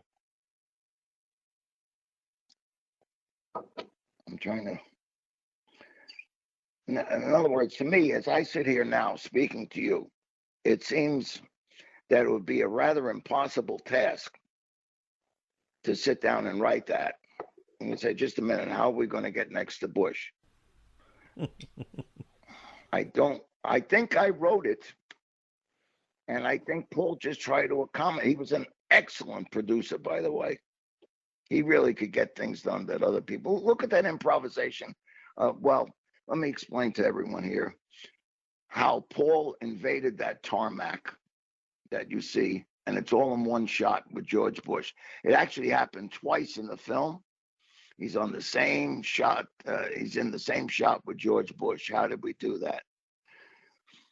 Well, this was early days computer, and Paul had a Macintosh, and people didn't know you could make passes. Passes at the time that you can make identification. So he made up a pass that he was from the press. He made one for his girlfriend. He asked for permission, so it had to be in the script. That's right. We were going to just try to get in there. It was in the script. And he wrote to the White House with confidence that he would be able to get credentials to go in and be able to shoot, so to speak, George Bush. And the White House sent back a letter denying such privilege. But it had the heading at the top, it had the correct signature on the bottom, and it had this content in the middle telling you, sorry, permission denied. Well, with these two passes, that is on himself and on his girlfriend. And just so when you say the girlfriend, that's Susan Emerson, who's also the cinematographer. So She's basically, the they're a two-person production team. Correct. Getting in there. Okay. Right. Not only was there no place for the character of Duggo to be there, they would, if we had that, we would have had a problem. It's just my face. They would have, was not the face that looked like it belonged in there. Ratso Rizzo is not invited to this party. Right. Exactly. So Paul looked like he was invited to this party, and so did Susan. And they looked like press people. And they're wearing these, and you went through 3 stages of security to get into this where President Bush is landing. So you get in the first stage and they open up your case, your camera case, and they make sure that there's no hidden gun inside the camera case or in the camera itself. They actually opened it without exposing film, but I forgot how they did it. And they look in there for that purpose. And the next thing was you show them your credentials. Well, the first stage they got through rather easily. There's no gun in there. Secondly, they go in and now they see their passes hanging on their chests. Press, I forgot from what press he made up. And that's what they were, their identification on it.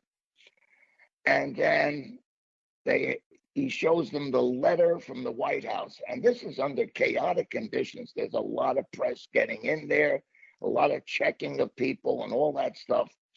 So Paul just took the chance and gave them the letter and says, and here's our letter so that we can go in. We got permission. The guy looks at the top. It looks very official. It's a White House letter. Looks down at the signature. It looked very real. He gave it back to him. He just never read it. So he didn't read the denial part. And Paul went in and they shot Bush coming off the plane. And then since they had to talk about assassinating him, I had written that already. But there was no way for Paul to say it because Susan had to pan the camera over to Paul. And that alerted the Secret Service very much.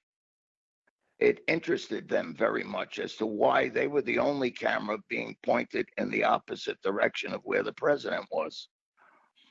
Why, if you spent all these credentials, all this time getting in there, would you shoot away from George Bush when everybody is shooting at George Bush and you're turned away from him and only the reporter is standing in front of him talking?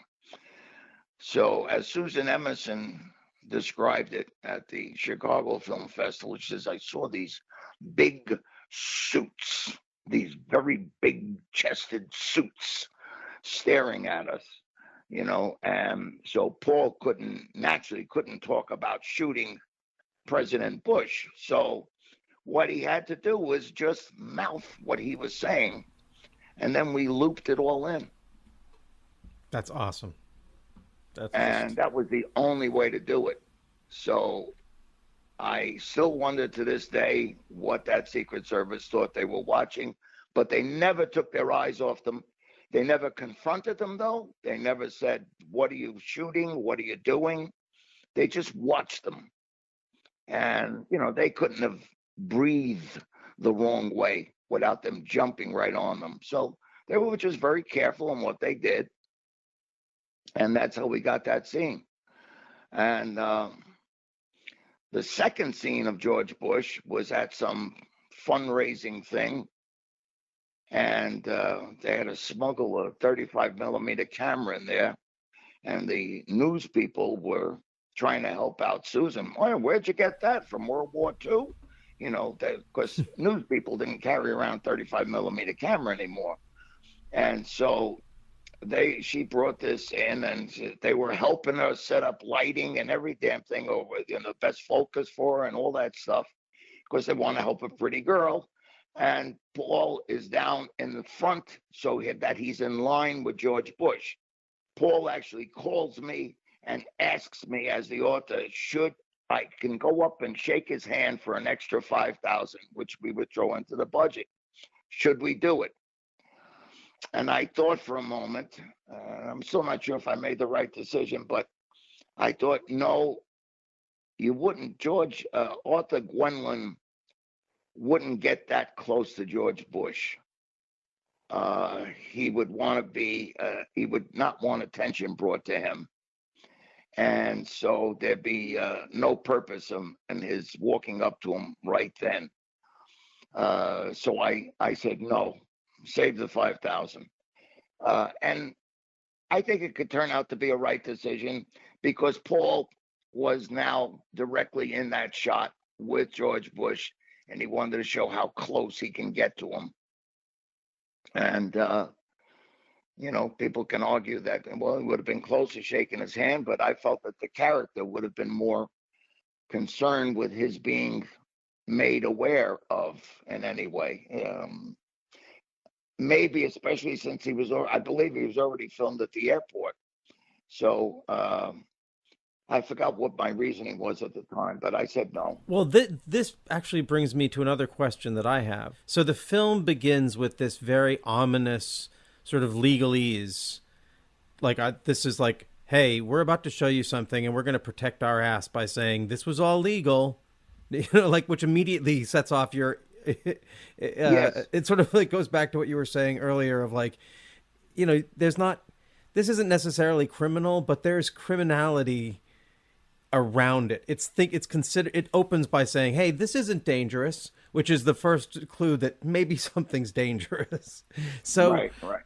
Once you have this in the can and you're making this movie around it, and you're on the radar of the Secret Service, and you're making a movie about being on the radar of the Secret Service, and you're writing this, you're saying you're creating this as it's happening, how much did you feel like the production was on the radar and was being viewed as potentially dangerous, which is what you would have to if you thought that someone was showing up at events with George Bush and talking about committing a federal felony? Right. So now, are you asking James Andronica this, or are you asking James Andronica now? What should I say? I don't want to say Duggo, because he would have not. Well, I get this. The fact that you have to make that distinction is one of the things that makes this film so great. But yes, I'm talking to the writer and trying to get historically, looking back on it. At the time, did you feel like you were being surveilled? Like that what was happening to the production in the film was happening to your actual production? No, I don't think we ever got that. Shall I say the word paranoid? But say it. I mean, the film invites it. It's yeah, I know. It is a true paranoid thriller. I'm paranoid talking to you. Yeah, no, everything we did, everything we did was illegal. So we were, in that sense of getting attention to us, yes. Like, for instance, the fire department. You see at the end when they're racing now, you need this big production. They're racing to go stop an assassination of the president. They got wind of it, and they're racing, and these cars are coming with, police sirens on them. We did that. I mean, they went over and they yelled at the assistant director. These are off-duty LAPD cops, and naturally they blamed the assistant director who's in charge of the action, instead of blaming Paul, the director, because they still want their job that they're making here, this money on the side. But at the same time, they had to stick up for what they knew was illegal. They're not supposed to be there to support illegal acts. The guy that was actually driving and was one of the Secret Service agents was an active sheriff's captain and in Riverside County. So he was an active police captain. And he even knew that, my God, when Paul said, go, go, he knew what he was doing was cold illegal. They just, all of a sudden, you see them tack on to the back of an emergency, a real emergency that was going on. That was unplanned, but it was big production value. And the fact that our motorcycle cops allowed that to happen, shook them up a lot. Paul running all in those sequences where at the end where you have everybody running in the streets and the camera aiming up by itself and all that, and Paul running across the street with people blowing horns at him. You know how much that would cost in real life? I mean, to do this legitimately, all that traffic would have to be yours. Yeah. You would need permits. You know the story. So I mean, we couldn't afford anything like that. So Paul just ran across the street. Okay, well, actually, that brings us to, if you don't, well, you can please continue. I don't want to interrupt you. No, I'm just saying, only to answer your question, that were we under any kind of paranoid thing about we're under somebody's watch? Not so much, no, not politically. I cannot say that we were concerned at that point. We were more concerned with, as we shot, what things would we be allowed to use in the film? Because they can't go back and reshoot again. But what things would be obstacles for us to even get it released?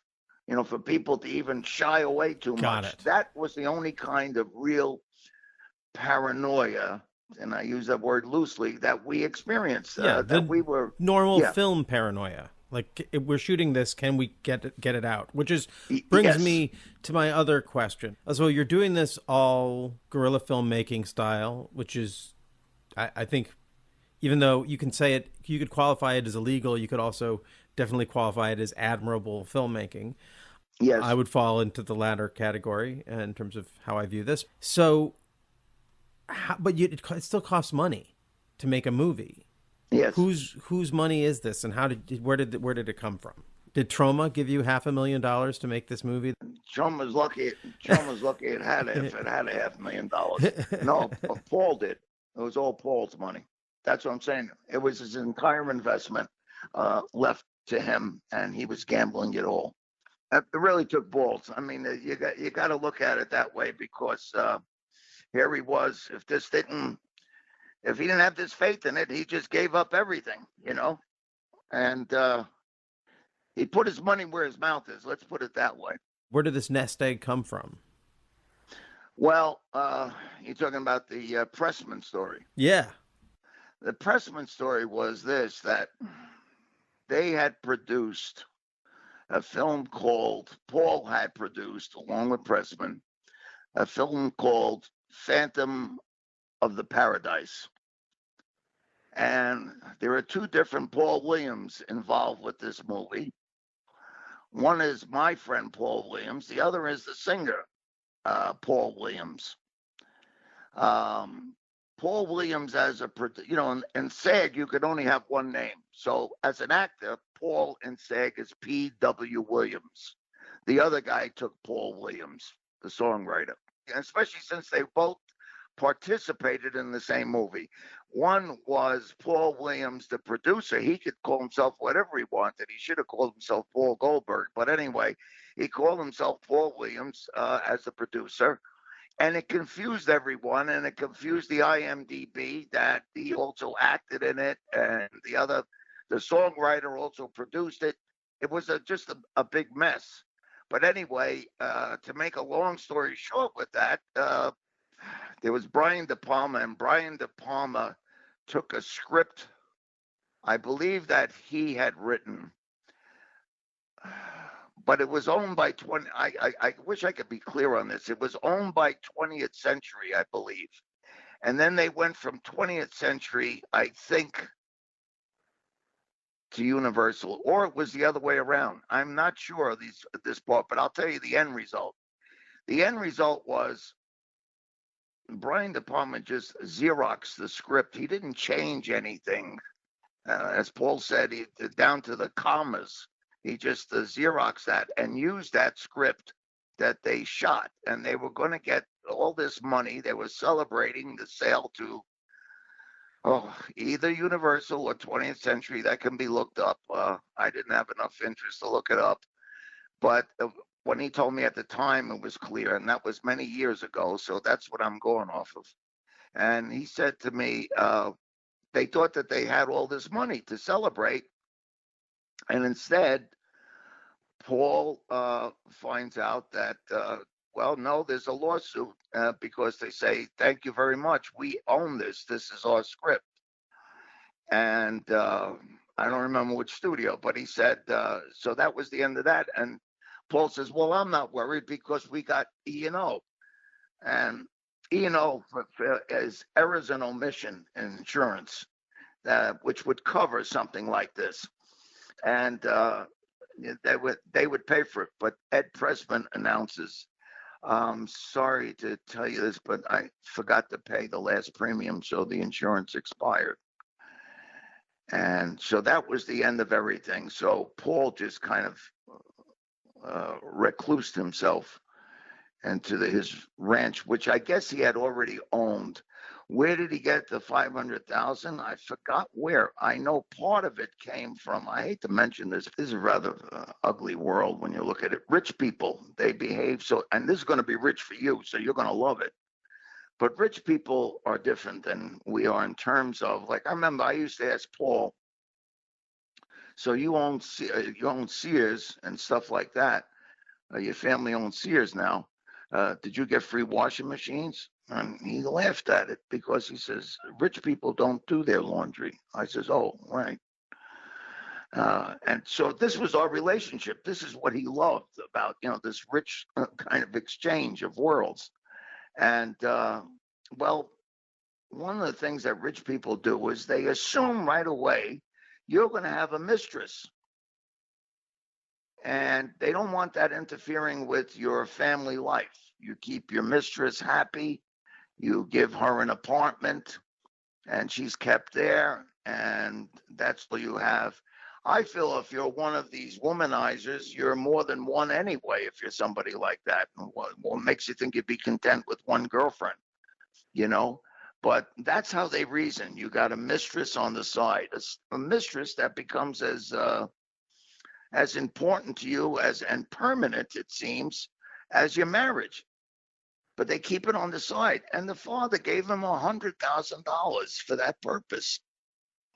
Now, Paul was not somebody to go running around on his wife. So he still had that money. When the time came for their divorce, you had, Schnuckner, Muckner, and Schnuckner to come down, the attorneys. They had Schmuckner himself jump in the cab with the papers because Paul said, oh, I don't want anything. So they said, before this guy changes his mind, the head guy that probably didn't get in the cab in 20 years, jumps into the cab and races down to Paul to have him sign what he said. Because Paul felt he already had the money that the father-in-law gave him. He didn't want to leave on bad terms. He liked Elizabeth. He was heartbroken that she decided to leave him. Elizabeth later on always wished that Paul was her second husband, that she had grown a lot, that kind of thing. Of course, she had grown a lot. And, he once asked her for money for a movie. And she says, if there's anything you need, because he didn't ask for anything. He could have held him up for whatever he wanted, to get a divorce. And he says, I don't want anything. Paul's that kind of guy. He wasn't, what's the word? He wasn't that mercenary. So he just said, no, I don't want anything. And he already had money. So that was part of it. I don't know where the rest was from. I know that what he had was about $500,000. May have been from films or something he had saved. But he once asked her, she said, if there's ever anything you need, It's a funny story. He says, if there's ever anything you need, you just call me up. Okay. Years later, he's trying to get a movie made. And he calls her up and he says, I know where I can get some money. And he calls up and he asks her for money for a movie. And she's all, well, we're not in the retail business anymore. And he says, retail? He says, you told me if ever I needed help. I do need help now. I in this one spot, I need money here. And she says, well, I meant like if your kid got hit by a truck or something. And he says, I got Blue Cross.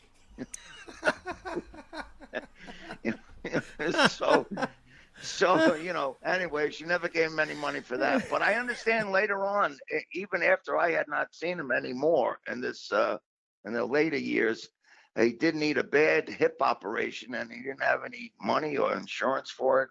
And she did pay for the whole thing for him. So, you know, she did. I mean, life is full of, you know, you get fucked by friends and you get helped by friends. And sometimes they're the same people. Who knows, you know?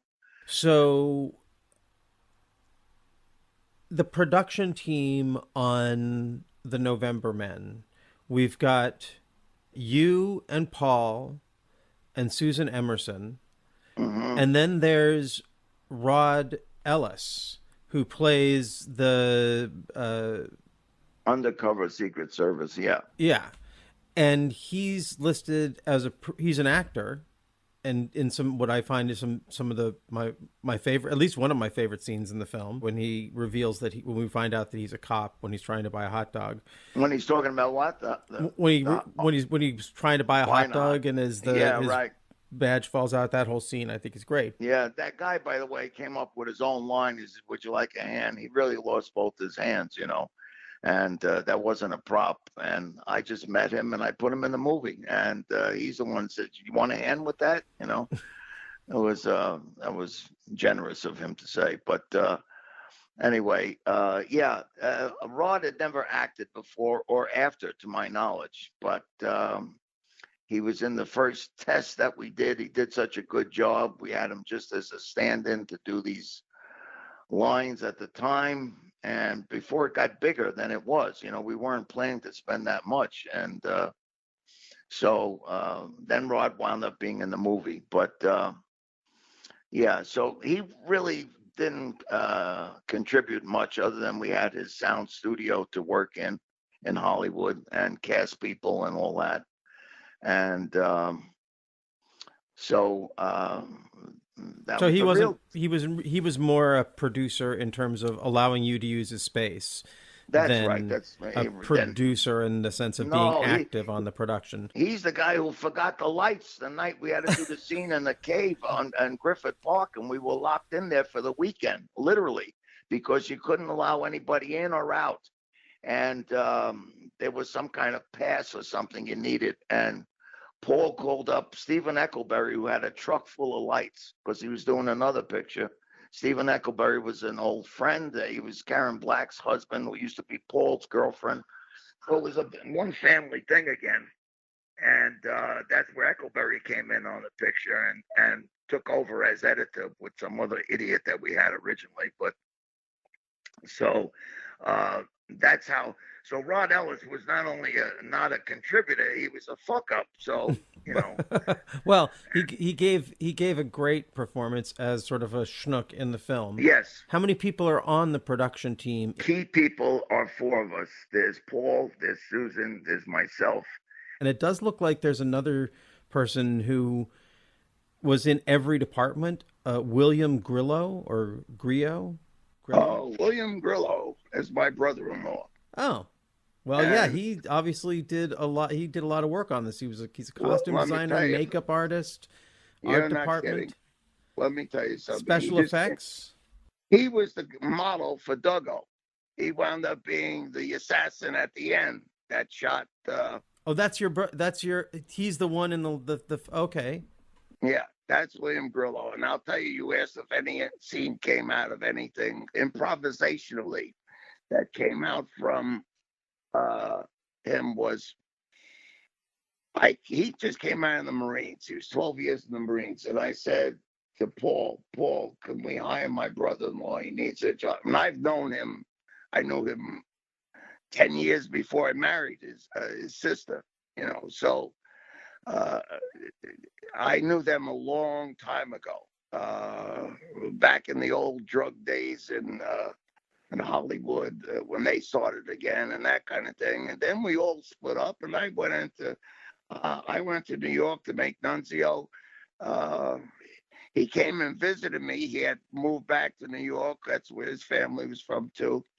And although they all moved out here, that's another long story. But he came by and visited me once at Universal in New York, in the studio up there. And it was a nice hugging meeting and all that. And that was the last I saw of him. And it was only later, because I wound up born with a sister who I had known when she was a kid. She was 10 years younger, and I married her. And that's how we all became, back together again. It was a very close family because we were all good friends. I was good friends with his other older sister. That was more my friend, my age, So it was a long thing like that. And so when Billy came out of the Marines, you got to understand something when I'm telling you this. And Billy Grillo he's dead. He was the most unique person I ever met in terms of he could do anything. And I'm telling you, he never learned to play a musical instrument officially, or you tell him pick a song, any song. Tell me what I say, Ray Charles. Plays it on the piano. He imitated John Lennon so well, you would think it's John Lennon. That's just music. He's never learned to read or write music. So, okay, what does music have to do with this? It's not just that. He had an ability to be able to build and do anything like no other human being I've ever met on the planet. He could build a house by himself. He just did it. Nobody taught him anything. He could just do anything like that. So I said to my brother, I said to Paul, can I hire my brother-in-law? He says, well, look, we really need a crew here of people, and can he really contribute this and that? And I said, not only that, with him, you won't need the crew. He'll take the work of 5 guys. Okay, all right, he can get his job. Within 2 weeks, everybody from every department, whatever they were doing, the first word that came out of their mouth when they had a problem was, Billy. He built sets for us in Mirage, those whole things of the set that was supposed to be, not only could he build a set, you want to talk about, there was another movie called, that they did afterward, I wasn't involved in that one. Men, I think it was. Yeah. And they needed Billy, who was Sean Young. They needed Billy as, he was a prop guy and everything. They couldn't fit a camera into these bathrooms. So they got a warehouse. And he says, could you build us a bathroom? And he said, yeah. They said, how much would it cost? Not only did they know how much, he would look at the damn thing and tell you what the price of the material would be at Home Depot. And this is not what he did. He was a real sniper. He was really, anything he did was perfection. And Billy says, about 500. He built the bathroom that they're throwing up into the toilet. That's not a real bathroom. And then nobody would ever know this. You see a real bathroom down to detail. And he builds it all by himself and fast. He built in Mirage, where they're going, Paul is explaining the mountains, and it's a close-up, real close, and really then you find out it's a model. He built that all himself. There was nothing he could do. He could do makeup. He did makeup of people with their heads blown off, like we did in Mirage. It was a shame because they said, no, you'll get an X if you do that. He made things that were the most incredible things, usurped every department. There was one in Novemberman where the guy's head gets blown off. You remember that? Oh, yeah. Well, we had these stupid special effects guys telling us, no, if you do that, you're going to get an X rating. There was so much we had to learn. Don't listen to other people. They don't know what the fuck they're talking about. Well, they come in there, these guys with pyro licenses, and they blew it up afterward, and it looked exactly like you cut to a fucking numero uno pizza. It looked so fake. So we had to do it again, and we had the pyro people come down. They get these lowlifes and give the pyro license to. And Billy, who knew how to do everything, said, no, don't do it that way. I just looked at these guys. I says, here's what you're going to do. You're going to listen to everything he tells you to do. You're going to sit there and we're paying you for your license. You got it? Okay, good. Quiet, sit in the corner. And Billy took the head of Stacy Keach. That was a leftover head from somebody. They made a model of Stacy Keach. And he took it and he says it needs a pineapple carving like he did with a grenade. And he carved it like a pineapple in the inside, and he placed charges right where they had to be, and they were air charges because we couldn't use the pyro or something for this. I forgot what the hell it was. All I know is Billy took charge of everything.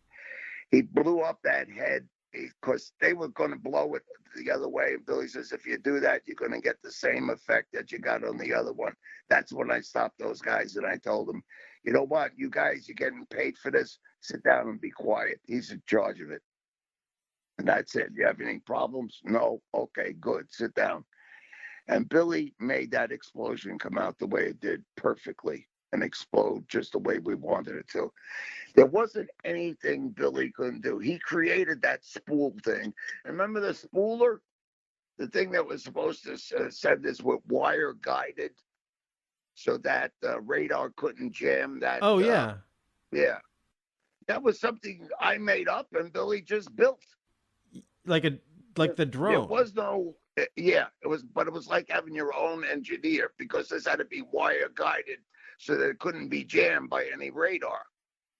And that was the whole thing because they do have things that protect the president that way. And I was, this is all my knowledge. So I knew that, the stuff they had protecting the president. And how would we circumvent that? Because I like to go down to detail. So that's why Billy Grillo's name is all over the... Because he really did everything. So I have to ask you about one other person. So the woman who played your wife, Coralisa Gaines, she gives a phenomenal performance in the film. How did she come to it? She came in red. She was an actress. And she just killed it in the audition. She spoke English like me and you. And then she made that accent. That's what we wanted. Because Billy's wife, that he brought back from the Marines, spoke like her, in the movie. But she couldn't do it. We tried to make her. She couldn't act. So, but the other one, no, she wound up being a stripper and something later. I never heard any more from her. But she was great in the movie, I know. She's phenomenal in those, she's really, and she's doing a voice. So, yes. We'll hop back to Billy because now it's starting to come into focus that he was he's not just the last shot and sort of the MVP of the production, but he's in some way the muse of this. Yes, in many ways. That ghillie suit that he put on me, nobody knew about those things in those days. You know what the ghillie suit is? Yeah, where you fade into the shrubbery. Right. He built the ghillie suit and put it on me. I mean, there was nothing this guy couldn't do. Nothing. Wow. And he was the most amazing guy. There was some show that he happened to be on the set for Robert Davi. And there was a sniper. This happened in real life. They took from real life these two snipers that were against each other. And one finally got the other one. I forgot which teams they were on. It wasn't Russia and Germany, although that was one too. That was another famous incident of World War II. There was another one. And the sniper caught These were two guys, master snipers, oppositions, and he caught the reflection of one of the lenses from sunlight. So he just shot that, and that bullet went right through the scope and into the other sniper's eye. Well, they were trying to emulate something like that in this, and they had this girl who was, she was going to be a sniper expert. I don't know where she got a sniper into her ass from her elbow. She was in charge, and the way she was going to use a piece of glass to do this, he says, if you do it that way, you're going to blind that actor, and the least you'll blind him. And so really, why? Well, then he told her how to set up the shot. And it was safe for the actor. If he weren't there that day, there would be one blind actor. Ugh. And, and then she goes, hey, I'd like your phone number, so I could, maybe call you and pick your brain. And yeah, sure. I'll give you all the advice and you get paid. So that was the end of that. But, he just didn't get the opportunities. If he had been exposed to what he was, the people knowing what he could do, this guy, well, he would have also been a threat to everything in every department. Yeah, he sounds like a real sort of Chili Palmer type. Let's talk about improvisations. I'm going to tell you the greatest improvisation that happened on this, and it actually almost happened on film. You remember when Billy Grillo sits down, and now I'm playing, the actor, James Andronica. Right. This is when I woke up like that. I made myself like actor and with a nice diction and everything. And I walked up and I said, hey, that was a great job, man. Thanks for all your advice, and everything, whatever I said to him. Mm-hmm. And he goes, yeah, but it's just a movie. That's what we were using for the poster. The poster, in fact, I still have one here that we made our own. And it said, it's just a movie, or is it? Or is it? And that's what the November Men was. And it was a target over the presidential seal. And since I had said that all the time, Billy just threw in that line. He just said it, when we were all through, and I says, thanks for helping me, Grillo. It was a wonderful job. And I walk away, and then he went, yeah, but it's just a movie. He wasn't doing that on camera because Billy would only follow lines that he was given, to do. He said that on his own. The camera was already shut, cut. Okay, good, thanks. And he went, yeah, but it's just a movie. And me and Paul turned and looked at each other exactly at the same moment. We had the exact same thought without one word of dialogue. And we went, get the camera back there again. Billy, say that again. We knew what we were going to do. We were going to extend this thing. So now that's how the movie was going to end, because Billy was going to get a chance at the end.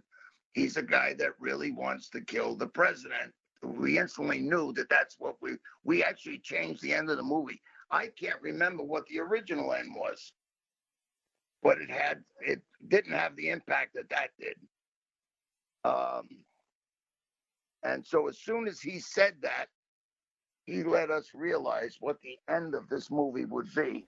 And right from that moment, we knew we were to get recorded what he just said, and now we could extend it to somebody who was disgruntled with this whole thing, that it's just a movie and he wants to do it for real. I was going to use his picture from the end as one of the big featured images in the promotion on the podcast. And I was sort of like, well, that's kind of obscure.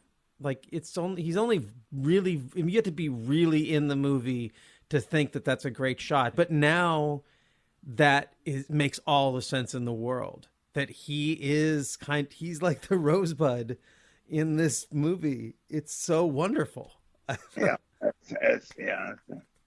I know it's true. It is, but that's right. Now they don't realize how important the Rosebud is. Yeah, and he really is. I said it at his funeral, and I said, one biography I should have written, and I am delinquent in, that will always bother me, will be the most amazing human being I have ever met. And Billy, good thing I didn't say it in front of him. He would choke up and, be embarrassed, and he'd be embarrassed to cry over an emotion like that or something. But to know how much I really just, he knew how much, we really were in awe of what he could do. I can't finish telling you stories. They won't even sound real.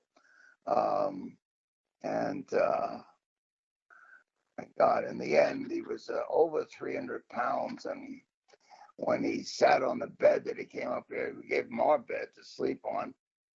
And his tremendous weight just collapsed the fucking bed.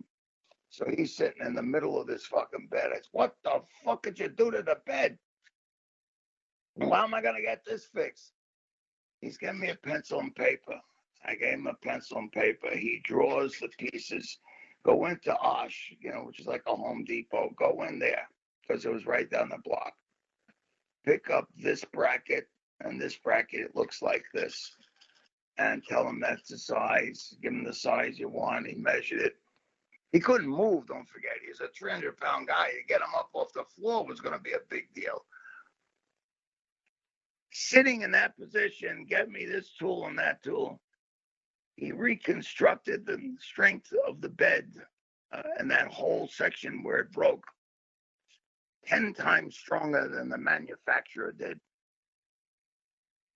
So he just got up, and we got him up, and he got on the bed. And of course, that bed would withstand a small nuclear device. I mean, he just, while he was sick and couldn't move, he was able to fix this bed the way other people just can. And if you look at it, the work is perfect. You just understand what perfection is into it. No, he's just an amazing human being. And he was able to fix things that you can't even begin to imagine, Got it. Yeah. Yeah. It's just an emotional time for me to just remember. But anyway, again, filling out the cast. Now your family's involved. You have your kid involved in the production, and your brother-in-law is involved in the production, and Paul and his partner are involved in the production, and Rod is just creeping around the outskirts, being creepy, Yes. which is great for his role. It's all very. Yes. It still seems all very true to character. So then we get some Yeah. of these other actors. What people didn't know is we weren't SAG at the time. And we never became SAG. And it was before, when I say at the time, it was before SAG allowed low budget, allowances. It was definitely a line you didn't cross in '92. And right, you certainly could have gotten in trouble then. But the point was, I think it had to be films like The November Men, which I'm sure they had to become aware of, that probably prompted, rightfully so, that niche inside SAG so that actors could make films, under different conditions, paying them a different scale, etc., and all that. I mean, we paid, I think at that time it was like $400 or $450 a day, something like that. Maybe as much as $500, I'm not sure, maybe $450. We paid $300, to everybody. That was all we could afford, and we told them that. And they were fine with it. They wanted to be in a good film, and that was it. But, because there were SAG actors in that picture, no doubt. I mean, we had quite a few. And You were clearly SAG, and Leslie Bevis and Beau Starr are probably both, you're all risking your union membership to be in this film. Again, absolutely. Danger. This film is wrapped in danger for everyone involved. It's like it certainly was, yes. So, we had another Secret Service agent was a real cop, another cop. And then the head of the Secret Service was a captain in the police. But they didn't have to worry about their careers in terms of, we had all these guys. We had, what should we call them? You get in there. You be this agent coming in and, racing in to arrest the what the hell was his name? Libby or Sibby or something Sibby, like that. Yeah. And he, one of them was the guy who wrote the score, and the other one was a real cop. They put on suits. But back up here. Where also on IMDb, Sibby is just listed as Dominic, just Dominic, never acted in anything else. But he's a really compelling actor. He has a lot to do in this. Do you know anything about him? What's his background? Where does he come from? Where does he go? Nope. No, just comes in, is awesome, and leaves. He came in, an assistant director who was my manager's son. I gave a job to like that. My manager, Herb Nanis, gave his son a job, and it was his friend. And he brought him in, and he was, he talked about what a great actor he was. And he actually was good. He just bragged about himself all day, but he was good. And he did everything we asked him to do and did it with a smile. And then he was gone. And he had all these other things he was supposed to be lined up for. I never saw him again or before. So I there's nothing else I can say about him. I wish some other things had happened for him so I could say, yeah, he was in the November Men first. But he had not, I don't know what happened to him. Coralisa became, she didn't stay in the business, nor did any of the others.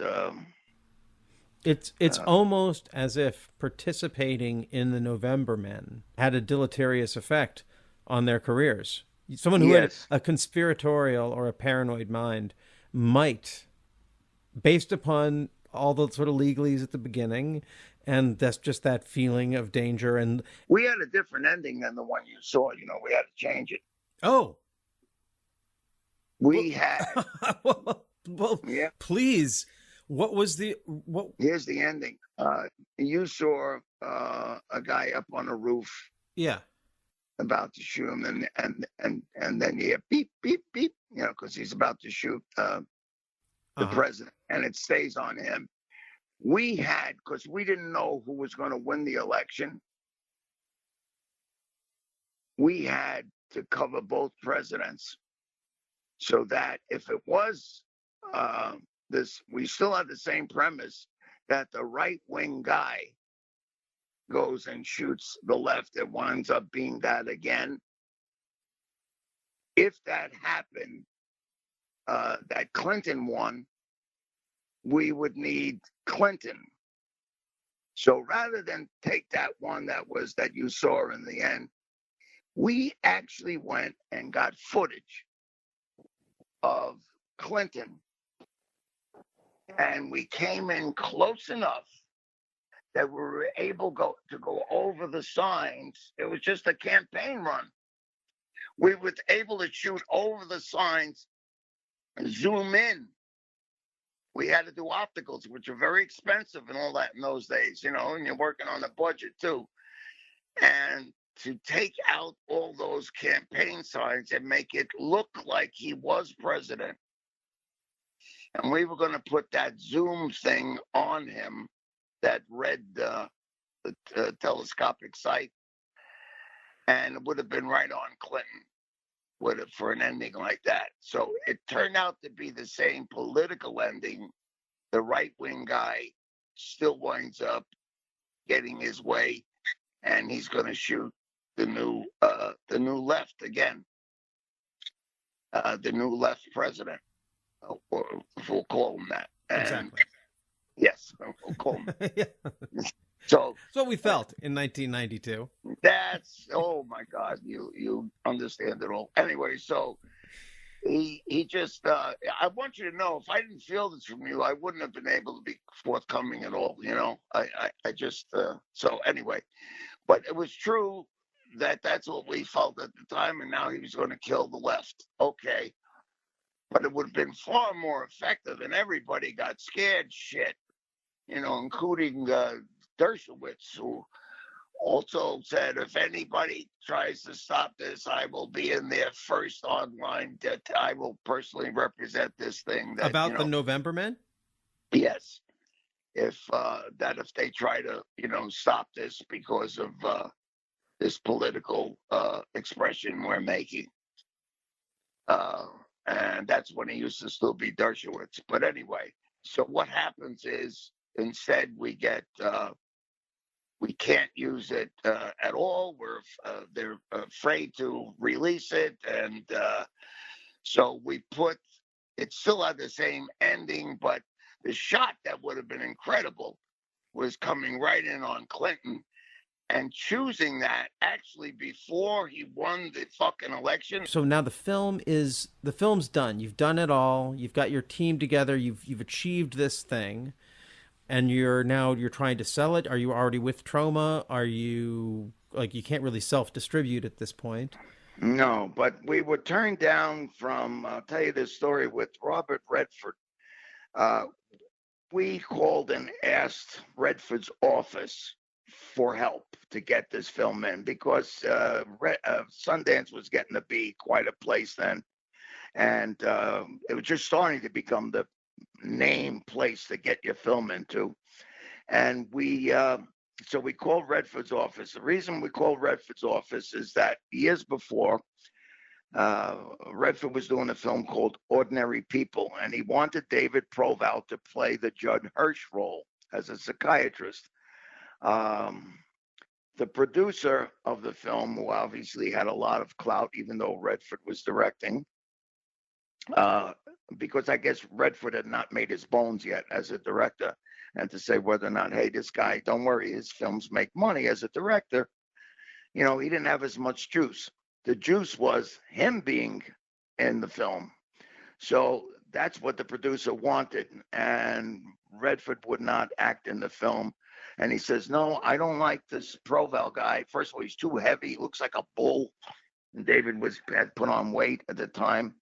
And I don't know why a psychiatrist can't put on weight. But anyway, he didn't want Proval in there. He felt more comfortable with Judd Hirsch. But to entice David when he came in, I don't know why Redford would have to entice David, but he did. He wanted to, I guess maybe the insecurities of, first time directing. What do I know? But he had a big sign over him that said, King Kong died for your sins. Now, he had to have somebody make that from an art department. And that was the line that Nunzio was painting in the movie Nunzio. He was painting on a wall.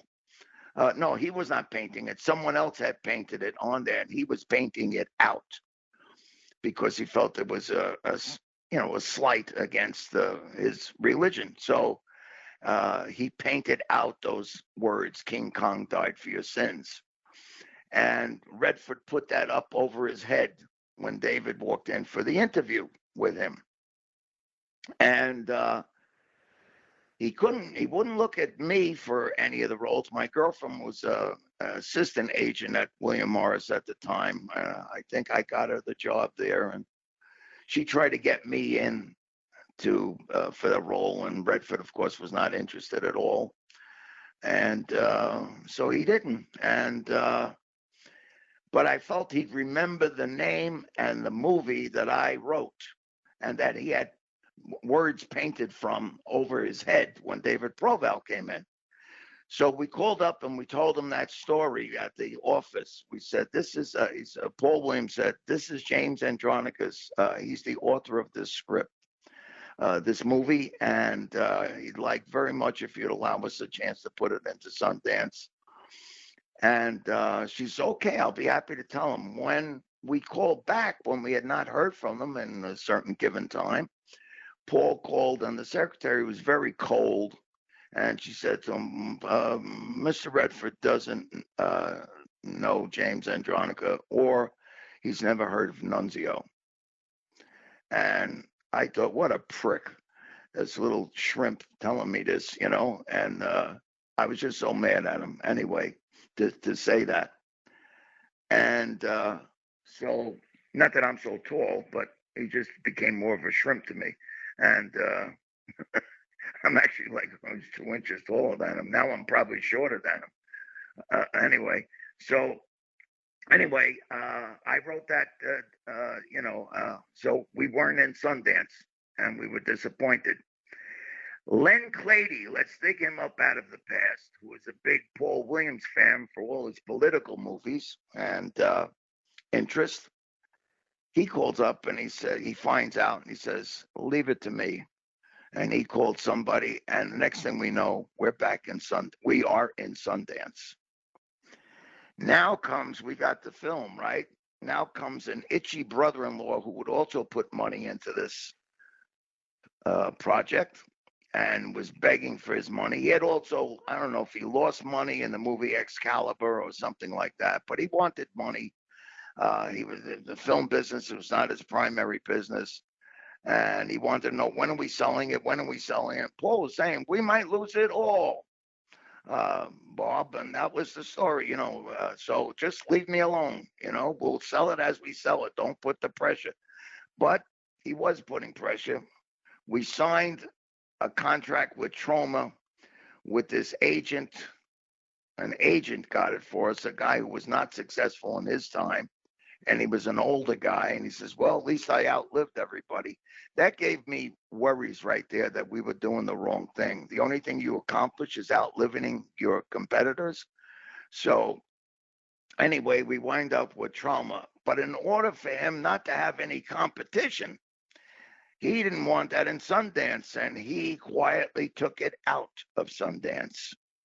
I have no question whatsoever in my mind, had that film remained in Sundance, and Paul knows this too, we would have gotten all kinds of offers. And I'm basing this on the fact that when it went to Chicago Film Festival, it filled the audience room of questions and answers 2 nights in a row that it aired.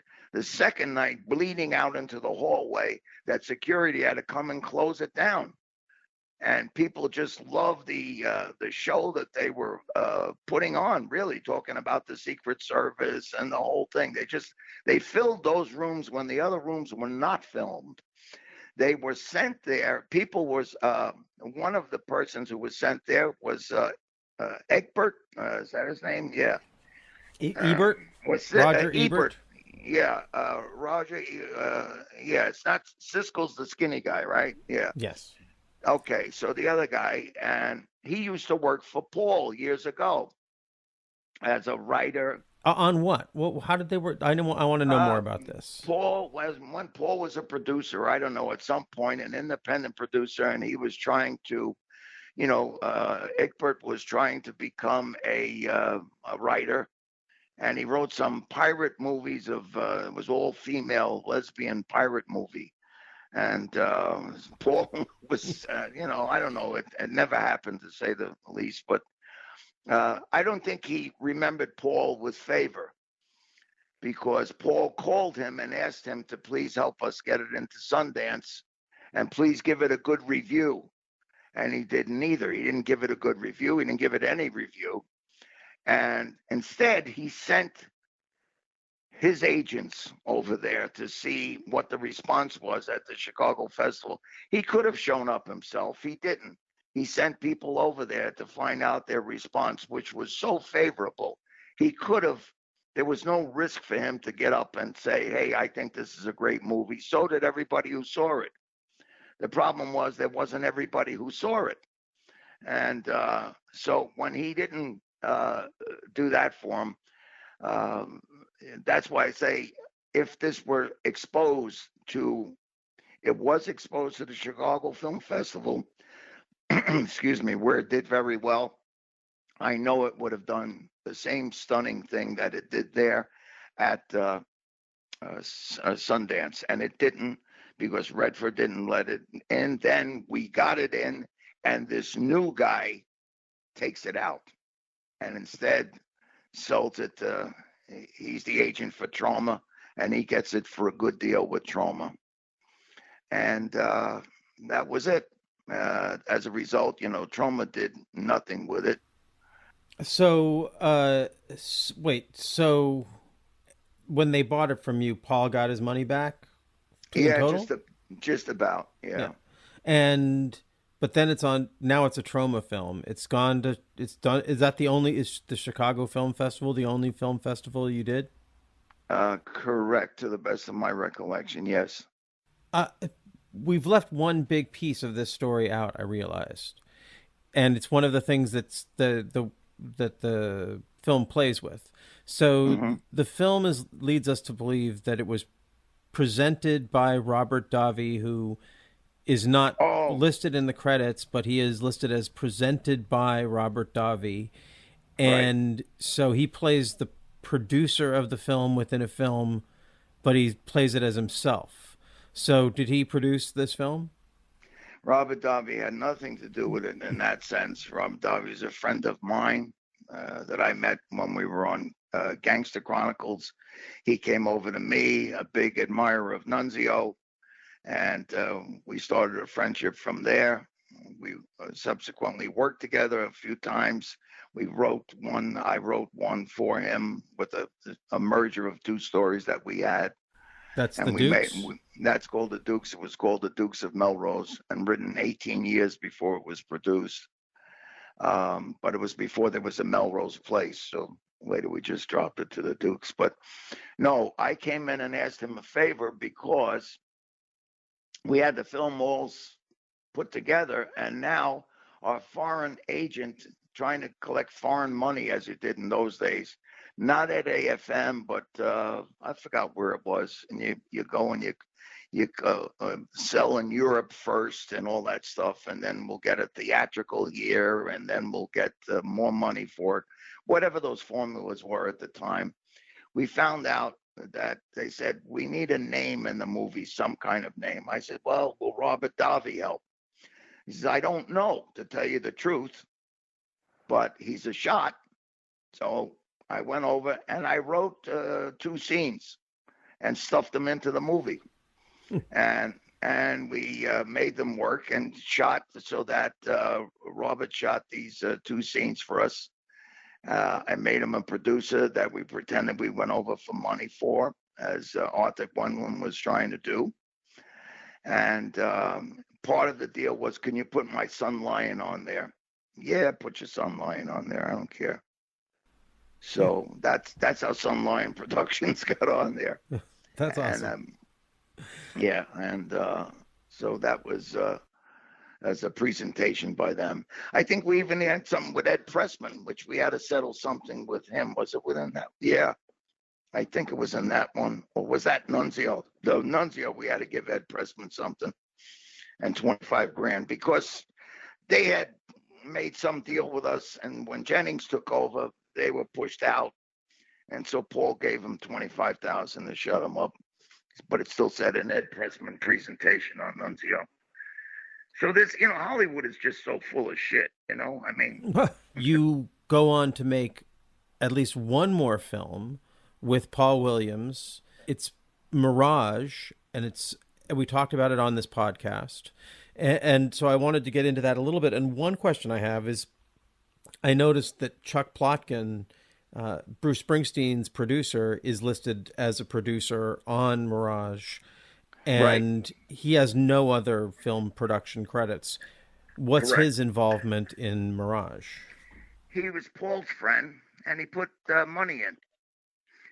And really, he was supposed to, well, there were a couple of things. Number one, at the end of November Men, we were supposed to have, oh my God, a great singer, and I'm a big fan of him, Bob Dylan? Bob Dylan, thank you very much. If I'd have known that he was sparring, and I was at the time, I would have gone down there and sparred with him because, I would have made him look foolish. But that's exactly how I would have won him over. And I would have said, I'll tell you what, when I had him in a clinch, could you give me the rights to your song for the end of the movie? Which Dylan song? We're living in a political world. Oh, it would have been so good. You're not kidding, especially the way it began right at the end of the credit. The one who was supposed to deliver that was Chuck Do Nothing Plotkin. And Chuck, he was supposed to get money out of Mirage. I don't think he put money into it. He was supposed to get a fee, which Paul held back. And he was his friend and friends with his girlfriend, too. We also happened to be his former girlfriend, too. Paul was always with these former girlfriends and had them and became friends with the boyfriends. But That's a sign of character. yeah, but he said, look, you didn't deliver what you were supposed to deliver, all because he was afraid. I think that Bob Dylan would have loved this movie. I don't think, even if he didn't love it, is it something to show him to say, listen, could you give us the rights to your song at the end here? I'm sure he would have said yes. But even if he said no, would it have been offensive to ask him? That was his buddy. And he was afraid to ask him. I'm so angry when I think about it. And,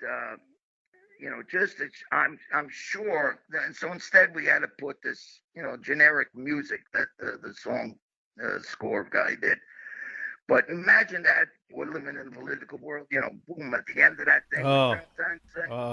It would have done everything, Yeah. And he never delivered. So his name to me is like poison. And he didn't get his money. Paul says, I'm holding all that back from you. Because that was all going on at the same time we were, I don't remember that we were shooting Mirage already.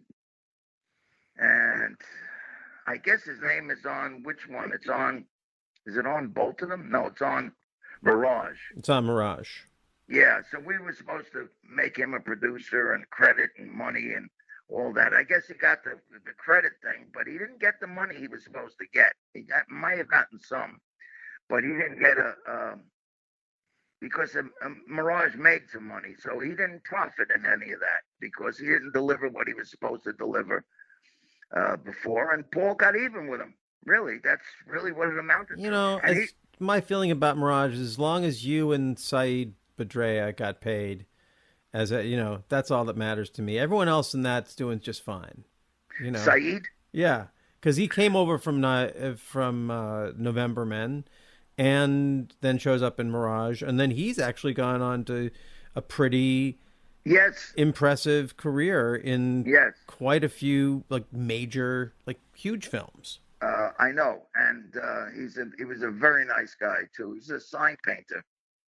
He created signs, all kinds of luminescent signs and all that stuff. But anyway, that was his van in November Men. That's all hands on deck. Good, right on. Well, who knew that you were launching? I guess it was non-union, so it would have to be one of his earliest films. Oh, right? Absolutely. Yeah, strange trivia with him. He was also friends with roommates with Woody Harrelson at the time too, when Woody wasn't known either. But